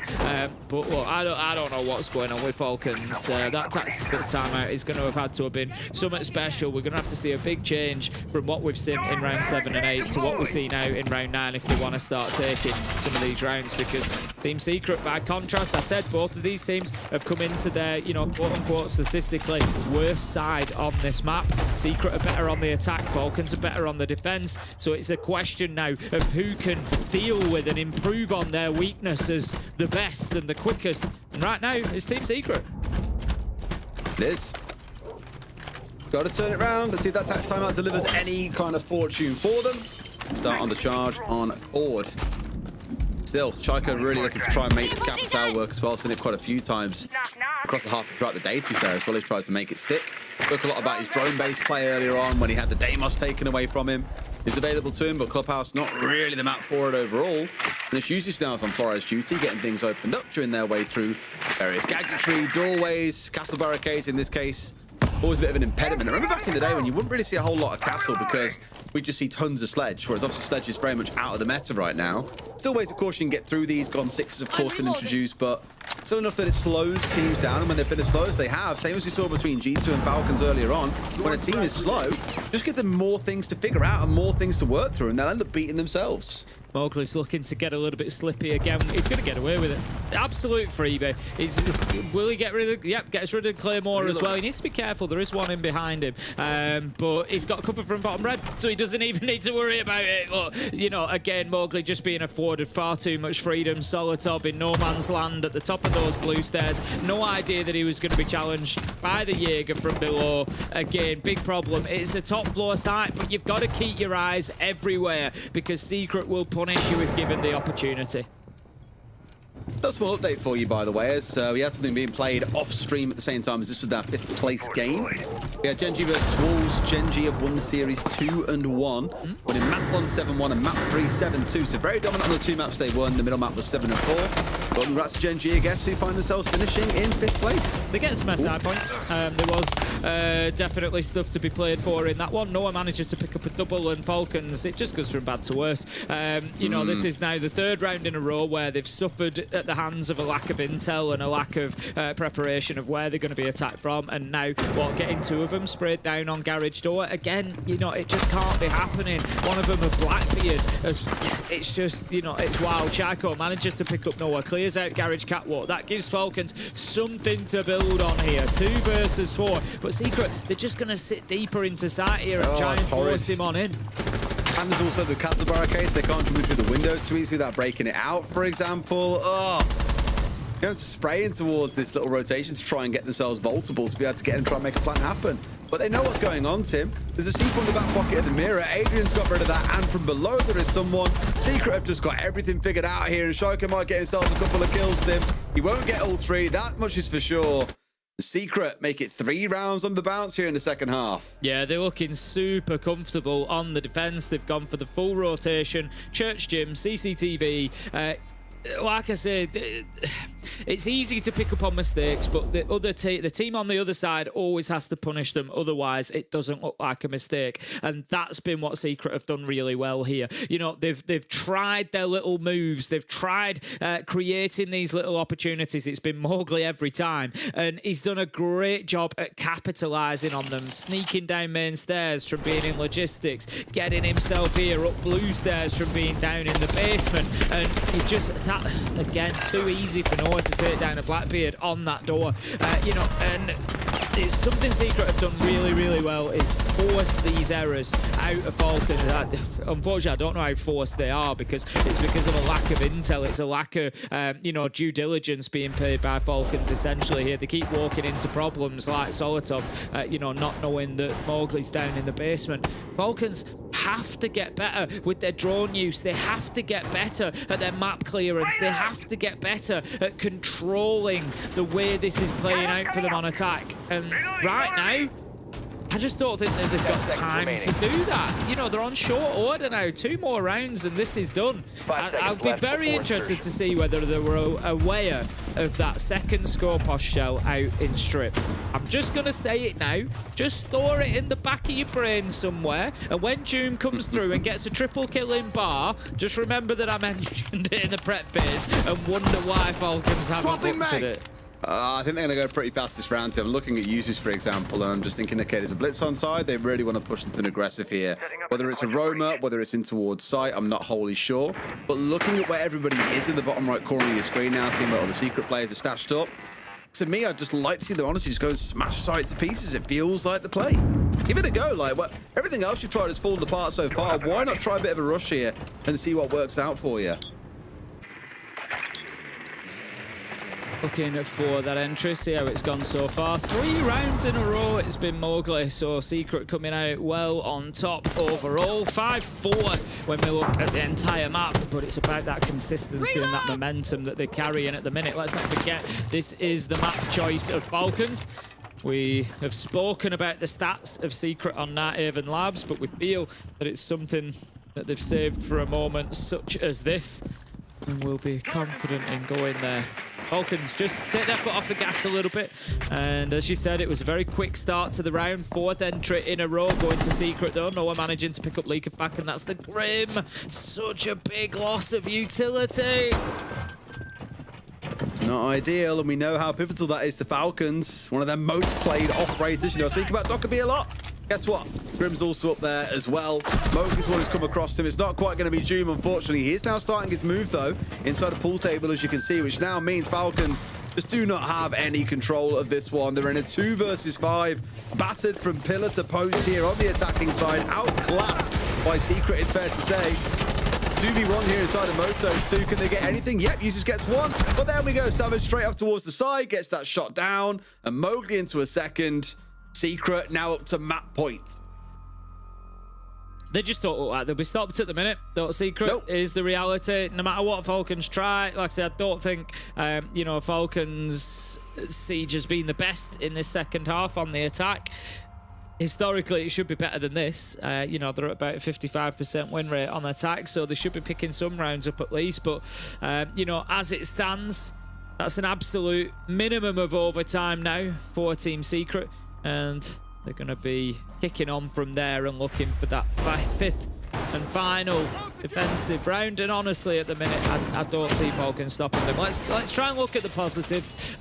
You know, what the Falcons need to do differently here. If we look at the last time they attacked Gym and Bedroom, they were not efficient or successful whatsoever in clearing out cache and CCTV, top red stairs. They just didn't deal with it. Shaiko tried to play on the windows by just smoking off CCTV window, but Mowgli was there on a warden, as he is again. It's going to be the same setup. Falcons have to learn from this. So what do I want to see? Pressure from bottom red stairs. Pressure from the breach. Clear Shaiko off catwalk if that's where he's playing. Sorry, it's not going to be Shaiko on catwalk. You know, clear out catwalk if there is somebody playing out there, which I don't think there is at the minute. Mowgli's garage storage, but he's not going to be. It's Doom, who's down there as well. Yeah, they're not going to be playing on Catwalk. They're going to dip back to red stairs. So take Catwalk quickly, send somebody bottom red stairs, get the breach open, get yourself into CCTV, and put Doom in an uncomfortable position. Force Mowgli into a difficult spot. But need to be careful because Mowgli's not come back upstairs and he's still... Oh, he's just... I was going to say, he's just come back up now. He was playing down in lounge, but that's fine now. Secret are good, you know, Falcons are good here. Get themselves into those positions, clear them out of cash, clear them out of red stairs, force them back to site. Let's not forget how hard that was last time. Is my main worry, Tim. They took half the round and still didn't have the control they needed. At least this time around, there's someone in Catwalk to contest on towards Mowgli a little bit better if he does want to step across and try and play the window again. But if Mowgli gets this kill on towards Solotov, we're having that same conversation again where there's no one really to be able to stop him. You know, Candelas don't really help you here because it's a Warden. This doesn't look too easy. You got the Clash, you got the Warden. They're ready to lock in here. There we go. Oh, I thought it might be a free, but no, just about whiffs it. C4 up and over. Man's already stepped away, so it's not the end of the world. That really could have been a dead Shiko there. Mowgli cursed himself for not getting that freebie. Yeah, real opportunity for Mowgli there. We see Leaker back underneath. This is what Falcons needed. This is the difference maker for me, I think. Getting that verticality. Mowgli's now been forced back. But they still haven't dealt with Doom. You deal with one problem and you just find yourself fighting against another. Mowgli's actually moved himself back in. This was why I wanted the pressure from bottom red stairs. It puts that Clash in a difficult spot. Leakerback gets the kill, but look at the time, Des. We're a minute and 50 in. They still don't have control. And Mowgli is still running over them, Des! Oh my word, almost made it a fourth as well, but Leakerback at least gets one back. But Tim, it's happened again. They've invested 2 minutes in trying to clear out this extended hold, and Mowgli has folded him up like a deck chair and thrown him in the shed for winter. Wonderful stuff, making it look too easy. Leakerback in a 1v3. There's only one way this map goes, Tim, and you can thank Mowgli for it. 19 and 9, he's going to find himself finishing on. Wonderful result, and I don't think the IHL Falcons will be able to save this one. I would like to know if and where the air jabs had been positioned. That would be one of my questions, considering that they've got a Nomad on side and Mowgli's just run out of the door and punished them. Comes around the corner. That's going to be the final kill. Adrian picks it up and Secret looked electric. 5 rounds in a row in the second half. Not a single successful attack for Falcons on Clubhouse. It looked like they just lost their heads there at the change, Des. They were somewhat their own worst enemy, Tim, but also I think Mowgli was their worst enemy. He was a nightmare to deal with through all of that one. But here we go. That's how it stands. Secret are wide awake, Tim, and Falcons have got to get themselves ready for map 2 because it's going to be a tough one as we step into Secret's map pick. We'll see you in a few.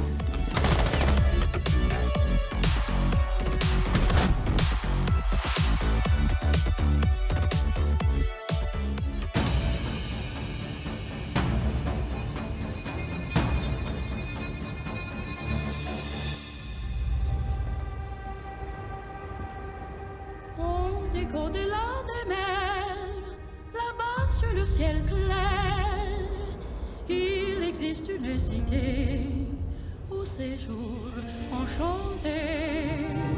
Et sur les grands arbres noirs, chaque soir, vers elle s'en va tout mon espoir.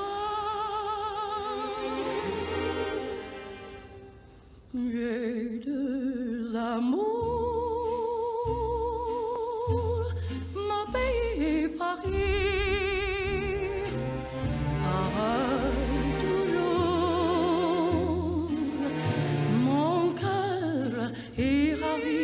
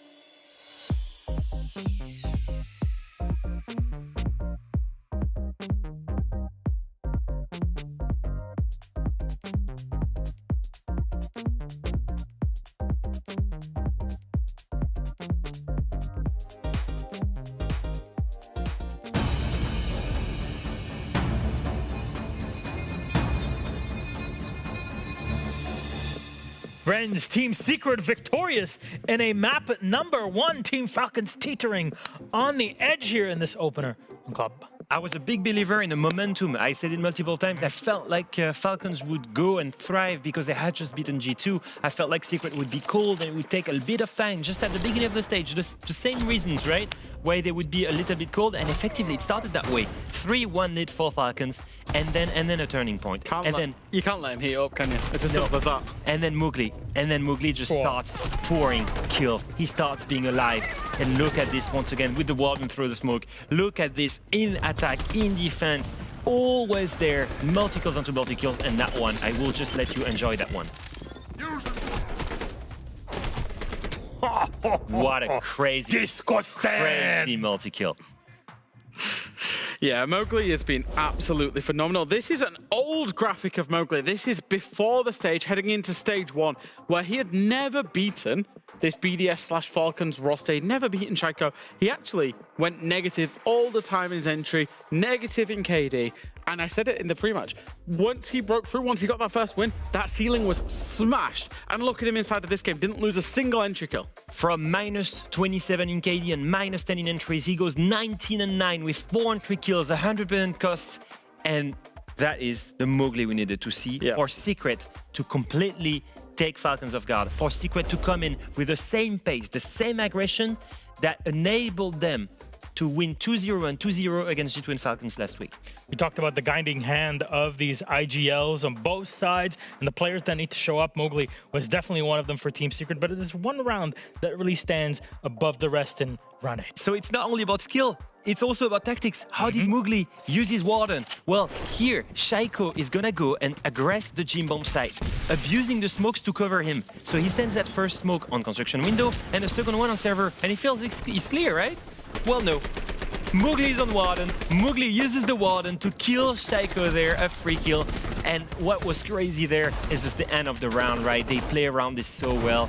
And I just found it so funny, the way Shaiko just looked at the server window in disbelief, just looking at, wait, the guy's shooting at me through the smoke? How? And then he realizes, oh no, he's got a Warden. It's just the combination, the perfect combination between skill and game sense and tactics. I just love it. Mowgli's a big driver behind why Secret can be quite feast or famine, because as a player, he is very feast or famine. Today, he was feasting, and I think we talked about the momentum and how Secret will kick on once it starts rolling. And they didn't lose a single defense. We said after game 1 of, or map 1 of the G2 Falcons game, both attacks were a little bit shaky. And when Falcons attack was a little bit shaky, as it was there on Clubhouse, you have Mowgli just not giving them any space. And it means that Falcons didn't win a single attack as well. That was perfect. Well, you know what? That was almost as perfect as how Team Secret and Mowgli were playing in this game. So far, Falcons looking like a caged bird. And maybe they can find their way through this on map number 2, which is, just so happens to be actually, Team Secret's pick on the other side. We'll talk about that and more after the break.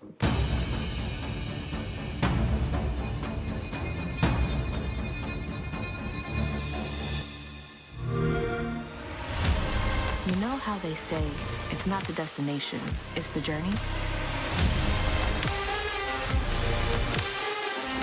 And the journey of 1,000 miles begins with a single step. And you know what? They're right.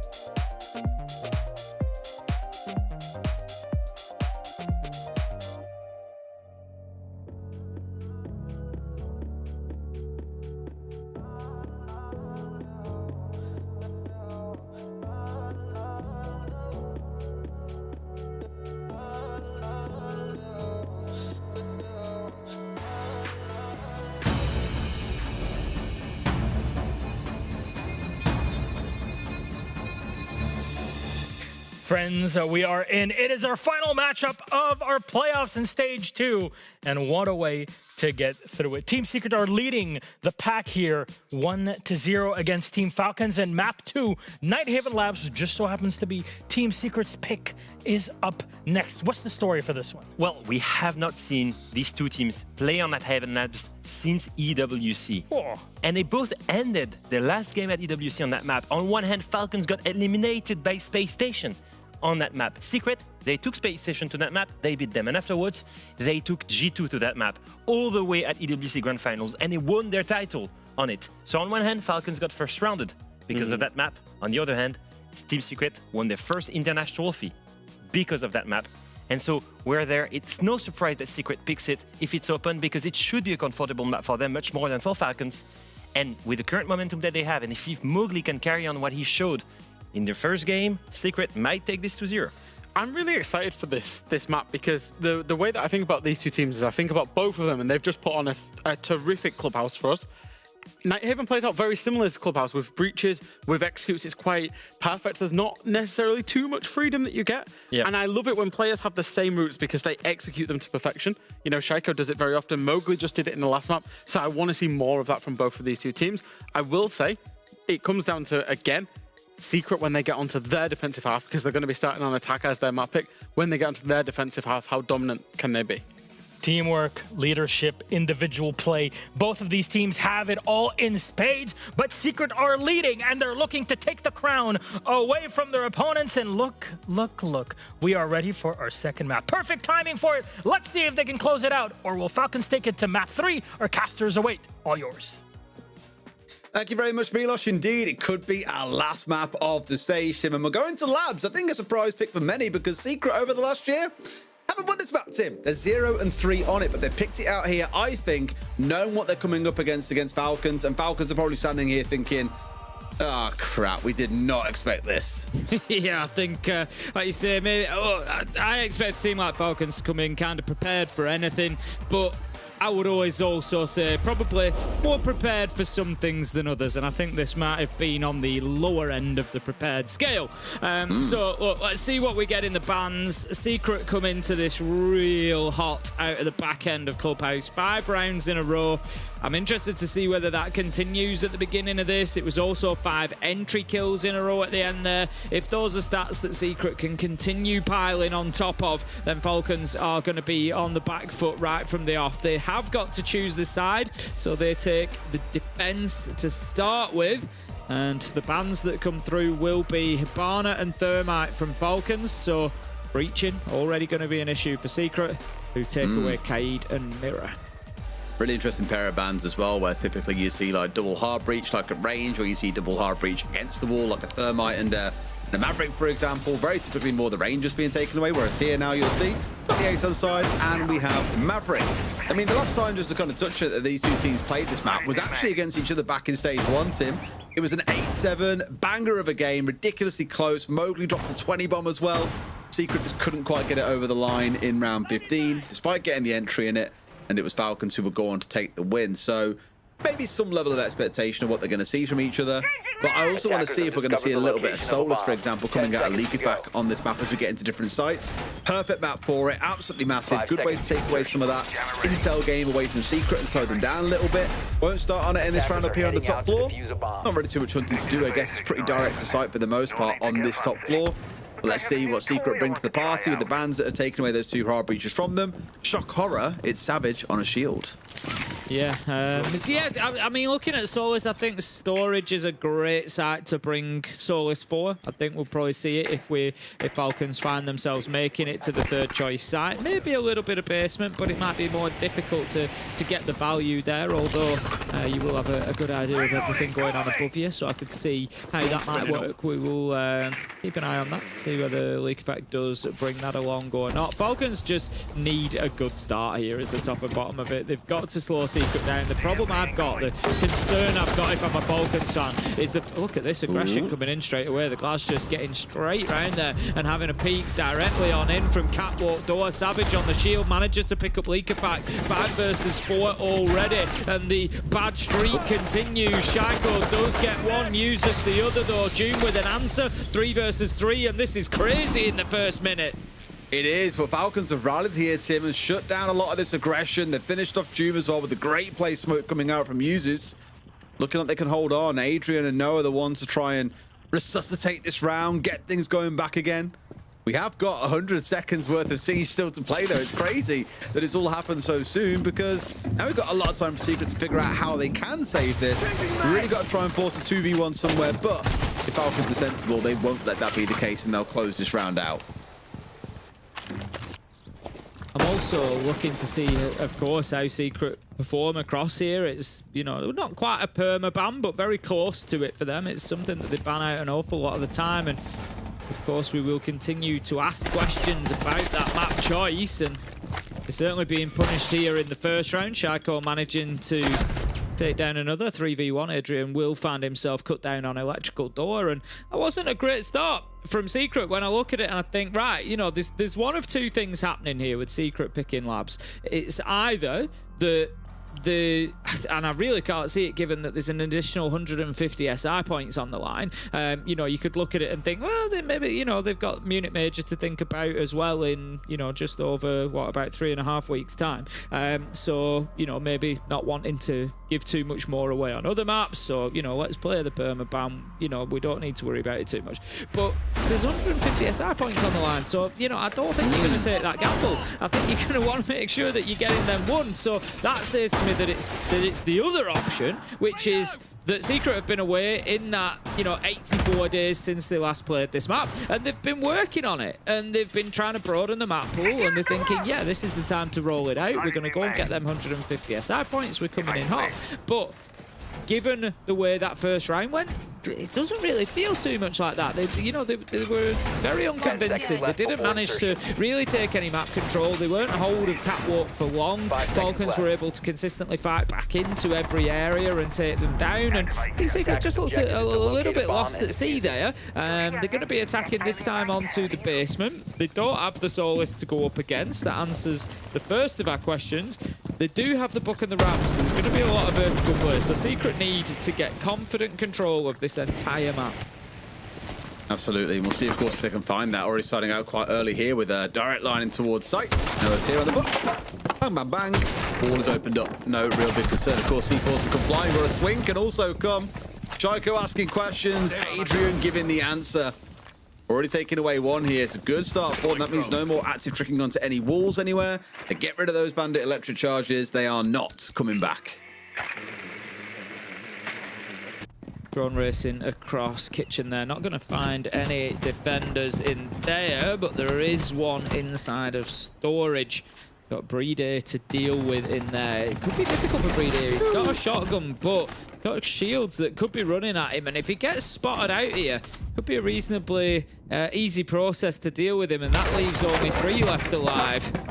Instead, for the time being, Secret are focusing out towards the EXO side of things, just getting themselves access to the top of those stairs, opening the bending window, and pushing on down as we see. 1 minute 20 into the round, and again, Secret just trying to play this really aggressively. Don't quite catch Leakerpack, but do a lot of damage. But he has given them an angle here as well. They can see through the wall itself to try and contest onto him. Expecting him to come in the hallway, though. He's managed to slip by them. They're just looking straight in towards side here, Mobley. They've got the cover they need. He can probably get a plant down. They've got cover from the main breach. As long as that player doesn't go down, this is looking pretty secure right now, Tim. They've got vertical. They've got main breach. A player inside of EXO. This is looking good, but there's one up close, and no! Solotov slipped the net, played up against the breach. No one had cover onto him. Has managed to upset the apple cart here. Now it's Falcons with a massive man advantage of 4 versus 1. Much better from them so far, Tim, in these first 2 rounds. They're up 2-0. Yeah, Falcons looking pretty comfortable there. Again, you know, nothing really that Secret could do to dislodge them. It was kind of very route one, just get down Exor stairs. I commented at the time, a minute 20 into the round, just get aggressive, try and find some kills inside of sight. You know, a little bit of a strange one. It feels that Secret aren't really doing the prep work that they need for these attacks. You know, if we look, and it's not a huge sample size, but if we look at previous performances on here from Team Secret, their attacking win rate has been terrible. They've only won 2 out of 8 attacking rounds on this map previously, and you know, it's looking like that's set to continue at the minute.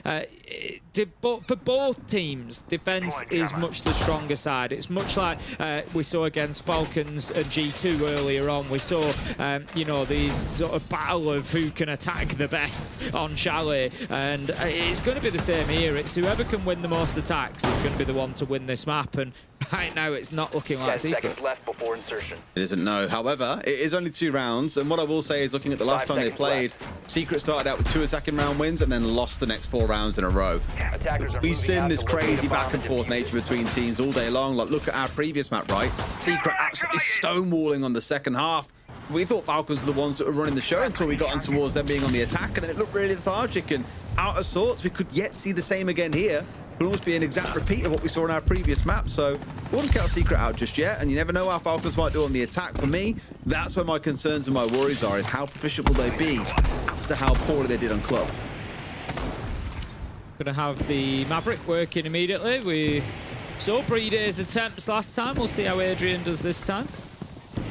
Just gonna continue working on this. There we go, nice and simple. We see that reinforcement dropping away. It will be opened up, and this is what we like to see at Tier 1 Maverick in. If you know that you're gonna be bringing that operator, you better make sure that you can get it done nice and clean. How about this little battle? Mowgli's going to take a ton of damage up there, non-returned, and Secret back to the drawing board. I love that. Real aggression onto a player that's I'm not inside the map yet. Surely I'm safe here, right? Right? Not really. They're sniffing for him. Half his HP gone. And again, Savage, we've got to see him do something else in the shield, really get themselves moving here. Again, he's one of the best shield players, one of the most aggressive that we've got in the world. Has got to put it to good use. Leakyfat largely ready for him on the Warden, though. They've got traps to deal with him in the Ella and the Legion. Falcons have come prepared here because they knew what would happen letting this operator through. Still got 3 up on top floor as well here, Falcons. Getting that entry kill. They don't need to move anybody. Leakyfat hits Mowgli with a nitro. Falcons are absolutely all over everything at the minute. Looking at Leakyfat's position down in storage, maybe not. He's not a million miles away. Breeder will pick up Noah. 5 versus 6, just falling apart now for Secret. Breeder drops back to side. They know that the damage is done. It doesn't matter that they lose Shaiko along the way, because the 4v1, they've got themselves, I was going to say back to side, but Solotov and Users, I tell you now, they are absolutely desperate to get back up them stairs and challenge from above. See Savage taking a moment to pause there to more talk to his team, and he's still going on even now as well. It's not so much about playing and trying to close out the round, but course correcting for what has gone wrong here in round 3. Just feels like every single step they took, Falcons had an answer. They knew what was going on. They had the pre-placed C4. Everything was just almost like they were always 2 or 3 steps ahead of anything that Secret could do. And just goes to show Tim for all we said after that end of round 2 when it looked really dominant to Falcons. Flip a coin and things can transform quite drastically. Secret, it's not looking good so far. I expect a tack timeout after this round. They'll try and get a bit of a course correct on the go, and hopefully we see a better second quarter, because it has been a shutout so far. Yeah, it's not been pretty for Secret. Like you say, I think the tactical timeout probably does come in there. Look, it's not, you know, panic stations quite yet. We saw exactly this same start for them back on Clubhouse. Falcons went 3-0 up and, you know, took that complete rotation on defense. Secret only ended up with 4-2 half and were able to then fight back in the second half of things. Maybe that's what they're looking for here, is that stronger defensive performance. But I'm just, you know, I continue to be surprised by the Nighthaven pick, given that they have come in here and been completely ineffective on the attack so far. There's the tactical timeout that we expected, but honestly, I just feel like, you know, this is too big a problem to stick a band-aid on. It is. But again, I wouldn't be too panicked about it just yet. We saw how Falcons attacked on the previous map. This was the map pick coming out for Secret. They will have ideas on this one. Just a few things aren't going according to plan, and that's why you'll see the pause coming in now to get it course corrected. You're going to play those same 3 sites again, most likely. Have a good chance to right the wrongs. They had some good ideas, I thought, throughout the half, just couldn't quite convert. It was a classic again. You get 90% of the way there, but the last 10% is where you fall short, because that is when you get absolutely slammed. And the one that jumps to mind, and that was the attack on the downstairs. They had everything perfectly set up for a plant, but somehow Solotov managed to slip the net, get right up against the breach, under the nose of Adrian, I want to say it was, on the vertical. And I was just a bit like, guys, like, surely we have the cover on this guy. Like, surely there's protection for your planter. Mowgli would have been going absolutely bonkers, because he should have had cover. There were 3 players all sat around him, watching him, making sure he couldn't be shot. What happens? He gets shot. So sometimes it's those small little things that have cost them. Let's see how things go back up on that top floor again. We'll go through the same 3-site rotation here. Falcons will be the ones to change their tack a little bit here to keep Secret asking questions.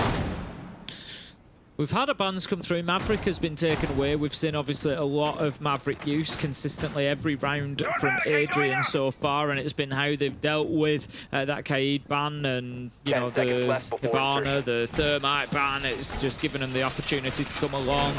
And, you know, they don't need to worry about the Bandit, which they've now banned out anyway, but the Maverick was able to deal with that. That's not going to be the case here. They're only going to have mute jammers to play around, and most of the players they might come up against them, they're going to be able to clear them from underneath. So Secret need to make sure that they're doing that, and they're doing it quickly, but that they're not getting caught out, because Falcons are now in a position where they'll know that. They'll know that that's going to be one of the big methods of dealing with it, so they can always play with a little bit of a lurk underneath and try and catch out anybody like Doom who wants to go in on the book. As it is, quick progress straight away onto that RT breach, so this is good from Secret inside of 30 seconds. Seeing a little bit more hustle, but that's not the problem that they've really had so far. The problem that they've had so far is not getting in and not getting control, not taking those power positions away from Falcons. That's what they have to do.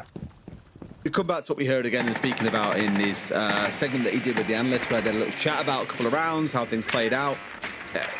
You're looking at the lineup again from Falcons, and it feels like, okay, we can just waste time here. We've got Keybers for days, we've got Clash being played behind, Malusi to slow you down, C4 so we can dance around, loads of information, and they look ready to play the Null game too with all these impacts they've got inside. They want to try and keep Noah at bay, essentially. Nice start on the entry to get rid of Rede as well. That takes the C4 off the board, which could have been a massive stinger later into the round, same as it was in the prior. So a good start, but what can we now see them do with it? Yeah, much better from Secret there. That's what they needed. They get a second as well. Morgan manages to walk in. Shaiko is going to be there for the trade. They do have reinforcements in pocket as well if they want to close up that pillar wall. At the minute, I think it's going to stay open just because of the sheer level of aggression that's being played towards there, and they've got the Clash that can double down and try and hold on to that position. Leak of Fact manages to take down Savage. 3 versus 3 now. Not a huge loss for Secret in terms of utility there. Should be fine, but you can't just keep peeking around corners like that. Leak of Fact's going to punish you, and all of a sudden Falcons, from a round where they were 3 versus 5, now are in the driving seat. 3 versus 2. Look at this as well. Shotgun the side and a long angle at the same time too. The ITA ready to blast around that corner. We've had so many players step up to this angle and just get absolutely beamed by Leak of Fact. And it feels like this one might yet play exactly the same way. No backstab attempt coming on through from either of the last 2 players, not too surprisingly, but that does mean they're held up at these bottlenecks, Tim. They're a little bit stuck here, and it looks like it could be yet another round for Falcons. Secret, I think, just trying to play the time that they've got left to them, see if anybody gives them an opportunity, gives them a freebie, but it's not going to be the case because it feels like Falcons, you know, I have no idea what went wrong in the second half of Clubhouse. They just look like a different team, but they are now back on fighting form. They are here to win rounds, and they're doing so comfortably. They have somehow, in between those maps, really refocused themselves, locked back in, and they found themselves now 4-0 in the lead. Yes. Okay, Secret. What can we say? Timeout hasn't saved you. That round arguably even messier than prior ones because they started out so strong, and I was like, cool, you got yourself in. We found ourselves the entry. Mowgli's finally on the board. And then they just keep on giving kills away to Leak of Fact especially, who was largely sat inside of the same spot inside the side, didn't have to move his feet too much, picked up 2 kills, and it completely killed all momentum the Secret had. And Adrian, you know, I don't want to call out one person particularly, but I'm going to have to here a little bit. You've just seen your teammate die in the same spot not 5 seconds prior. You step back around, not respected the player at long range, you've got the first kill already, and they paid the price for it off the back of it. It's a hard spot to be in, but a few too many silly mistakes there out of Secret, I thought, in terms of the gunfights they were trying to take. Let's see how we go down in the basement. They did pretty well last time around in getting walls opened up and having vertical control and looking to force players back with shields. Everything was done correctly, but they didn't get the result that they were looking for. Falcons again looking to carry on here and step up to 5-0. And you wouldn't go against them at the minute. You wouldn't expect almost anything else to happen. Secret just kind of non-existent in this one so far. Maybe they're hoping for that defensive half to be, you know, where they can turn things around, but they need to make sure that they don't lose it before they get there. They're going to be so far behind, it's going to make it extremely difficult, no matter how well they play, to get back into it, because they're going to need at this point to be almost mistake-free. You can see that breaches have come on to those bottom walls so far. That's quick progress. Again, speed is not something I can fault Secret for, in all honesty. You know, they've gone in there, they've been aggressive, they've moved confidently, they've tried to get the job done quickly, but I think the bigger problem that they're having is that they're not really doing the right job along the way. No. Reloading, cover me! That's the battle. I mean, even here, he's trying to just get inside the building is proving a little bit of an issue. Again, nearly every single player on the side of Falcons is up here on this first floor, willing to wage war, to fight for map control and give nothing to Secret for free. It's a great way to play the game. Again, it can really disrupt teams and slow them down. You get up in their face and you give them issues early in the round. They can't get into the swing of things, and it's a really good way of breaking Secret down, as we've seen happen to them so many times so far. But you've got to have that experience and that discipline as a team to know when's enough, when you need to fall back, what the triggers are going to be. Don't overstay your welcome. Well, you paid for it in your life, and we all know how that tends to end up. Half of the way through the round, yet to have any kind of real engagement. We saw the little challenge from Leakafak onto the window, but Secret not wanting to, I think, overcommit themselves here. I think this is better than what we saw last time. Last time, a minute 10, minute 15, they were down Exo stairs, they were trying to pressure into site, they were losing lives, and it didn't work out for them. Did they know about Solotov, though? This is the big question. I don't think Secret are going to have a clue about this. It's such a big map. It's so difficult to hold it all down. I think Solotov's going to play a big part in the next 30 seconds. Yeah. Nervous that we're getting towards this point now where time's not far off up and we're only just starting to getting the verticals opened up. Barely looked down at the site itself so far. Call coming out from Doom here. No real execute coming in just yet. Mowgli again going to find himself going down. 19-9 the last map. It'll be 1-5 here in just a second. Shaiko collecting the entry in the round itself. 7-2. He steps up 2. Things are looking good. And just trying to stave off this pressure now that's starting to build up from the last few players that are still alive and on their feet on the side of Secret as we get into the last 30 seconds. Solotov's making his move. He's gone into IT, takes out the flank drone. It might well tell Secret that there's somebody somewhere in the map, but all that's going to do, I think, at this point is incite panic. They've just got to ignore that now with 10 seconds left to go and go for it. Users manages to get one, but it's Solotov on the hatch that really breaks the back, takes down Noah Shako with an unfortunate team kill, but it's not going to matter. 2 seconds left to go. Doom can't get anything else. Falcons 5-0 and absolutely cruising on a different level right now. Make it look a little bit easy, aren't they, really, Tim? Not the outcome I expected with the start of this one. I really thought we'd see, again, one of the best attacking teams in the world right now come out and do a little bit better on their map pick, but it has not quite been the case. At the most, they can hope for 1 round to give themselves a little bit of breathing room, but with Falcons playing like this, I don't see how they get anything, Tim. That loss streak for Secret going to extend to 0-4 at the rate this is going. Well, at the minute, as I've said, the stats for Secret on Nighthaven are limited, but in the last 6 months, their attacking win rate now on Nighthaven Labs is...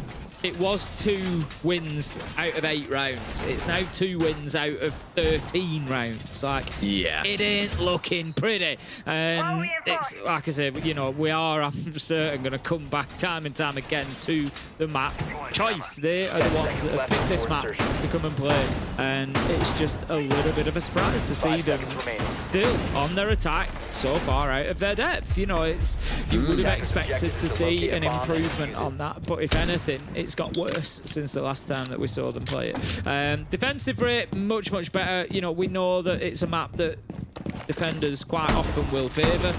So Secret can hope for maybe better things in the second half, but all they can hope for in the first is that it's not 6-0.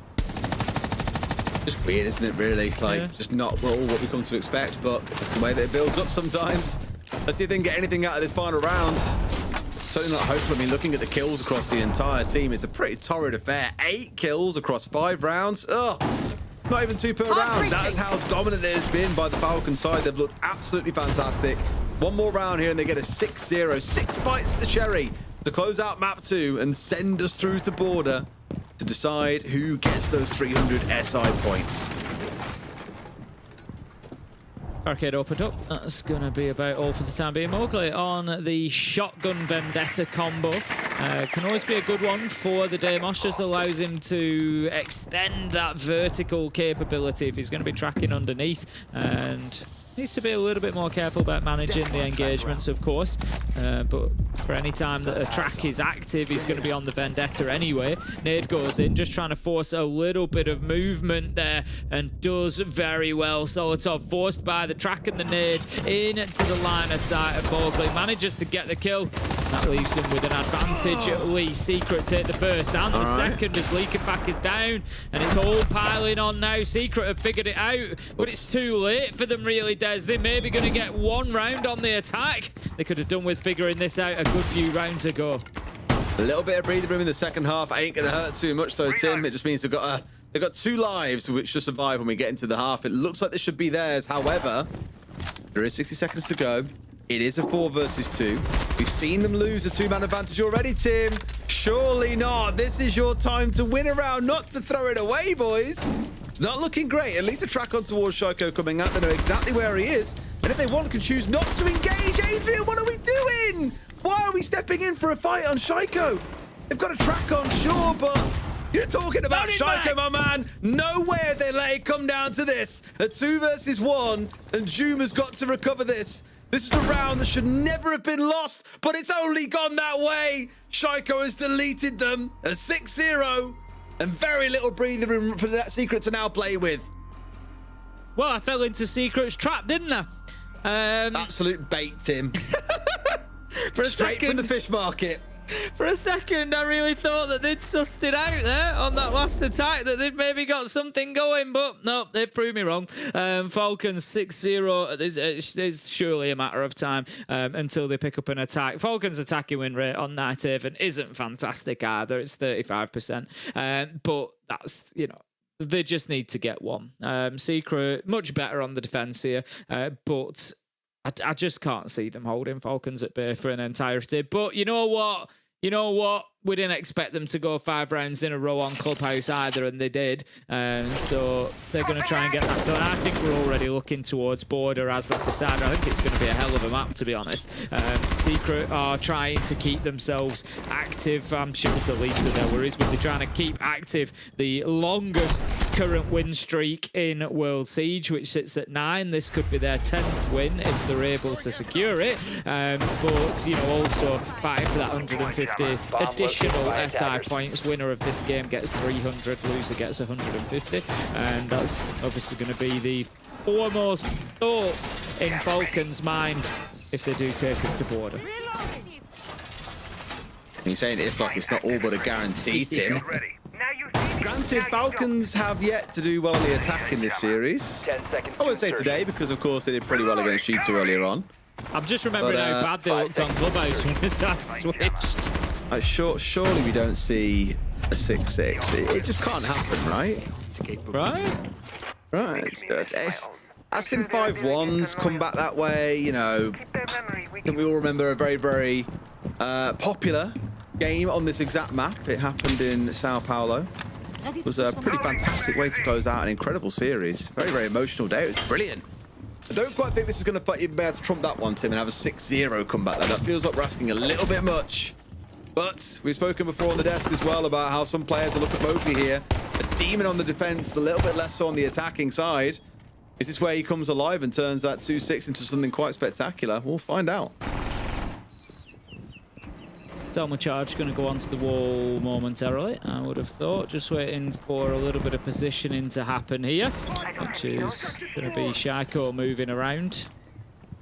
Going to have Solotov getting straight on into the map as well. Just, there you go, just looking to clear out that corner of Catwalk, get the fire arrows up there and just get the shield moving, get users going forwards. That's the direction that they want that pressure applied onto the triple wall.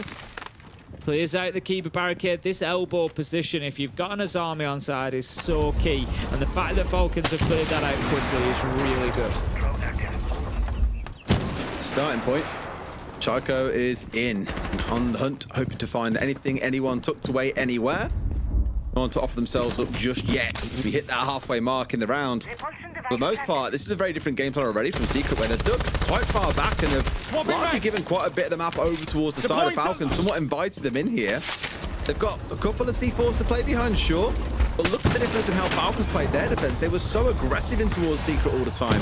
Didn't really want to let them breathe at all, whereas here, it's been the exact opposite, and that could spell bad news. Nerd is going to go in, just again clear it. They've cleared these, doesn't quite go deep enough. I was just going to say they've cleared these Azami positions out quite well really so far of Falcons, but unable to do so on that one. It's going to enable Noah to continue playing in the back of side. Beautiful little peek around the corner from Savage. Will be punished though as Brede manages to catch him out with Nitro in hand. Takes him down for the trade, 4v4, but Falcons need to get moving. Only 30 seconds left. Oh man, can it be done? Step across and get rid of a couple here. Zoom onto another. Not looking too bad for Secret. Used to keeping us close, but as we get towards these last 20 seconds, the clock becomes the sixth man for the defenders. Tim, step in as he might. I think he's actually got the down towards June there as well. Great pullback. Noah finding one more at the very least, but it's a 2 versus 1. Uses with a lot to do. Finishes off that kill, but he hasn't got the time here, I'm afraid, Tim. Try as he might, won't be able to finish off even the first one. It's Mowgli with 2 kills in the round, and do we see him waking up here on this defensive side? Well, Secret get themselves the first. They can only play 1 round at a time at this point. There's no point them thinking further down the line. It's just got to be, yep, you know, round. We're not even playing a best of 3. It's not a best of 1. It's a best of 1 round every single time now, and they've just won round 7. They now look towards round 8. But they've got a lot more steps ahead of them. It was nice from Secret. They didn't, you know, I was a little bit concerned at how easily Falcons cleared them out of elbow and got control of Catwalk, but it's always going to be difficult to hold that position if you've got a Blackbeard and a Capitao coming up against you. So, you know, nothing too wrong with that. Noah dipped back into a nice position where he was difficult to reach him with the nades, couldn't clear him out, and Secret actually did a really good job of holding site itself. It was definitely better than we've seen them on the attack. And that's the important thing really, because they've been kept so quiet on the attack. If you look across their numbers, you know, there's nobody above 4 kills at the minute, and that includes the last round there for Secret. It's been very, very quiet. So these players, they need to be getting into gunfights. They need to be winning them. They need to get those opportunities so that they can start hitting those shots. You know, when you're going up against Shaiko on 10, you got Brede users 6 apiece. It's difficult when those are the players that have been winning out those gunfights. So good from Team Secret to dig their heels in, get themselves even a toehold, a little bit of ground, a little bit of something to work with, and now they build from there. Yeah. Can they do 5 in a row though, Tim? I'm not sure. I don't think they can. I'm not really a betting man, but if I was asked to put a stake down, I'd probably say no, they can't. How often do we see these kind of comebacks? It's very, very rare. But we'll give him a chance, Tim. We'll give him a chance. A little bit of belief might go a long way. Now, at least, obviously, just starting out so early in the round. The same vertical angle that we saw the reverse challenge coming out from Falcons earlier on. Very happy to challenge back up and be aggressive. Secret trying to show the same respect back to the side, give them something to think about early into the round. But it's about making sure everything is cleared out. We still got June hanging around upstairs, for example. A few players on this first floor looking to control parts of the map.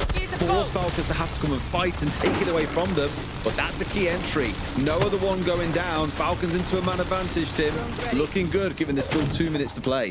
Yeah, it's actually one of the areas Secret have performed best on Labs so far has been the entry. They currently, before that one, were 5-2. It now sits 5-3, still in Secret's favour. The problem they've had is that they haven't been able to close the rounds out. A lot of them, you know, 4 out of the 5 have been overturned by Falcons despite losing that opener. But this time, Falcons get the opener and they double down on it, and it just goes like a boulder rolling downhill. It's picking up momentum, and it's only got one target in its sights, and that is to roll over Team Secret. Flawless round. Solotop with the final kill. Falcons closes out on Nighthaven Labs in rapid fashion. It's going to be 7-1, and Secret, they will, I think, be going back to the drawing board for Nighthaven Labs.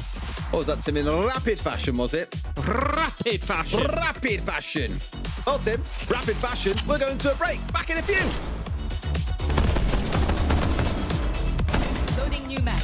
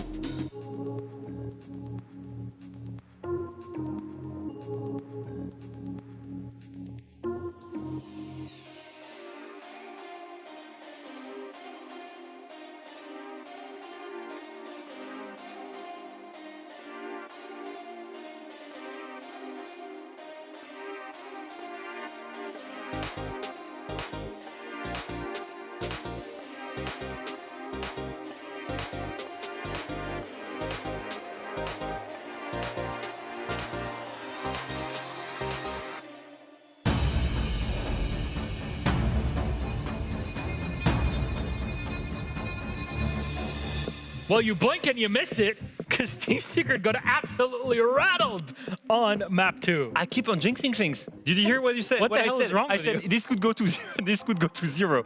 Every could go all the way. single time I call something on the desk, the opposite happens. I just jinx Secret into losing. Can you call Brazil winning the Munich Major though? Yeah, Brazil will definitely win the Munich Major. Oh man, the Reddit is gonna be so mad Look when at they hear his this. skills from Shaiko, by the way. What an insane game from him. After Mugli, after the Frenchman on Secret, it's the Frenchman on Falcons. The French are just the best, both in-game and on the desk. It's actually impressive, the amount of multi-kills that he got in that game. Look at him getting hyped. That's the Shaiko I want to see. That's the Shaiko fighting for the European crown. I'm here to see him. Okay. Perform so well. Seems as though the French are on the desk. You can carry on talking, Leo. You lived in France for pretty much 2 years, Jack. So Yeah, I know the streets of Paris. I don't think where we were living would be considered the streets No, it in definitely any was way, not. shape, It was or very form. nice. Yeah, but you know, that was also very nice performance. Yeah, it was from very Jack on nice. this I mean, part. it was also somewhat surprising, I will say. Yeah. I think, you know, we very much set it up that Secret were very, very good on labs, that they won EWC on labs, that Falcons maybe weren't so hot on that map, and Secret saw something that they could exploit. And then, do you know what? Secret couldn't attack. They didn't win a single attack, 6-0. You know what that means? It means that Falcons won 6 defenses in a row. They didn't lose a single defense. That's so true. You know, I'm always here for it, you know? But what's impressive is, why do you pick a map that a team has not shown since EWC? Falcons have been on the rise. They've been progressing throughout the last 2 months. And you're going on a map that they've not shown. Obviously, they will have reworked it. Obviously, they're going to play well on it. And it's exactly what happened. Gentlemen, let's talk about the French connection here. Shaiko and Mowgli. Let's put them against one another in this series. And what do we get? Still, despite Shaiko's performance, Mowgli still topping by just a bit. I think it only has to do with the fact that Shaiko played less round in the map where he was really performing compared to Mowgli. But I think that the two of them, honestly, are just impressive so far. We were setting this matchup for Shaiko June head-to-head. So far, it's Mowgli that's really stepping up, and it's even more impressive if you think of how he's been struggling the entire stage. Do you know what scares the hell out of me? Nope. Imagine them both on the same team in a cup where they were competing for France. That would be crazy. And Imagine going up against both They've of them. already said that they would love to represent French colors as well. That would be crazy. You would be coaching the French team? Both players are just so phenomenally good and are match winners on their day. We saw Mowgli in map 1. We saw Shaiko in map 2. Then we get to go to a map 3, a board at a frag fest with 2 of the best fraggers in the world. Blows my mind. If you tell me, this just means that we are in for a hell of an end to this final. Our grand final of Stage 2 playoffs is going down to the wire. And guess what? It's Border that we land on. We'll see you after the break to talk all about it.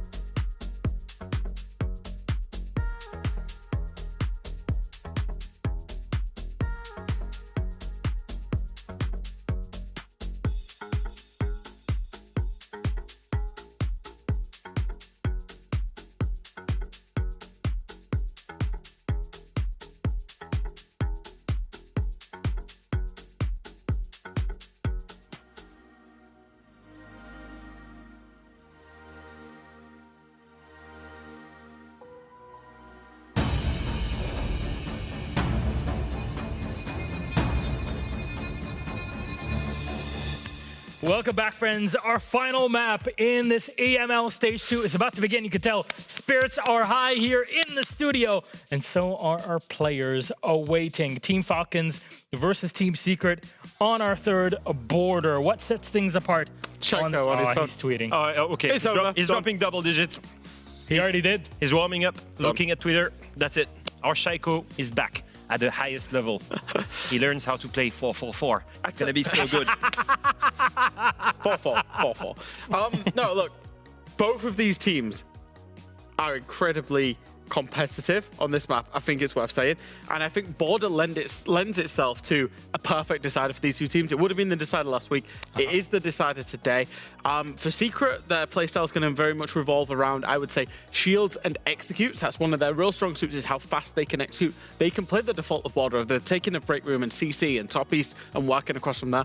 But they can also do the fast and the creative stuff in terms of their executes. I think for Falcons, they're going to need big players to show up, play for the crossfires, play for the teamwork. I think Brede, if he's allowed to play the Blackbeard, will be crucial for them. I am so excited for the final map of this EML season because Falcons, every time they go to Border, the last 2 times went all the way to the 15th round, 8-7, 8-7. On the side of Secret, it is a 6-win streak they have on that map right now.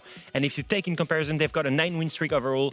They could win this match and continue having the biggest active win streak in Worldwide Siege.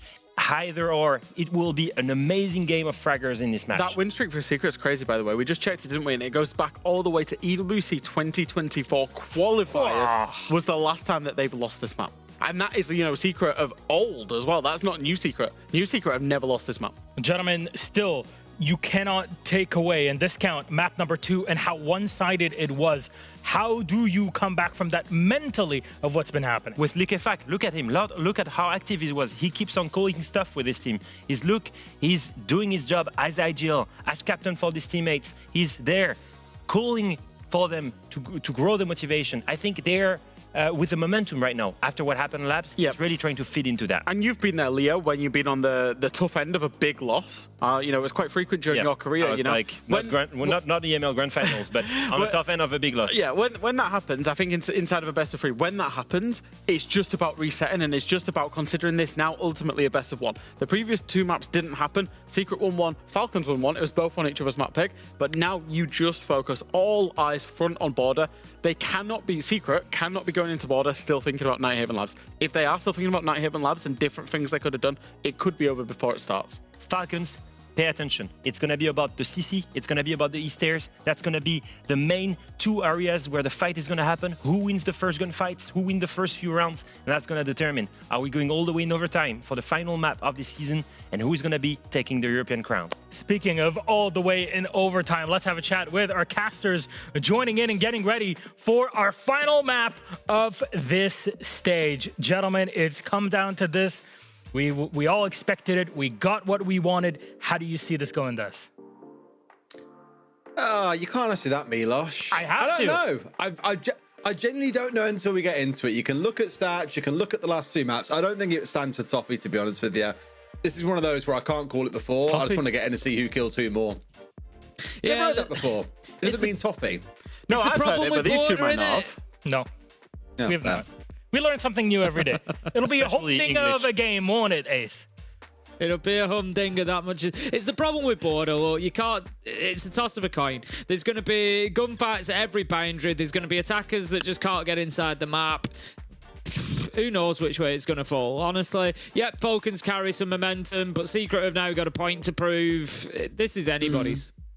Well, if anything, the biggest winners will be us because, as we said, EML, best region in the world, the tightest stage, the closest one we have had in literal years in the best region in the world, and it comes down to the final map between 2 of the best to play. Team Falcons and Team Secret go to Border, and Ace and Des will take us all the way. All yours. For the last time on this stage, thank you very much, Milosh. Indeed, Tim, we were asking how many maps we get tonight. And it feels quite right that our last game of the stage happens to be map 3 of the grand final on a map like Border. Secret haven't lost this map in a year, for example. Falcons are 5-2 on it. They've both got great records here. And given what we've seen tonight, I would wager Falcons have been the more aggressively defensively aggressive team, should I say. This is a map that I think suits how they've played so far tonight really, really well. But I don't think Secret are going to take that one line down. They'll show a good bit of aggression themselves as well. To kick things off, though, they start on the attack. Let's get into our operator bands. Gonna have the Monty and Azami. No major surprises there. Are we gonna have a double down from Falcons on those shields? Is it going to be another one? No, it is not. Oh, sorry. Yes, it is. I saw Blitz and my brain read Bandit. We're going to have Monty. I say those names wrong all the time. You just said it. That's different. I just say it wrong all the time. It kills me. Monty and Blitz will be the double shield band coming in from Falcons. They've been punished by Secret with shields before, so they're not going to be wanting to experience that again. Azami and Mute, interestingly, going to be the band. So I would expect, you know, I was just going to say a bit of Deimos play, a bit of Dorkaby play, a bit of those operators, you know, that Mute can really sort of take away the powers of, and that's exactly what we look like we're going to be seeing in round one. Absolutely. All right. I mean, the mirror being up definitely makes things quite spicy. Look forward to play between that and the castle and make Border a little bit of a fortress. It's one of those maps that's quite hard to do it on, to be honest with you, as well. Yeah, since that change came in a good while ago now, where you can put down those castle barricades inside of that red corridor, it opens up some angles for defenders to be able to play. And from what I can see here, we have got one place down to make this 90 hallway a little more defendable for the defenders to play around itself. And here, by the looks of it, even reinforcing off a little bit of office at the same time. The Bravo on the other side for Mogi, though, Tim. You know exactly what he's heading for in this round. Give me them evil eyes, baby. Number one being taken away already, and then he loses the drone. Did he get it? Yeah, he did. Yeah, he got it. It was a very close one. We're going to see the impact nade come out and just take away the camera. But POV, to be honest, you are Pikachu, and Ash is just trying to poke a ball at you. It's more what they're trying to achieve anyway. You know, yeah, it's great if you can use that bubble for yourself, but it's more about getting rid of it, because now they can open that mirror window, because that's what that Maestro was there to protect. It was to protect against the range breach coming in and opening up that window. So that's now going to be possible. Rotero drone is going in and just removing those castles. Secret have done a really good job here of removing utility quickly. 45 seconds gone, and there's a lot of safety that Falcons were kind of sitting behind that they're no longer going to be sitting behind. They now just need this mirror window dealt with, and they are pretty much laughing. They've got a player at top of East as well who can see down, of course, straight towards that mirror window and put a bit of pressure onto it, exactly where we can see the Blackbeard now. If they get it taken out, then it opens up the rest of his team. Just don't get headshot. No! As I said, it happened to him. I was just like, mate, you are asking to get your ass kicked by doing that. And sure enough, Savage's skull ripped clean off his shoulders by Shaiko, who starts out the round for us. Again, Falcons, I said it earlier, Tim, I think we were going to see Falcons be quite aggressive on the defense, as they have been throughout the day so far. And that is continuing here, wanting to give almost nothing over to Secret. At least he got the mirror window, I guess. I guess, right. Good job. Another angle for Shaiko to shoot through. Brilliant. Yeah. Brede manages to find one with the Nitro. Mowgli, again, just, I'm not going to say carrying his team forward, but certainly has been leading in terms of kills so far. Has been extremely influential today. Continues to be so, managing to get one, but is there for a trade again. Shaiko taken out. It has definitely been the Mowgli show. He just needs one or two others to step up alongside him. And it's not going to be the case in round one. Falcons lock it down, as we would expect. Not the end of the world, but the problem there is that's now, what, 8 out of the last 9 rounds of Siege have gone to Falcons. Yeah. A bit of a hot streak, aren't they? Whereas on the other side, yeah, that overall wasn't actually a bad round for either side, I thought. Like, cool, Falcons put up a really cool defense. They tried to make Secret work for it, and fair enough to Secret, they chewed through that utility very, very quickly. If not for Savage getting slapped down on the Blackbeard at range by Shaiko, we could be having a very, very different conversation right now. But again, you're just asking for it. You're taking 3 little individual tap fires, hoping to catch the mirror window. You are begging to be swung onto, which is exactly what happens. But again, even beyond that, I thought Secret's attempt at attacking was good. Falcons are just a little bit too prepared from them. So really good first round from both sides, to be fair. Shaiko on the vigil. That's, ooh, wow. I haven't seen a Vigil play by this team for a long time. Oh, nor have I. If you're looking for... Back in the LMs days? I was going to say exactly the same as what I was going to say. How do they build that synergy? Psychic Link confirmed once again, Des. I was going to say you've got to go all the way back to LMs really to be finding regular Vigil play on the side of this roster, but Shaiko is going to be bringing... I tell you what, if anybody can hit shots with the SMG-12, it's going to be Shaiko anyway, so it's not really much of an issue. He doesn't have the Bosch G either. So, he's not a Bosch G enjoyer. No, not a Bosch G enjoyer. There you go. That should tell you everything you need to know about the Bosch G in its current state. So Shaiko on the Vigil. Keep an eye on him. He's there mostly to waste time. Everybody's upstairs apart from Shaiko, as well is the interesting point there. They are going to be defending downstairs, but Falcons just really wanting to put all their eggs in the upstairs basket, if you will, and use those verticals. They've got shotguns on hand to be able to open them up where they need, and it's going to be down to Shaiko. He's in customs. He's there to prevent a push coming through from detention, and being Vigil is kind of, I think, just looking to catch anybody out who tries, but also to make them think twice about rushing into CCTV, because those spikes will be seen if they're drawn into CCTV as well. I was going to say, when we saw the setup coming through from Solotov, I saw this like 3 layers coming out in essence to try and keep everything locked up nice and tight here. They managed to get rid of one with the impacts at the bottom, but won't be able to protect the 4th one coming on through, and finally getting rid of that 3rd and final barricade. So now we've got the same again, that nice good angle down that 90 hallway. Falcons, I think, putting that up to waste a lot of time here, chew through those drones, because now if there is any utility inside the site itself, bulletproof cams, shields if they were on side, although they aren't here, or things like barbed wire, then you haven't really got any of those drones left to clear them out. So I like how they're forcing Secret to have to burn a lot of utility and time just to open up standard angles on this map. The Deimos track doesn't really buy Doom anything there. He finds out that Solotov's playing behind the mirror window on the west breach, but you know, we probably could have discerned that anyway. Well, my magnets here will just protect the leak of back for pressure from Archives. I like what Falcons have got going here. They really dug in, but it's going to be Doom to find the first one. Takes down Solotov, so maybe it did discern them a little bit more than I might have thought. Takes down the castle, but Usus is there for an answer onto Mowgli. And that leaves us in a 4v4, 50 seconds left to go, and it's a little bit too easy for Leak. In fact, the trade is there from Noah, but again, this war of attrition suits Falcons down to the ground. Shaiko needs to get a wiggle on here. I think he's coming up main stairs as well in a second, but he needs to be joining his team here, as they've largely given away this control. Thought he might come and try and back them up a little bit, but I think otherwise now is just hanging back that little bit further. Interesting not to see a Vigil being the one trying to play aggressive around the map, but instead playing a little more passively.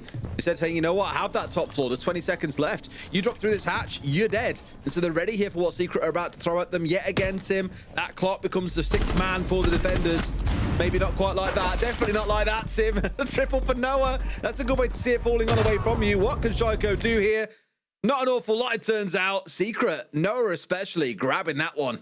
Well done.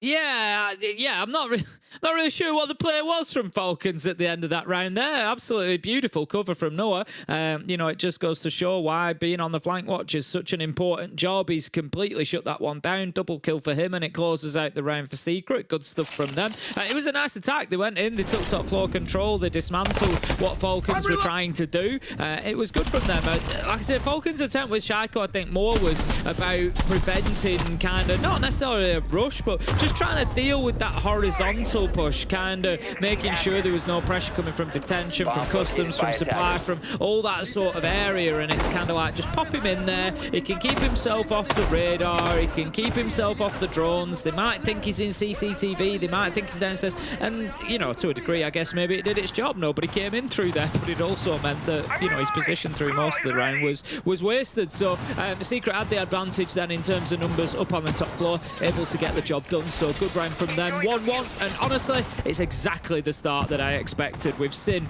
you know, a really one-sided affair in many ways throughout this match. You know, I know that it was a close game to begin with on Clubhouse 7-4, but it was still spells of teams winning 4 and 5 rounds at a time, and then coming back into it. So we haven't really seen this back and forth play between these two so far, and it's nice to get some of it on board. It is, yeah. Nice to see it not being lopsided one side, well, towards one side, as you say, is what we've seen across the former 2 maps. But let's see how things build up. We've got Solotov here. I tell Leakerbat's going to be heartbroken about this. Not getting to play on the Soulless. Instead, it's Solotov on those duties. And We saw, what, 8 of 12 rounds, I think we said, back on our first map of the series. I think we see quite a bit of it here on Border, but obviously, you're trying to play so aggressively out around the map. It's a great opportunity to chew through the information, slow down the attackers. Really on Border, anything you can do to impede the attackers and slow them down is generally a win, because as many teams will say, you hate maps like Border because it is so gunfight heavy. It's a very boxy map. You can do a lot of work without even stepping foot inside the building itself. And so I think the Solotop here on the solo list really is looking to slow things down just a little bit more to help his team out. Sensor on. Searching for electronics. Gonna just be continuing to hold CCTV. It's Brede elsewhere who manages to pick up Doom. That's the Deimos. Big loss again. If we talk about the power of that gadget, and it's now something the Falcons don't need to worry about, especially with that mute ban. It really suggests, as I said at the beginning, that Team Secret are going to be leaning into the Deimos, into the Dork a bit, trying to use those gadgets, and having it taken away is not a help when one of your bans has gone to support it. Savage does manage to find something at least, taking down Solotov and the Solist, so that is one gone, but it's not looking good for Secret as Leakerfact manages to pick up Adrian. That's the Twitch off the board. Bottom of main stairs, Mowgli does find Leakerfact on the rotation, brings us back to a 3v2, and Mowgli's able to just dip down underneath and start looking to apply a little bit of horizontal pressure through Workshop. Starting to turn into a very, very deadly set of stairs there for the side of Falcons. Anytime they've tried to challenge up, they've just been carved apart. No, Mowgli doesn't really matter. Not quite the same though when he's trying to shoot through a soft wall. Picked off by users on the other side of it, and now it's a Noah left in a 1v3. We know how that ends, Tim. It's going to be a Falcons win. They go up 2-1.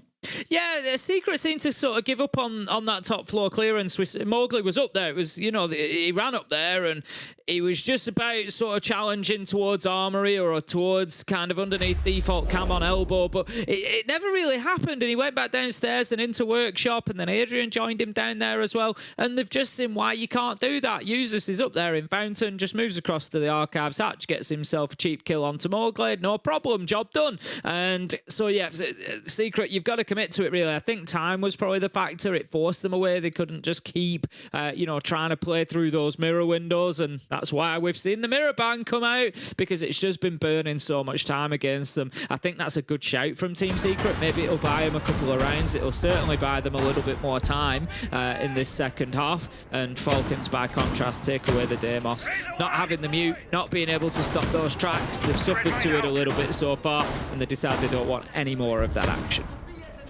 It's very, very reasonable to not want to deal with it much longer. And you look on the other side, the mirror, as we've seen used across the majority of those rounds. In fact, across all three of them, the first two especially, saw it used very aggressively around 90. That will take away at least some of the sting that the attackers had to deal with there. Secret happy to take it off the board. Falcon's going to have to adapt that a little bit now, including not bringing along a castle. So going back to more, dare I say, tried and tested, bread and butter style setups here. Of course, mainly the operators I'm looking across that line. That would be Shaiko on the Legion. Same sort of role, you know, one of his go-to operators as well. Loves playing on the Legion. A lot of traps to try and impede shields. But of course, with those goo mines no longer being invisible, well, they can still do a little bit of work if you are truly blind, but often teams can find them on drones and deal with them before they become a real issue. Watching up there, Matt actually get his opportunity here. It was Leakerfact, I'm almost certain, that was just having a look down there, didn't decide to peek, so didn't expose himself, and like ships passing in the night, neither will see each other there, and they will continue to hold their positions almost from top east. Noah nearly finds his man, but it's going to be Brede to open things up with a kill onto Doom. Mowgli again, 4 and 3, and he just seems to continually step into the breach when Secret are pushed to take a backwards step. He's there to brace them against the wall and push them back into the fray. Do they know? Surely they know. Yeah, they have the idea. Almost getting rid of Savage. Pokeball could be enough. And there we go. Savage captured, tied up tight, but it's instantly a trade. Adrian steps in. Noah off towards the south, collects one more onto Brede. A good step forward from Secret, and they've got a numbers advantage. And a fair wacky utility to work with here, Tim, and a bucket load of time.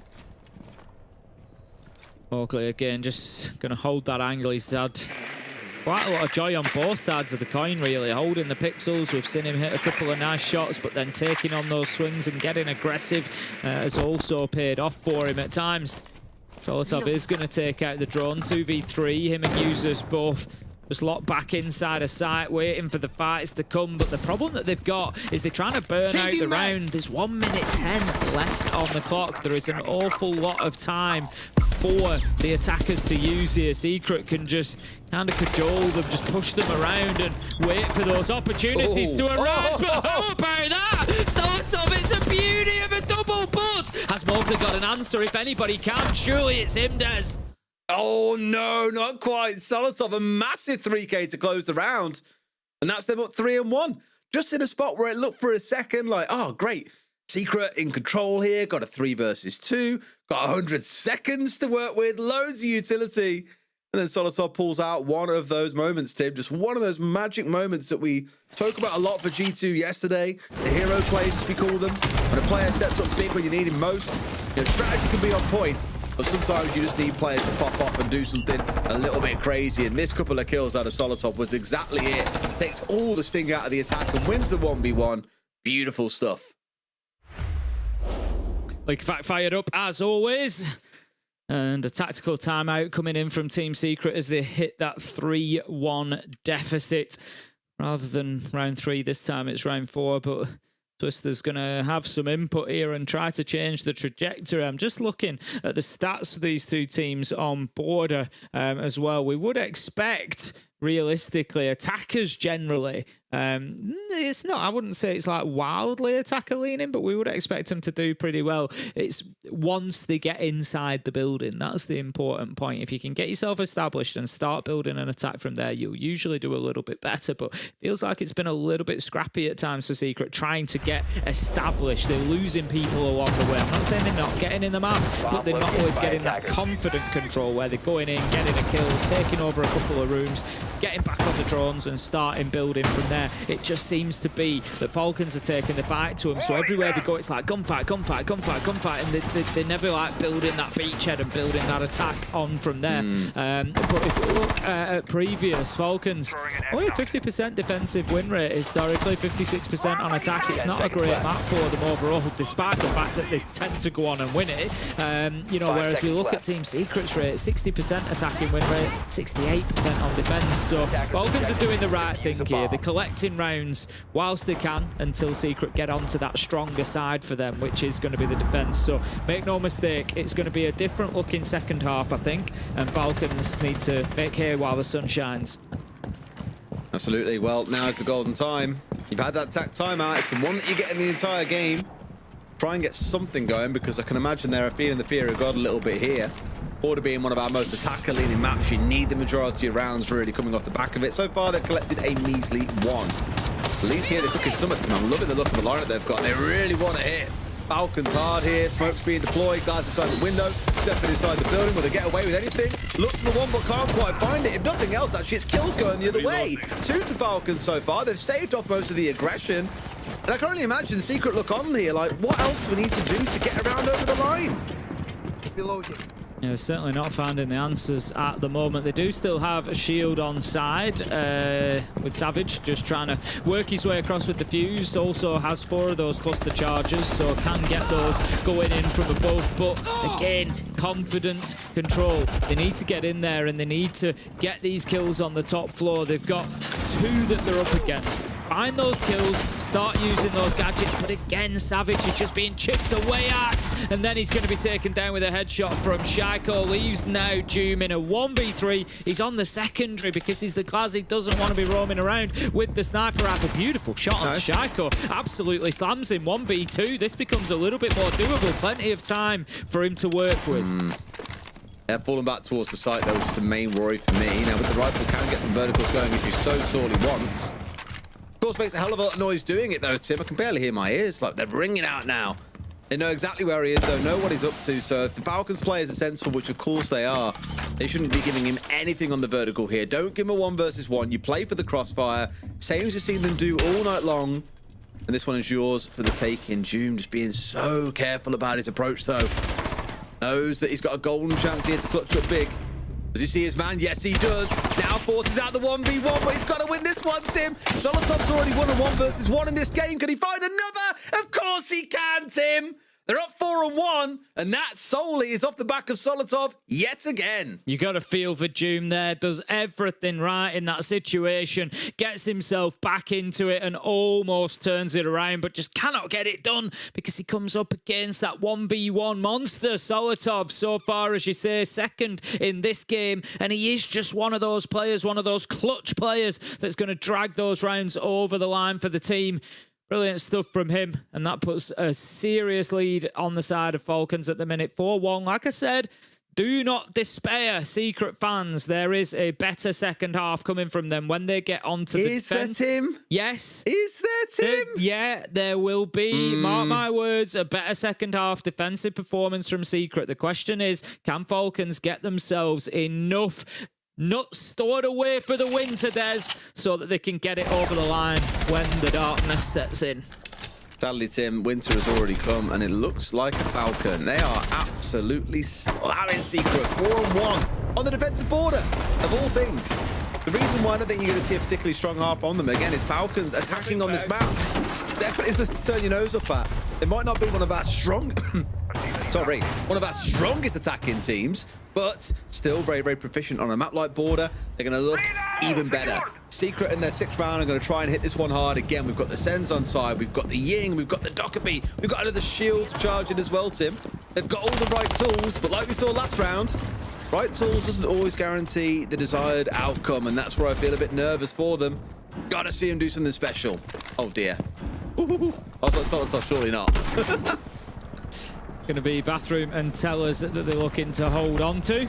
And going to have the Sense Gadget immediately wheeling out here. Look at this aggression coming in. Doom is going to pick up the first kill. Candela's go in. That's Solotov taken out. Big loss with that Solus gone. We've spoken about the Solus at length so far today with those recent changes that have just come in today. And he's been getting used to great effect, but will not be the case this time for Solus. 5 versus 4. I really thought there was going to be an attempt to just get him through the window and get the diffuser down there, to be honest. I thought it was going to be a little bit of a ranked play, just kind of throw it all in and see what sticks. But Secret have dipped away from that despite using a number of Candelas, and they're going to be punished as Leakafat gets himself a piece. He's got a problem here. He's going to try to back him up with the Toxic Bait, but he can't as Mowgli is there for the trade. East is now in control of Team Secret, and they can start working down towards this Teller's side. Solotov probably just thinking that he's had 2 clutches this game. It's someone else's turn in this round to hold out Falcons. Yet again, they find themselves in this numbers disadvantage. A lot of things coming their way. Flashes galore, frag grenades, another Dokkaebi call, light screens. There is a lot that the attackers have got to work with here, Tim. It's looking good for them to get this round over the line. I say that, but there's been 2 rounds this half, I'd say, where they should have been good to get around over the line.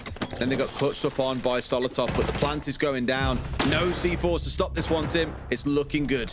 Yeah, I think this is likely a Secret round. Users is just trying to get himself onto the flank. It's going to have to be something special. Nade is there. He's flashed out. 2 of them. Look at all the utility coming in, and he still manages to take down Mowgli, who was just hopping in the window for some reason, but he's got one in behind the bomb chassis. The problem is the challenges are going to come from elsewhere. Tries to force him out with this auto canister, but to be honest, the player can just sit in behind there anyway.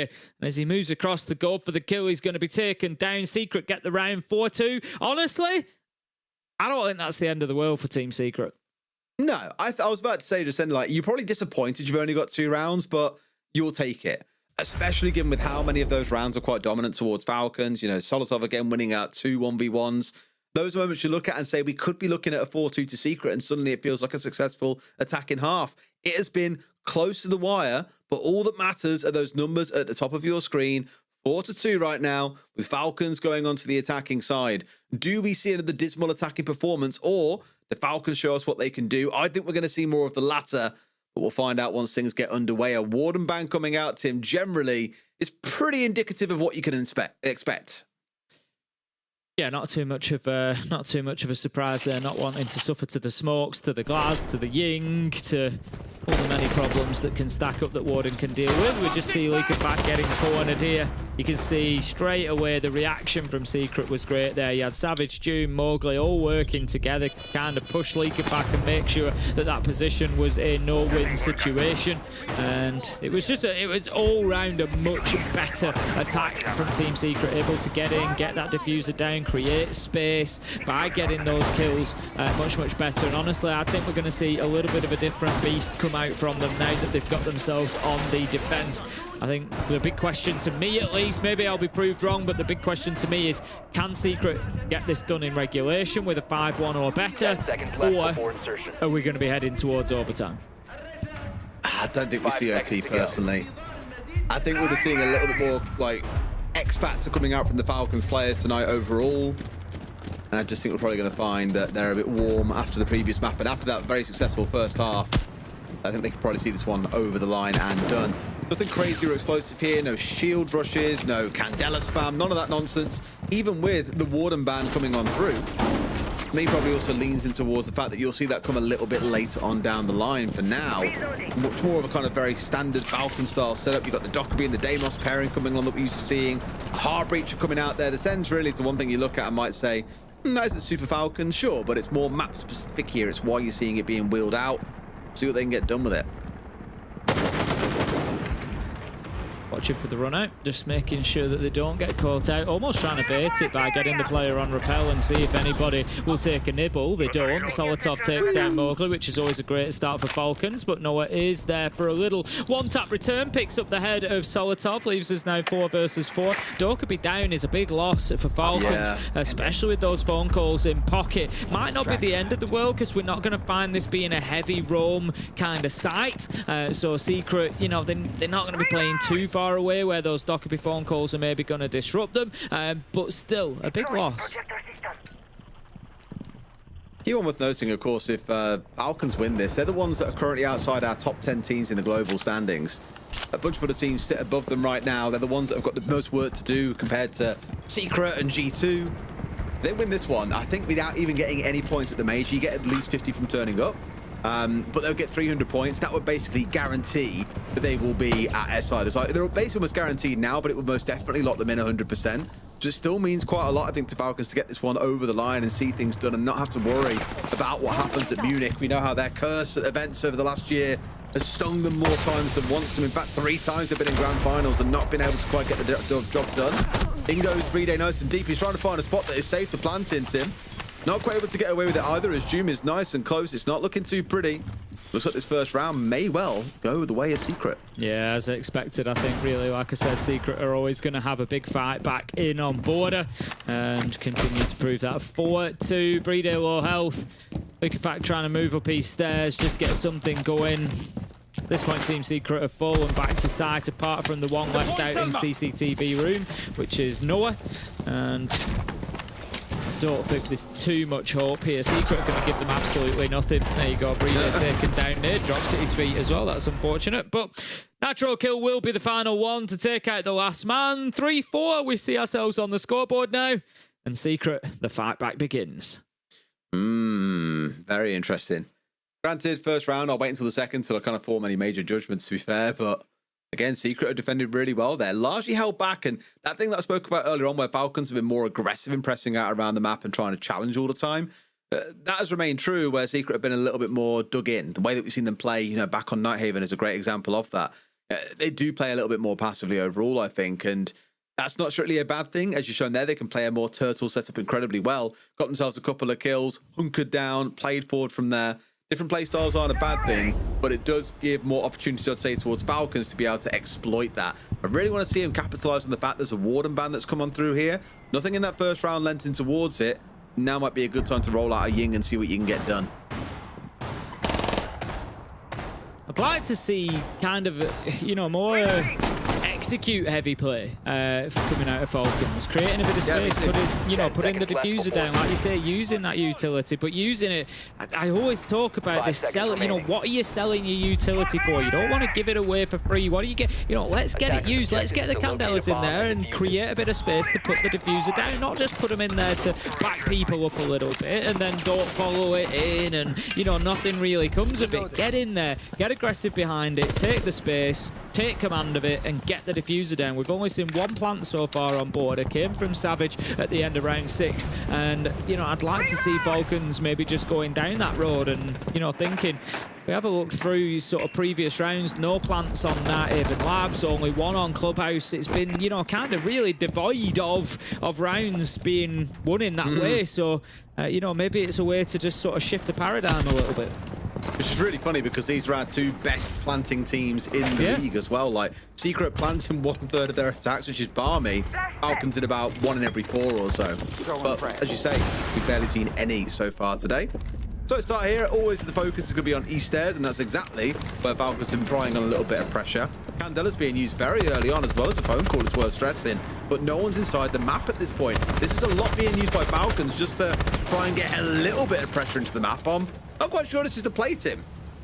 No, I would agree with you. Leakafac's just going to hold his patience for a moment there. Sure, this is going to be a little jump out. Too easy. Mowgli manages to pick up Leakafac, who strayed away from that window. Solitov a moment before, though, did tick out Savage. So that's going to be the mute gun and probably a Nitro with him as well. Shaiko takes down June 4 versus 3. Falcons now need to get themselves inside of the map. Look across the bottom of your screen. Nobody's in the map. It's halfway through the round. They've got 2 kills and they haven't taken any ground at all.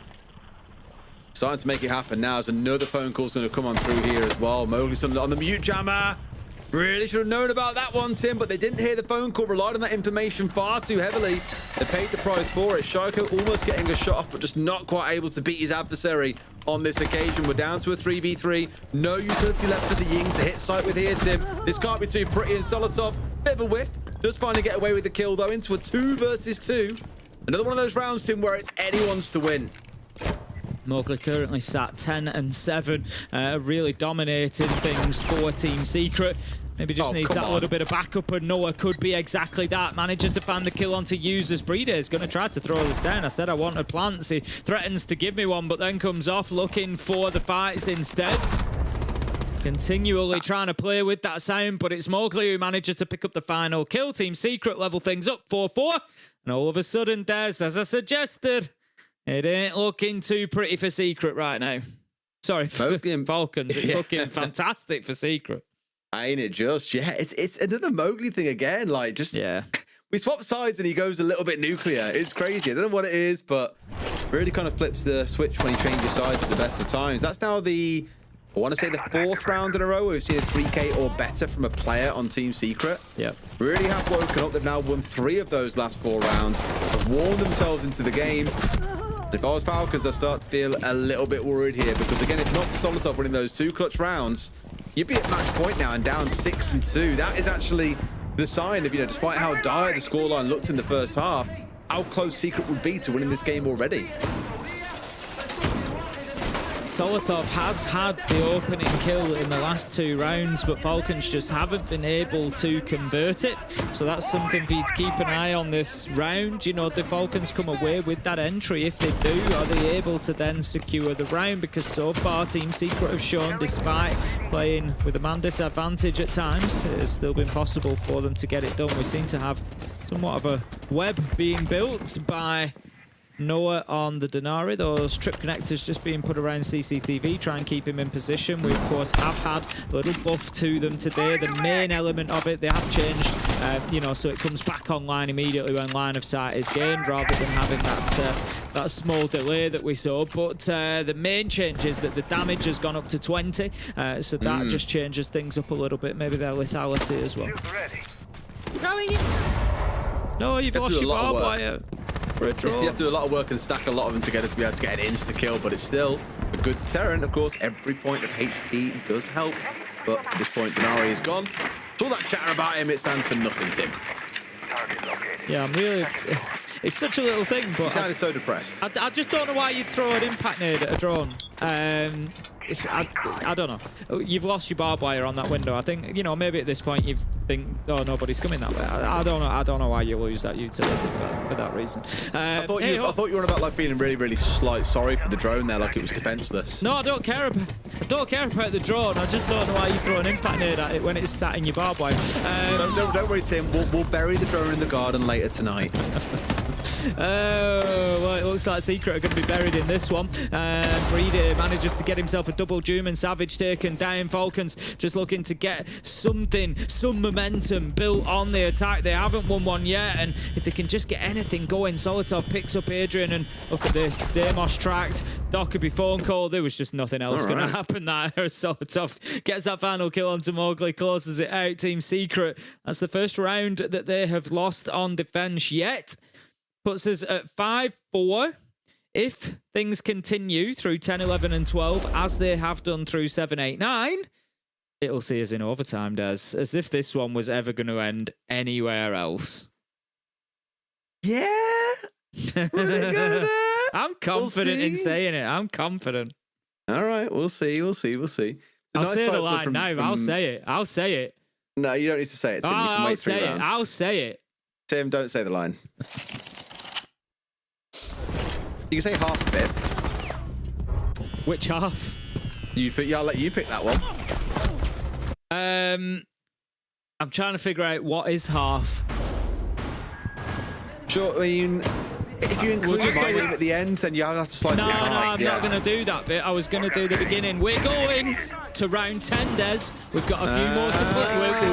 We've got a few more to play before we end up heading towards those extra rounds. 5-4 Falcons. I think that was actually a really important round for Falcons to win. I think if Team Secret just, you know, go 3 defensive rounds completely, get themselves into the lead as well, it's a big problem for Falcons there, whereas now they know they just need to snatch one more attack. Snatch one more attack and you get yourself at least that promise of overtime. It gets you something. And I think that's a big thing because Secret now are facing having to do 3 in a row to get this over the line, and it's a bit more of an ask, is that. So yeah, tough one from Secret's position to get this done in regulation. If I had an air klaxon, Tim, it'd be going off right now because look at this lineup from Falcons. Gross. Yeah, I'm already feeling sick about it. That is a lot of cheese. It stinks out here. Rush their way through, blind everyone out with 2 operators, phone calls going off, Leakerfax springing a batch in a window somewhere. All the while, you can't put away because Shoko's got a scan on you. Sounds horrific in concept and in principle, but it depends, of course, if they can keep all players alive until they hit the point of execute. Tim, you said a couple of rounds ago you want to see Falcons go for an execute-focused composition. You've got it. Let's see what they can pull off up through the hatch. Let's see if they can put the diffuser down again. Breeder managed it in the last round. Maybe that has, you know, been the spark for them to say, look, we just need to play the execution game. Don't worry about taking the gunfights. Don't worry about taking the whole map over. Let's just get in there and put the diffuser down on the ground. Jesus currently is out by sandwich window, I think, with diffuser in hand. And he's going to be on the Ying. Leakerfax is going to pop up that hatch, but it's not looking pretty as June manages to find one. But somehow Leakerfax comes away with a kill. Can he find himself a second? Adrian is going to burn out Breedy, and it just feels like everything has stalled for Falcons here. Leakerfax is in deep trouble. He's running, but he's running into the arms of Adrian, who cuts him down, and that leaves us now 4v2, 3v2 after the trade comes in from Solotov, but this looks good for Secret. Great shot from Moby as well, and yep, User's left all alone here with 2 $10 in back pocket. And at least he has the diffuser and a smoke in back pocket. And give it a go, but there's definitely work to be done here. Going to round his way instead towards east, maybe. Keep himself busy on this side of the map. They know exactly what's going on. There should be no surprises here, really, for the defenders. Secret in a good spot, and sure enough, Savage is out there. A couple of shotgun pumps to the back is enough to get them back square, Tim. 5-5. We're going to see at least a full 12 rounds, maybe a few additional ones at the end of this. We will see. But yeah, Secret, I think, very quickly back in the driving seat there. I think, honestly, I think it's going to come down to bathroom and tellers. I think we see ventilation workshop. Oh, we've got a tactical timeout coming in from Falcons. I think we see the same rotation, so we will see ventilation workshop coming in from Secret, although they do have the option of doing it the other way around because they lost bathroom and tellers. They could go back there now. I think I'd do that, you know. I'd go back to bathroom tellers now, get the win there, and then you're ending or trying to end things on a site that you've already won in Ventilation Workshop. I think I'd take the gamble now and go to Bathroom Tellers if I'm Secret. Falcons know that really they should be the ones that in the advantageous position on this map. Instead, all things are square, and I'm with you, Tim. You've been halfway there already. You now set towards being 3/4 of the way there. I think I am. You can. You can find a way to creatively use 3/4 of the line. Take the full one, of course, when we get all the way there. As it stands, it looks like there's only one way this game is going, Tim. And again, what a way to close out the final best of 3 of the stage and crown our stage champion. We've also got things like the regional finals to think about in December. So as announced earlier on, 6th and 7th of December in Malta. Wonderful place to be. I lived there for like 8 months. Fully recommend going if you're looking for somewhere a little bit warmer. Got a bit of summer sun. Winter sun, sorry. The winter sun, but it'll still be nice over there. It's cool, it's cool. Not too expensive either. You have a great time in Malta. You'll enjoy it. Watch some good Siege. Go checking out the island. So if you are interested, head to the website, check out some tickets. I'm sure you'll have a great time.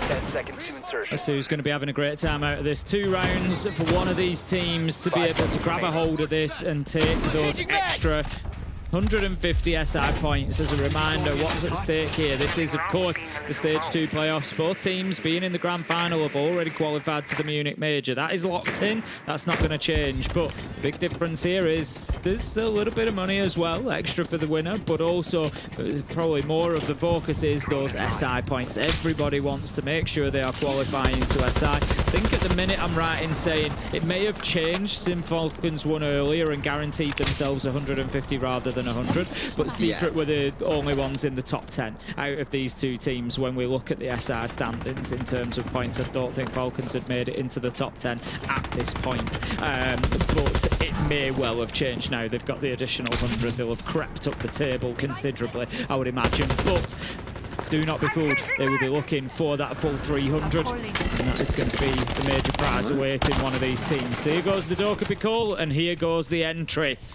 And Leaker find himself a kill. It's Ventilation Workshop that Secret have chosen, so they're going back to that start they've already won, just to maintain that pattern. I like the approach here. Rather than dumping 3 of their 4 Candelas in, like users just use the 1 and they use the Doka call to at least get themselves somewhat in towards the building or clearing out certain rooms immediately in front of them. Leaker currently the only one actually inside the building, mind you, and they get a freebie onto Savage here. Gives himself away, barely even looking for a fight there, back the other way. Noah also dangerously low. The Falcons in a good spot to see this round over the line. They've got a lot of utility with which to do it, Tim. They've got to hit the site and they're looking for it now. These smokes going to be a pivotal part of it. That Warden ban coming on through, as you said, we want to see more pushed against that. This certainly is the way to do it, but the fire from the environmental going out, that's not going to help. It looked like we were going to see an impact nade just being thrown randomly into the smoke there. Obviously, immediate concern. They're now aware of Doom's position in there in the corner. He's going to relocate himself slightly, but you just thought that the push was going to come through, and it didn't need to. Leaker back instead just wanders his way through, manages to get the kill. Surely time to start thinking about getting this diffuser down. Mowgli on the fight back, but they haven't dealt with the Solace. Yeah, the Solace from above, like an angel of death, just waiting. About working his way down here, gets a freebie surely, yes, and saves his teammate's life. Almost hits the second. Forget about playing from above, Tim. Why do that when you can descend to the realm of mortals and get a couple of kills on the way through? But Solotov slays him down, a second one. He becomes the angel of death from the angel of death who, yeah, it all ends up the right way that it should. It's Falcons taking the round, Tim, moving up to match and series point. You got to win this next one, Secret. I honestly didn't think that we would be in this position. I thought Secret were going to be the ones, I'll hold my hands up, I thought Secret were going to be the ones that would get themselves the opportunity to win it out in regulation, but it's not the case. Falcons have dug deep, they've fought back, and they are heading, I said historically, they've got a 50% attacking win rate on Border. That would get them the 3 rounds that they need to win this in regulation. They've got 2. All they need to do is let history repeat itself. Just play to the stats, play to the numbers, and they will close this one out. I thought for a second they'd given it away there, where Prede got a little bit carried away, and I thought he sold himself pretty cheaply to Adrian, but ultimately they had the cover from above and it was all easy stuff for Falcons. Team Secret are going to go back to the same site. It's Ventilation Workshop. It will be their last stand. All right, well, it feels like Falcons have kind of figured out the puzzle here. The discovered the magic formula with their lineups to really make Secret suffer. And as it stands, Secret have been unable to stop it. Maybe Mowgli going across the yellow will help with it and take a little bit of sting out of the tail of this Falcon side, but I don't quite think it's going to be enough for them, unfortunately, Tim. They've shown that they like to use a bunch of utility early on to position themselves well, maybe get the entry, and then save the rest for the execute itself. So Secret have to know there's like a two-stage process that we've been following across the majority of these rounds. That has been the trend that we have seen building, and they need to be ready to adapt and deal with it. IQ is just going to be scanning out, pinging those gadgets, of course, being brought along. There's so much value there. You've got the Soulless. They can find each other, both now on a 20-meter range. So we'll be able to see when those gadgets are active, as I think you just caught a... Yeah, there you go. You caught a little peek of there. Just catching the drone in player. It was Users that was being picked up behind. But yeah, the IQ going to be able to pick up on those black eye cameras, on the trip connectors, on the Gashmot mines, on Soulless. So much value can be found from Shaiko. Solotov manager to pick up Mowgli. That's a big start. He's been the talisman so far for Team Secret, but Adrian is there to step into the breach and find the kill onto Users. 4v4. They know there's one half wall. They're going to have to clear this position. It's Adrian taken down. Unlucky, I guess. Still got the numbers advantages, though, which is the most important part. Really need a Solotov to get that kill onto half wall as well, but unfortunately, it hasn't become the case. Tim, I hope you're warming up them vocal cords for that line, because there is only one way that this round is going. Outside, there's something magical by Brede and Shaiko. Yeah, it's almost certainly heading in that direction. 1 minute 20 left on the clock, so plenty of time, plenty of seconds for them to work with, but as you can see, that trip connector just across the window prevented any ingress directly into CCTV. Instead, it's going to be a look into break. Sees his man, cannot find the kill. Noah picks it up. And as you said, it's heading there, Des. We're going to overtime. Woohoo! About 3 of the final series. That's the way it has to be, Tim. And again, it's been so back and forth between the two that you can't really put your finger on which way it should go. Like, it's been a defend-decided border. We've had those 4-2 halves.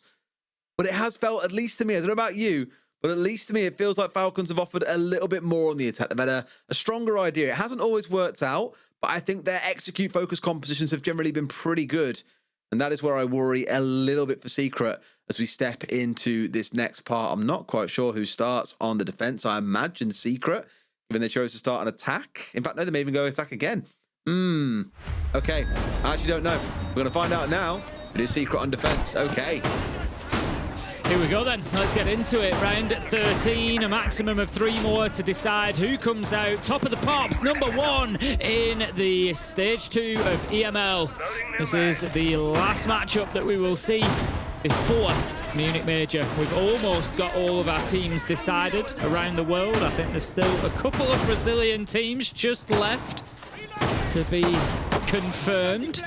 But beyond that, we know what the lineup is looking like, and both of these teams have said it so many times, winning is a habit. They want to take this grand final, they want to take the 300 SI points, and they want to take a win for themselves on the way into Munich. It would be the ideal start before they even get to the tournament. It's going to be Falcons on the attack. It's going to be Armory and Archives. We haven't seen a successful attack from Falcons on this site yet. Played twice, won twice by Secret.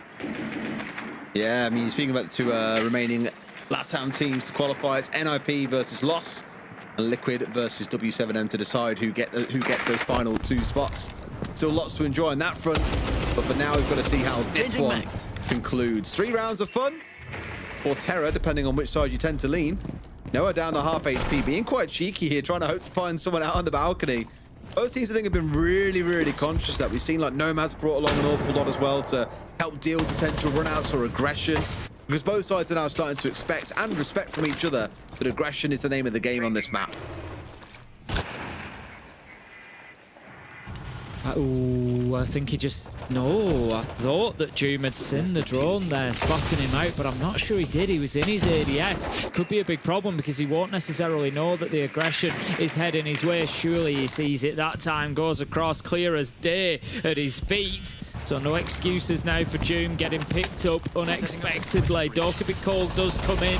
Do Falcons push on behind this like we've seen them do so many times before? Yes, they do. It's going to be Doom picked up. Headshot from Leakerback. 5 versus 4. Advantage Falcons. It's a small start, Tim. Still a lot more to work through yet as well. Only the 1C4 remaining for which Secret can work with, mind you. So there's actually quite a lot of fighting for them to do. And when Leakerback's playing like this, Tim, enters double digits, a great shot onto Savage. Surely Falcons don't let a 5v3 slip away. There's one. He's been dangerous and he continues to be so. Picks up Leakerback. That puts him on 14 kills for the day. Noah still alive. He's on 11. They've been the 2 top performers for Team Secret. Mowgli takes a ton of damage. Doesn't really dish out much in return. 4 versus 3. 45 seconds. It's not looking good for Team Secret right now, but it looks even worse after Solotov finds a double. It's 1 versus 3. Mowgli's on seriously low health. I think there's very little that he's likely to do here. Battling around top metal, will not be able to find Shaiko. Kill comes in. Falcons advantage. They get 2 chances to close this out and call themselves #1 in EML for now at least. It has just been the Solotov and Mowgli show all game long. Those two going back and forth on who can multi-kill, who can clutch. And I came to it earlier on. We spoke about those 2 rounds that we saw clutched out by Solotov in rounds 4 and rounds 5. They could yet be the difference maker. Could have gone the other way if only Secret could have won one of those 2 rounds. Getting some brilliant shots out from Leakerback as well, only for Mowgli to sort of spin it back on him again and start dancing around like he does.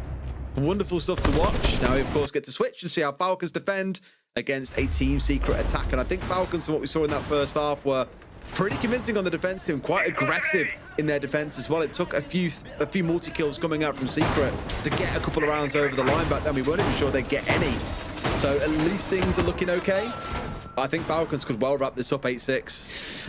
I don't disagree with how things are sat now. If we go back to that defensive half, I can say the same, but we saw how much it meant in the last round, and that is that Falcons won this site both times that they defended it. Secret unable to get a successful attack, but Falcons have just overturned that exact same statistic.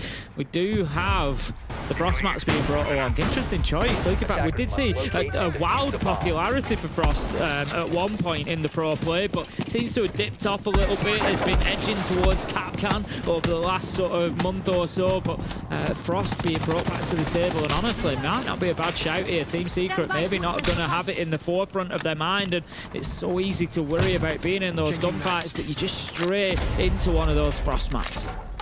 I'm sure you can tell us all about straying into Frost mats, Tim. It's the one thing me and the pros have got in common, Des. I remember she first made a reappearance in Pro a few years ago, and everyone was just like, pros, they're too good, they won't fall for it. And we just kept seeing slam, slam, slam, slam, slam, slam. It was brilliant. Same as Capcan, you'd expect people to be able to deal with it, but no.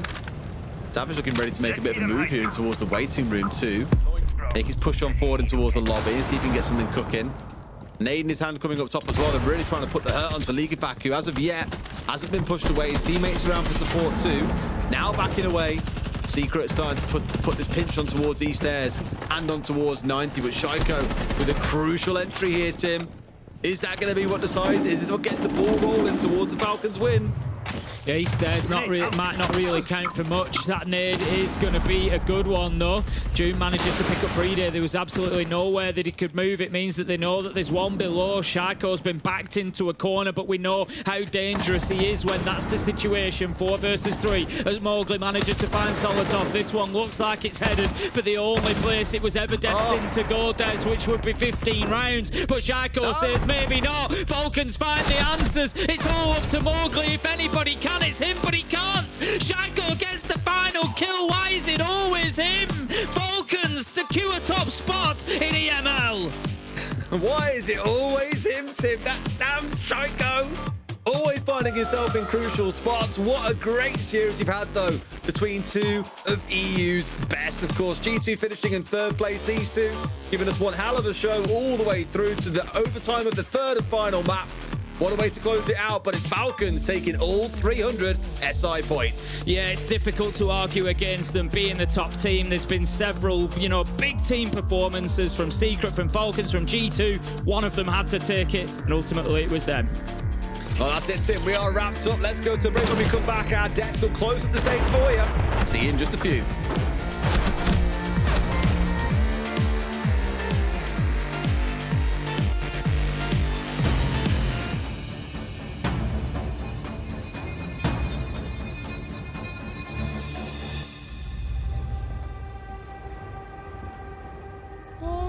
Au-delà des mers, là-bas sur le ciel clair, il existe une cité au séjour enchanté. Et sur les grands arbres noirs, chaque soir, vers elle s'en va tout mon espoir. J'ai deux amours, mon pays Paris, pareil toujours, mon cœur est ravi.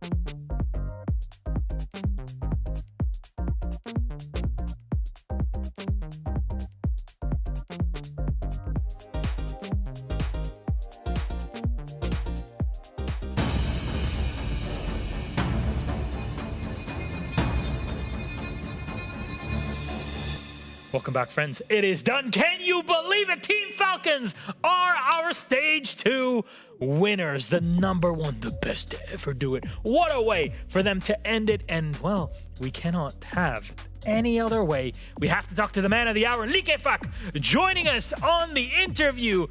Likefak, Monsieur Champion, there he is. How does it feel to top this stage after especially getting so close in stage 1, dropping out there, and now you crown yourselves stage 2 champs?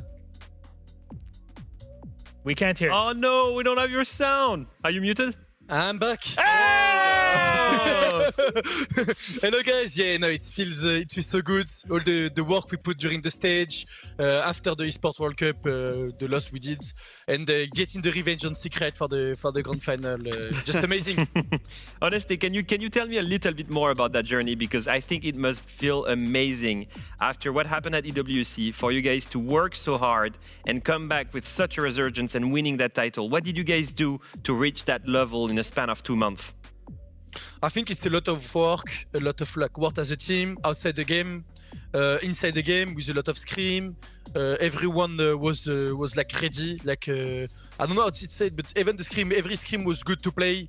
Everyone wanted to be in this position right now, and we want to be on the top during the Munich Major for the SI Paris. So it looks like easy, but we just all put a lot of work in. Do you feel? So it's good. Do you feel like losing at EWC fueled the hunger for everyone to go back into it and really have like the motivation? Like every scrim, we're gonna do it all, and we're gonna work extra, and we're gonna have theory session. Like that losing actually fueled the team to be better? Yeah, I think it's clearly the reason. I think if we finish second during the Esports World Cup with a bit of luck anyway, I don't think we'll do this stage where we did right now. So yeah, I think it helped a lot. Likefak, how hard was today, by the way? That was 2 absolutely crazy opponents that you played against, 5 maps against them as well. How did you prepare for that, yourself as an IGL? I mean, I watch every single game during the EML stage. I'm watching when I'm eating, I'm watching every time, so it's not like I work everything on Monday to prepare this match. Yeah. So, during all the season, I'm ready for it, and for the team it's the same thing. We scrim a lot of different way to play. So at the end, when we play G2 Secret, it's kind of similar, but when you play other team, it's completely different. We are used to play this and against this. With yourselves and G2 and Secret, do you think, especially those 3 teams, not necessarily to discount BDS too much, but do you think that Europe has a real shot at winning the major and the upcoming invitational as well? I mean, clearly, I think Secret and G2 show it during the Esports World Cup. BDS show a really good face, like you said. And we showed that we are back. I hope we are back. But yeah, I think us 3, yeah, we can do really good during the Munich Major. Whenever you come in Munich, please don't lose the first match. I need that curse. I need that curse to be broken, Likefak, okay? It was only in the Esports World Cup. Yeah, no, we did this curse only in the Esports World Cup. Then at the end, we also lose in Esports World Cup. So yeah, no, we are cooked. Just see you in the second match in Munich, I think. Well, Likefak, we were talking about this between us earlier today of what is it that makes EML so fun to watch and so also good in competition? And I want to hear it from you. What would be your opinion if you agree on that point? I think firstly because the team work really hard, but we already talk about it. So team are of course better. So it's of course like funniest to watch. Then I feel like the playstyle we are playing in EU, like all of the team, we don't copy from other region or from other team. It's like the playstyle of this team, the playstyle of this team, and that's why I think it's really nice to watch. Do you feel that makes it easier for other teams to figure you out and figure out EML teams once we get to a main event? Because there's a while, teams can be figured out. You have support staff all around the world that are eyeing every single strategy. Hell, even within EML, how many teams even copied some of G2's own strategies that we saw throughout it? Even us, we copy some G2 strat. But yeah, no, I think we copy a lot of each other. But the hardest thing is to find new ID. And I think EU and especially G2 are the team who's doing this every time on custom game, finding new strats. But even us and I think even Secret try to cook some new stuff, and that's that way you are less predictable against the other region. Also, it's easy to watch and to say, oh, we just need to play like this, and then you come in the game and then you just get destroyed because it's not the same thing like watching and playing. Well, Ligevac, if anything, I'm very excited to see you and, of course, all 4 representatives from EML going to the Munich Major. It's going to be a hell of a time, and hopefully the crown goes back to where it deserves to be with us here at EML. Anything you'd like to say before we finish it off all here, champ? Thank you guys, all the people who support us during the stage, even when we had the hard lose, like for example Secret last week, or during the stage. I think you guys were on top like us. So we will keep going, and we'll do our best during the Munich Major, and also buy the Falcon skin. Hey. Yes. Let's Very go. good. You got extra points. Good in interviews. We got everything. There you go. Ligevac, thank you very much. Congratulations to Ligevac and Team Falcons, our winners and champions of EML Stage 2. We'll let you go. Rest up. There is a long road to get to Munich. Have a good night. There was a main stakeholder, by the way. Look at these clips. I mean, we couldn't say goodbye to Ligevac without saying thank you to Solotov. What a game from him.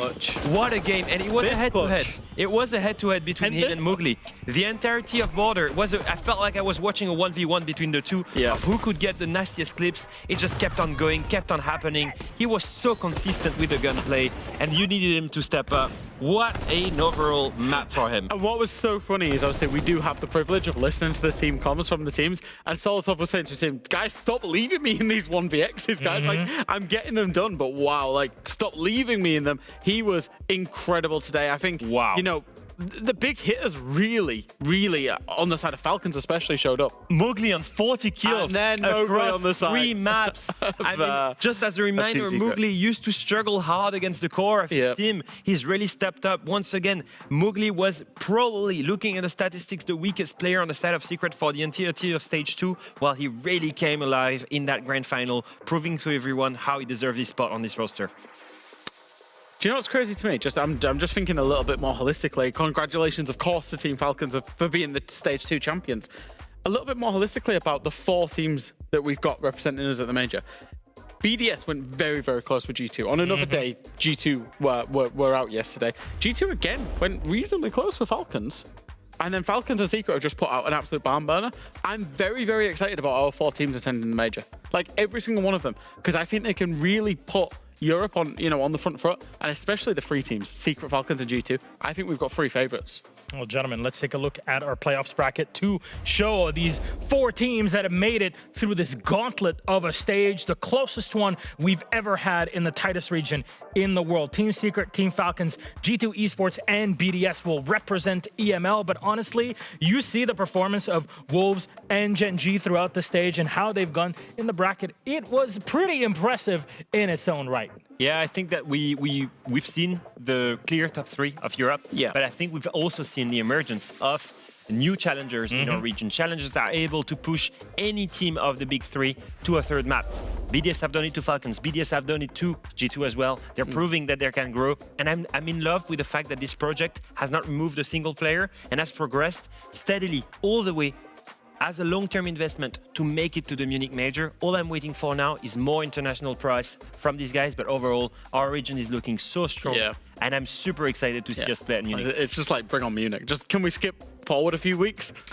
Well, gentlemen, lucky for you, it's not long until Munich is upon us, and there's still a few tickets out there for those who would like to participate and join these top teams in the world when they're about to claim a championship title. However, this does mean that the best has come to an end, and we'll see what comes in the future. This was all from all of us here in Stage 2 of EML, live from the Fortress in Copenhagen.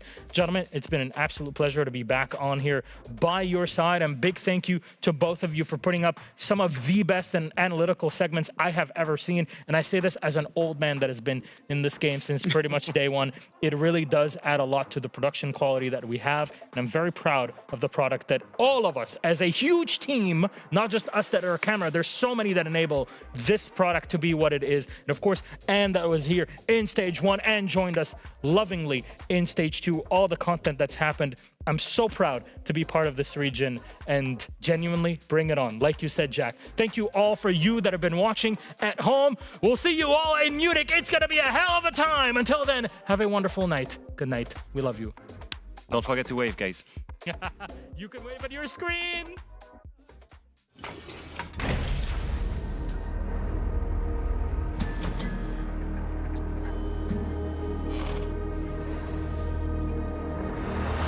It's another 1v1, the close end for the ball, Wing saves it first. Holy, what is going on?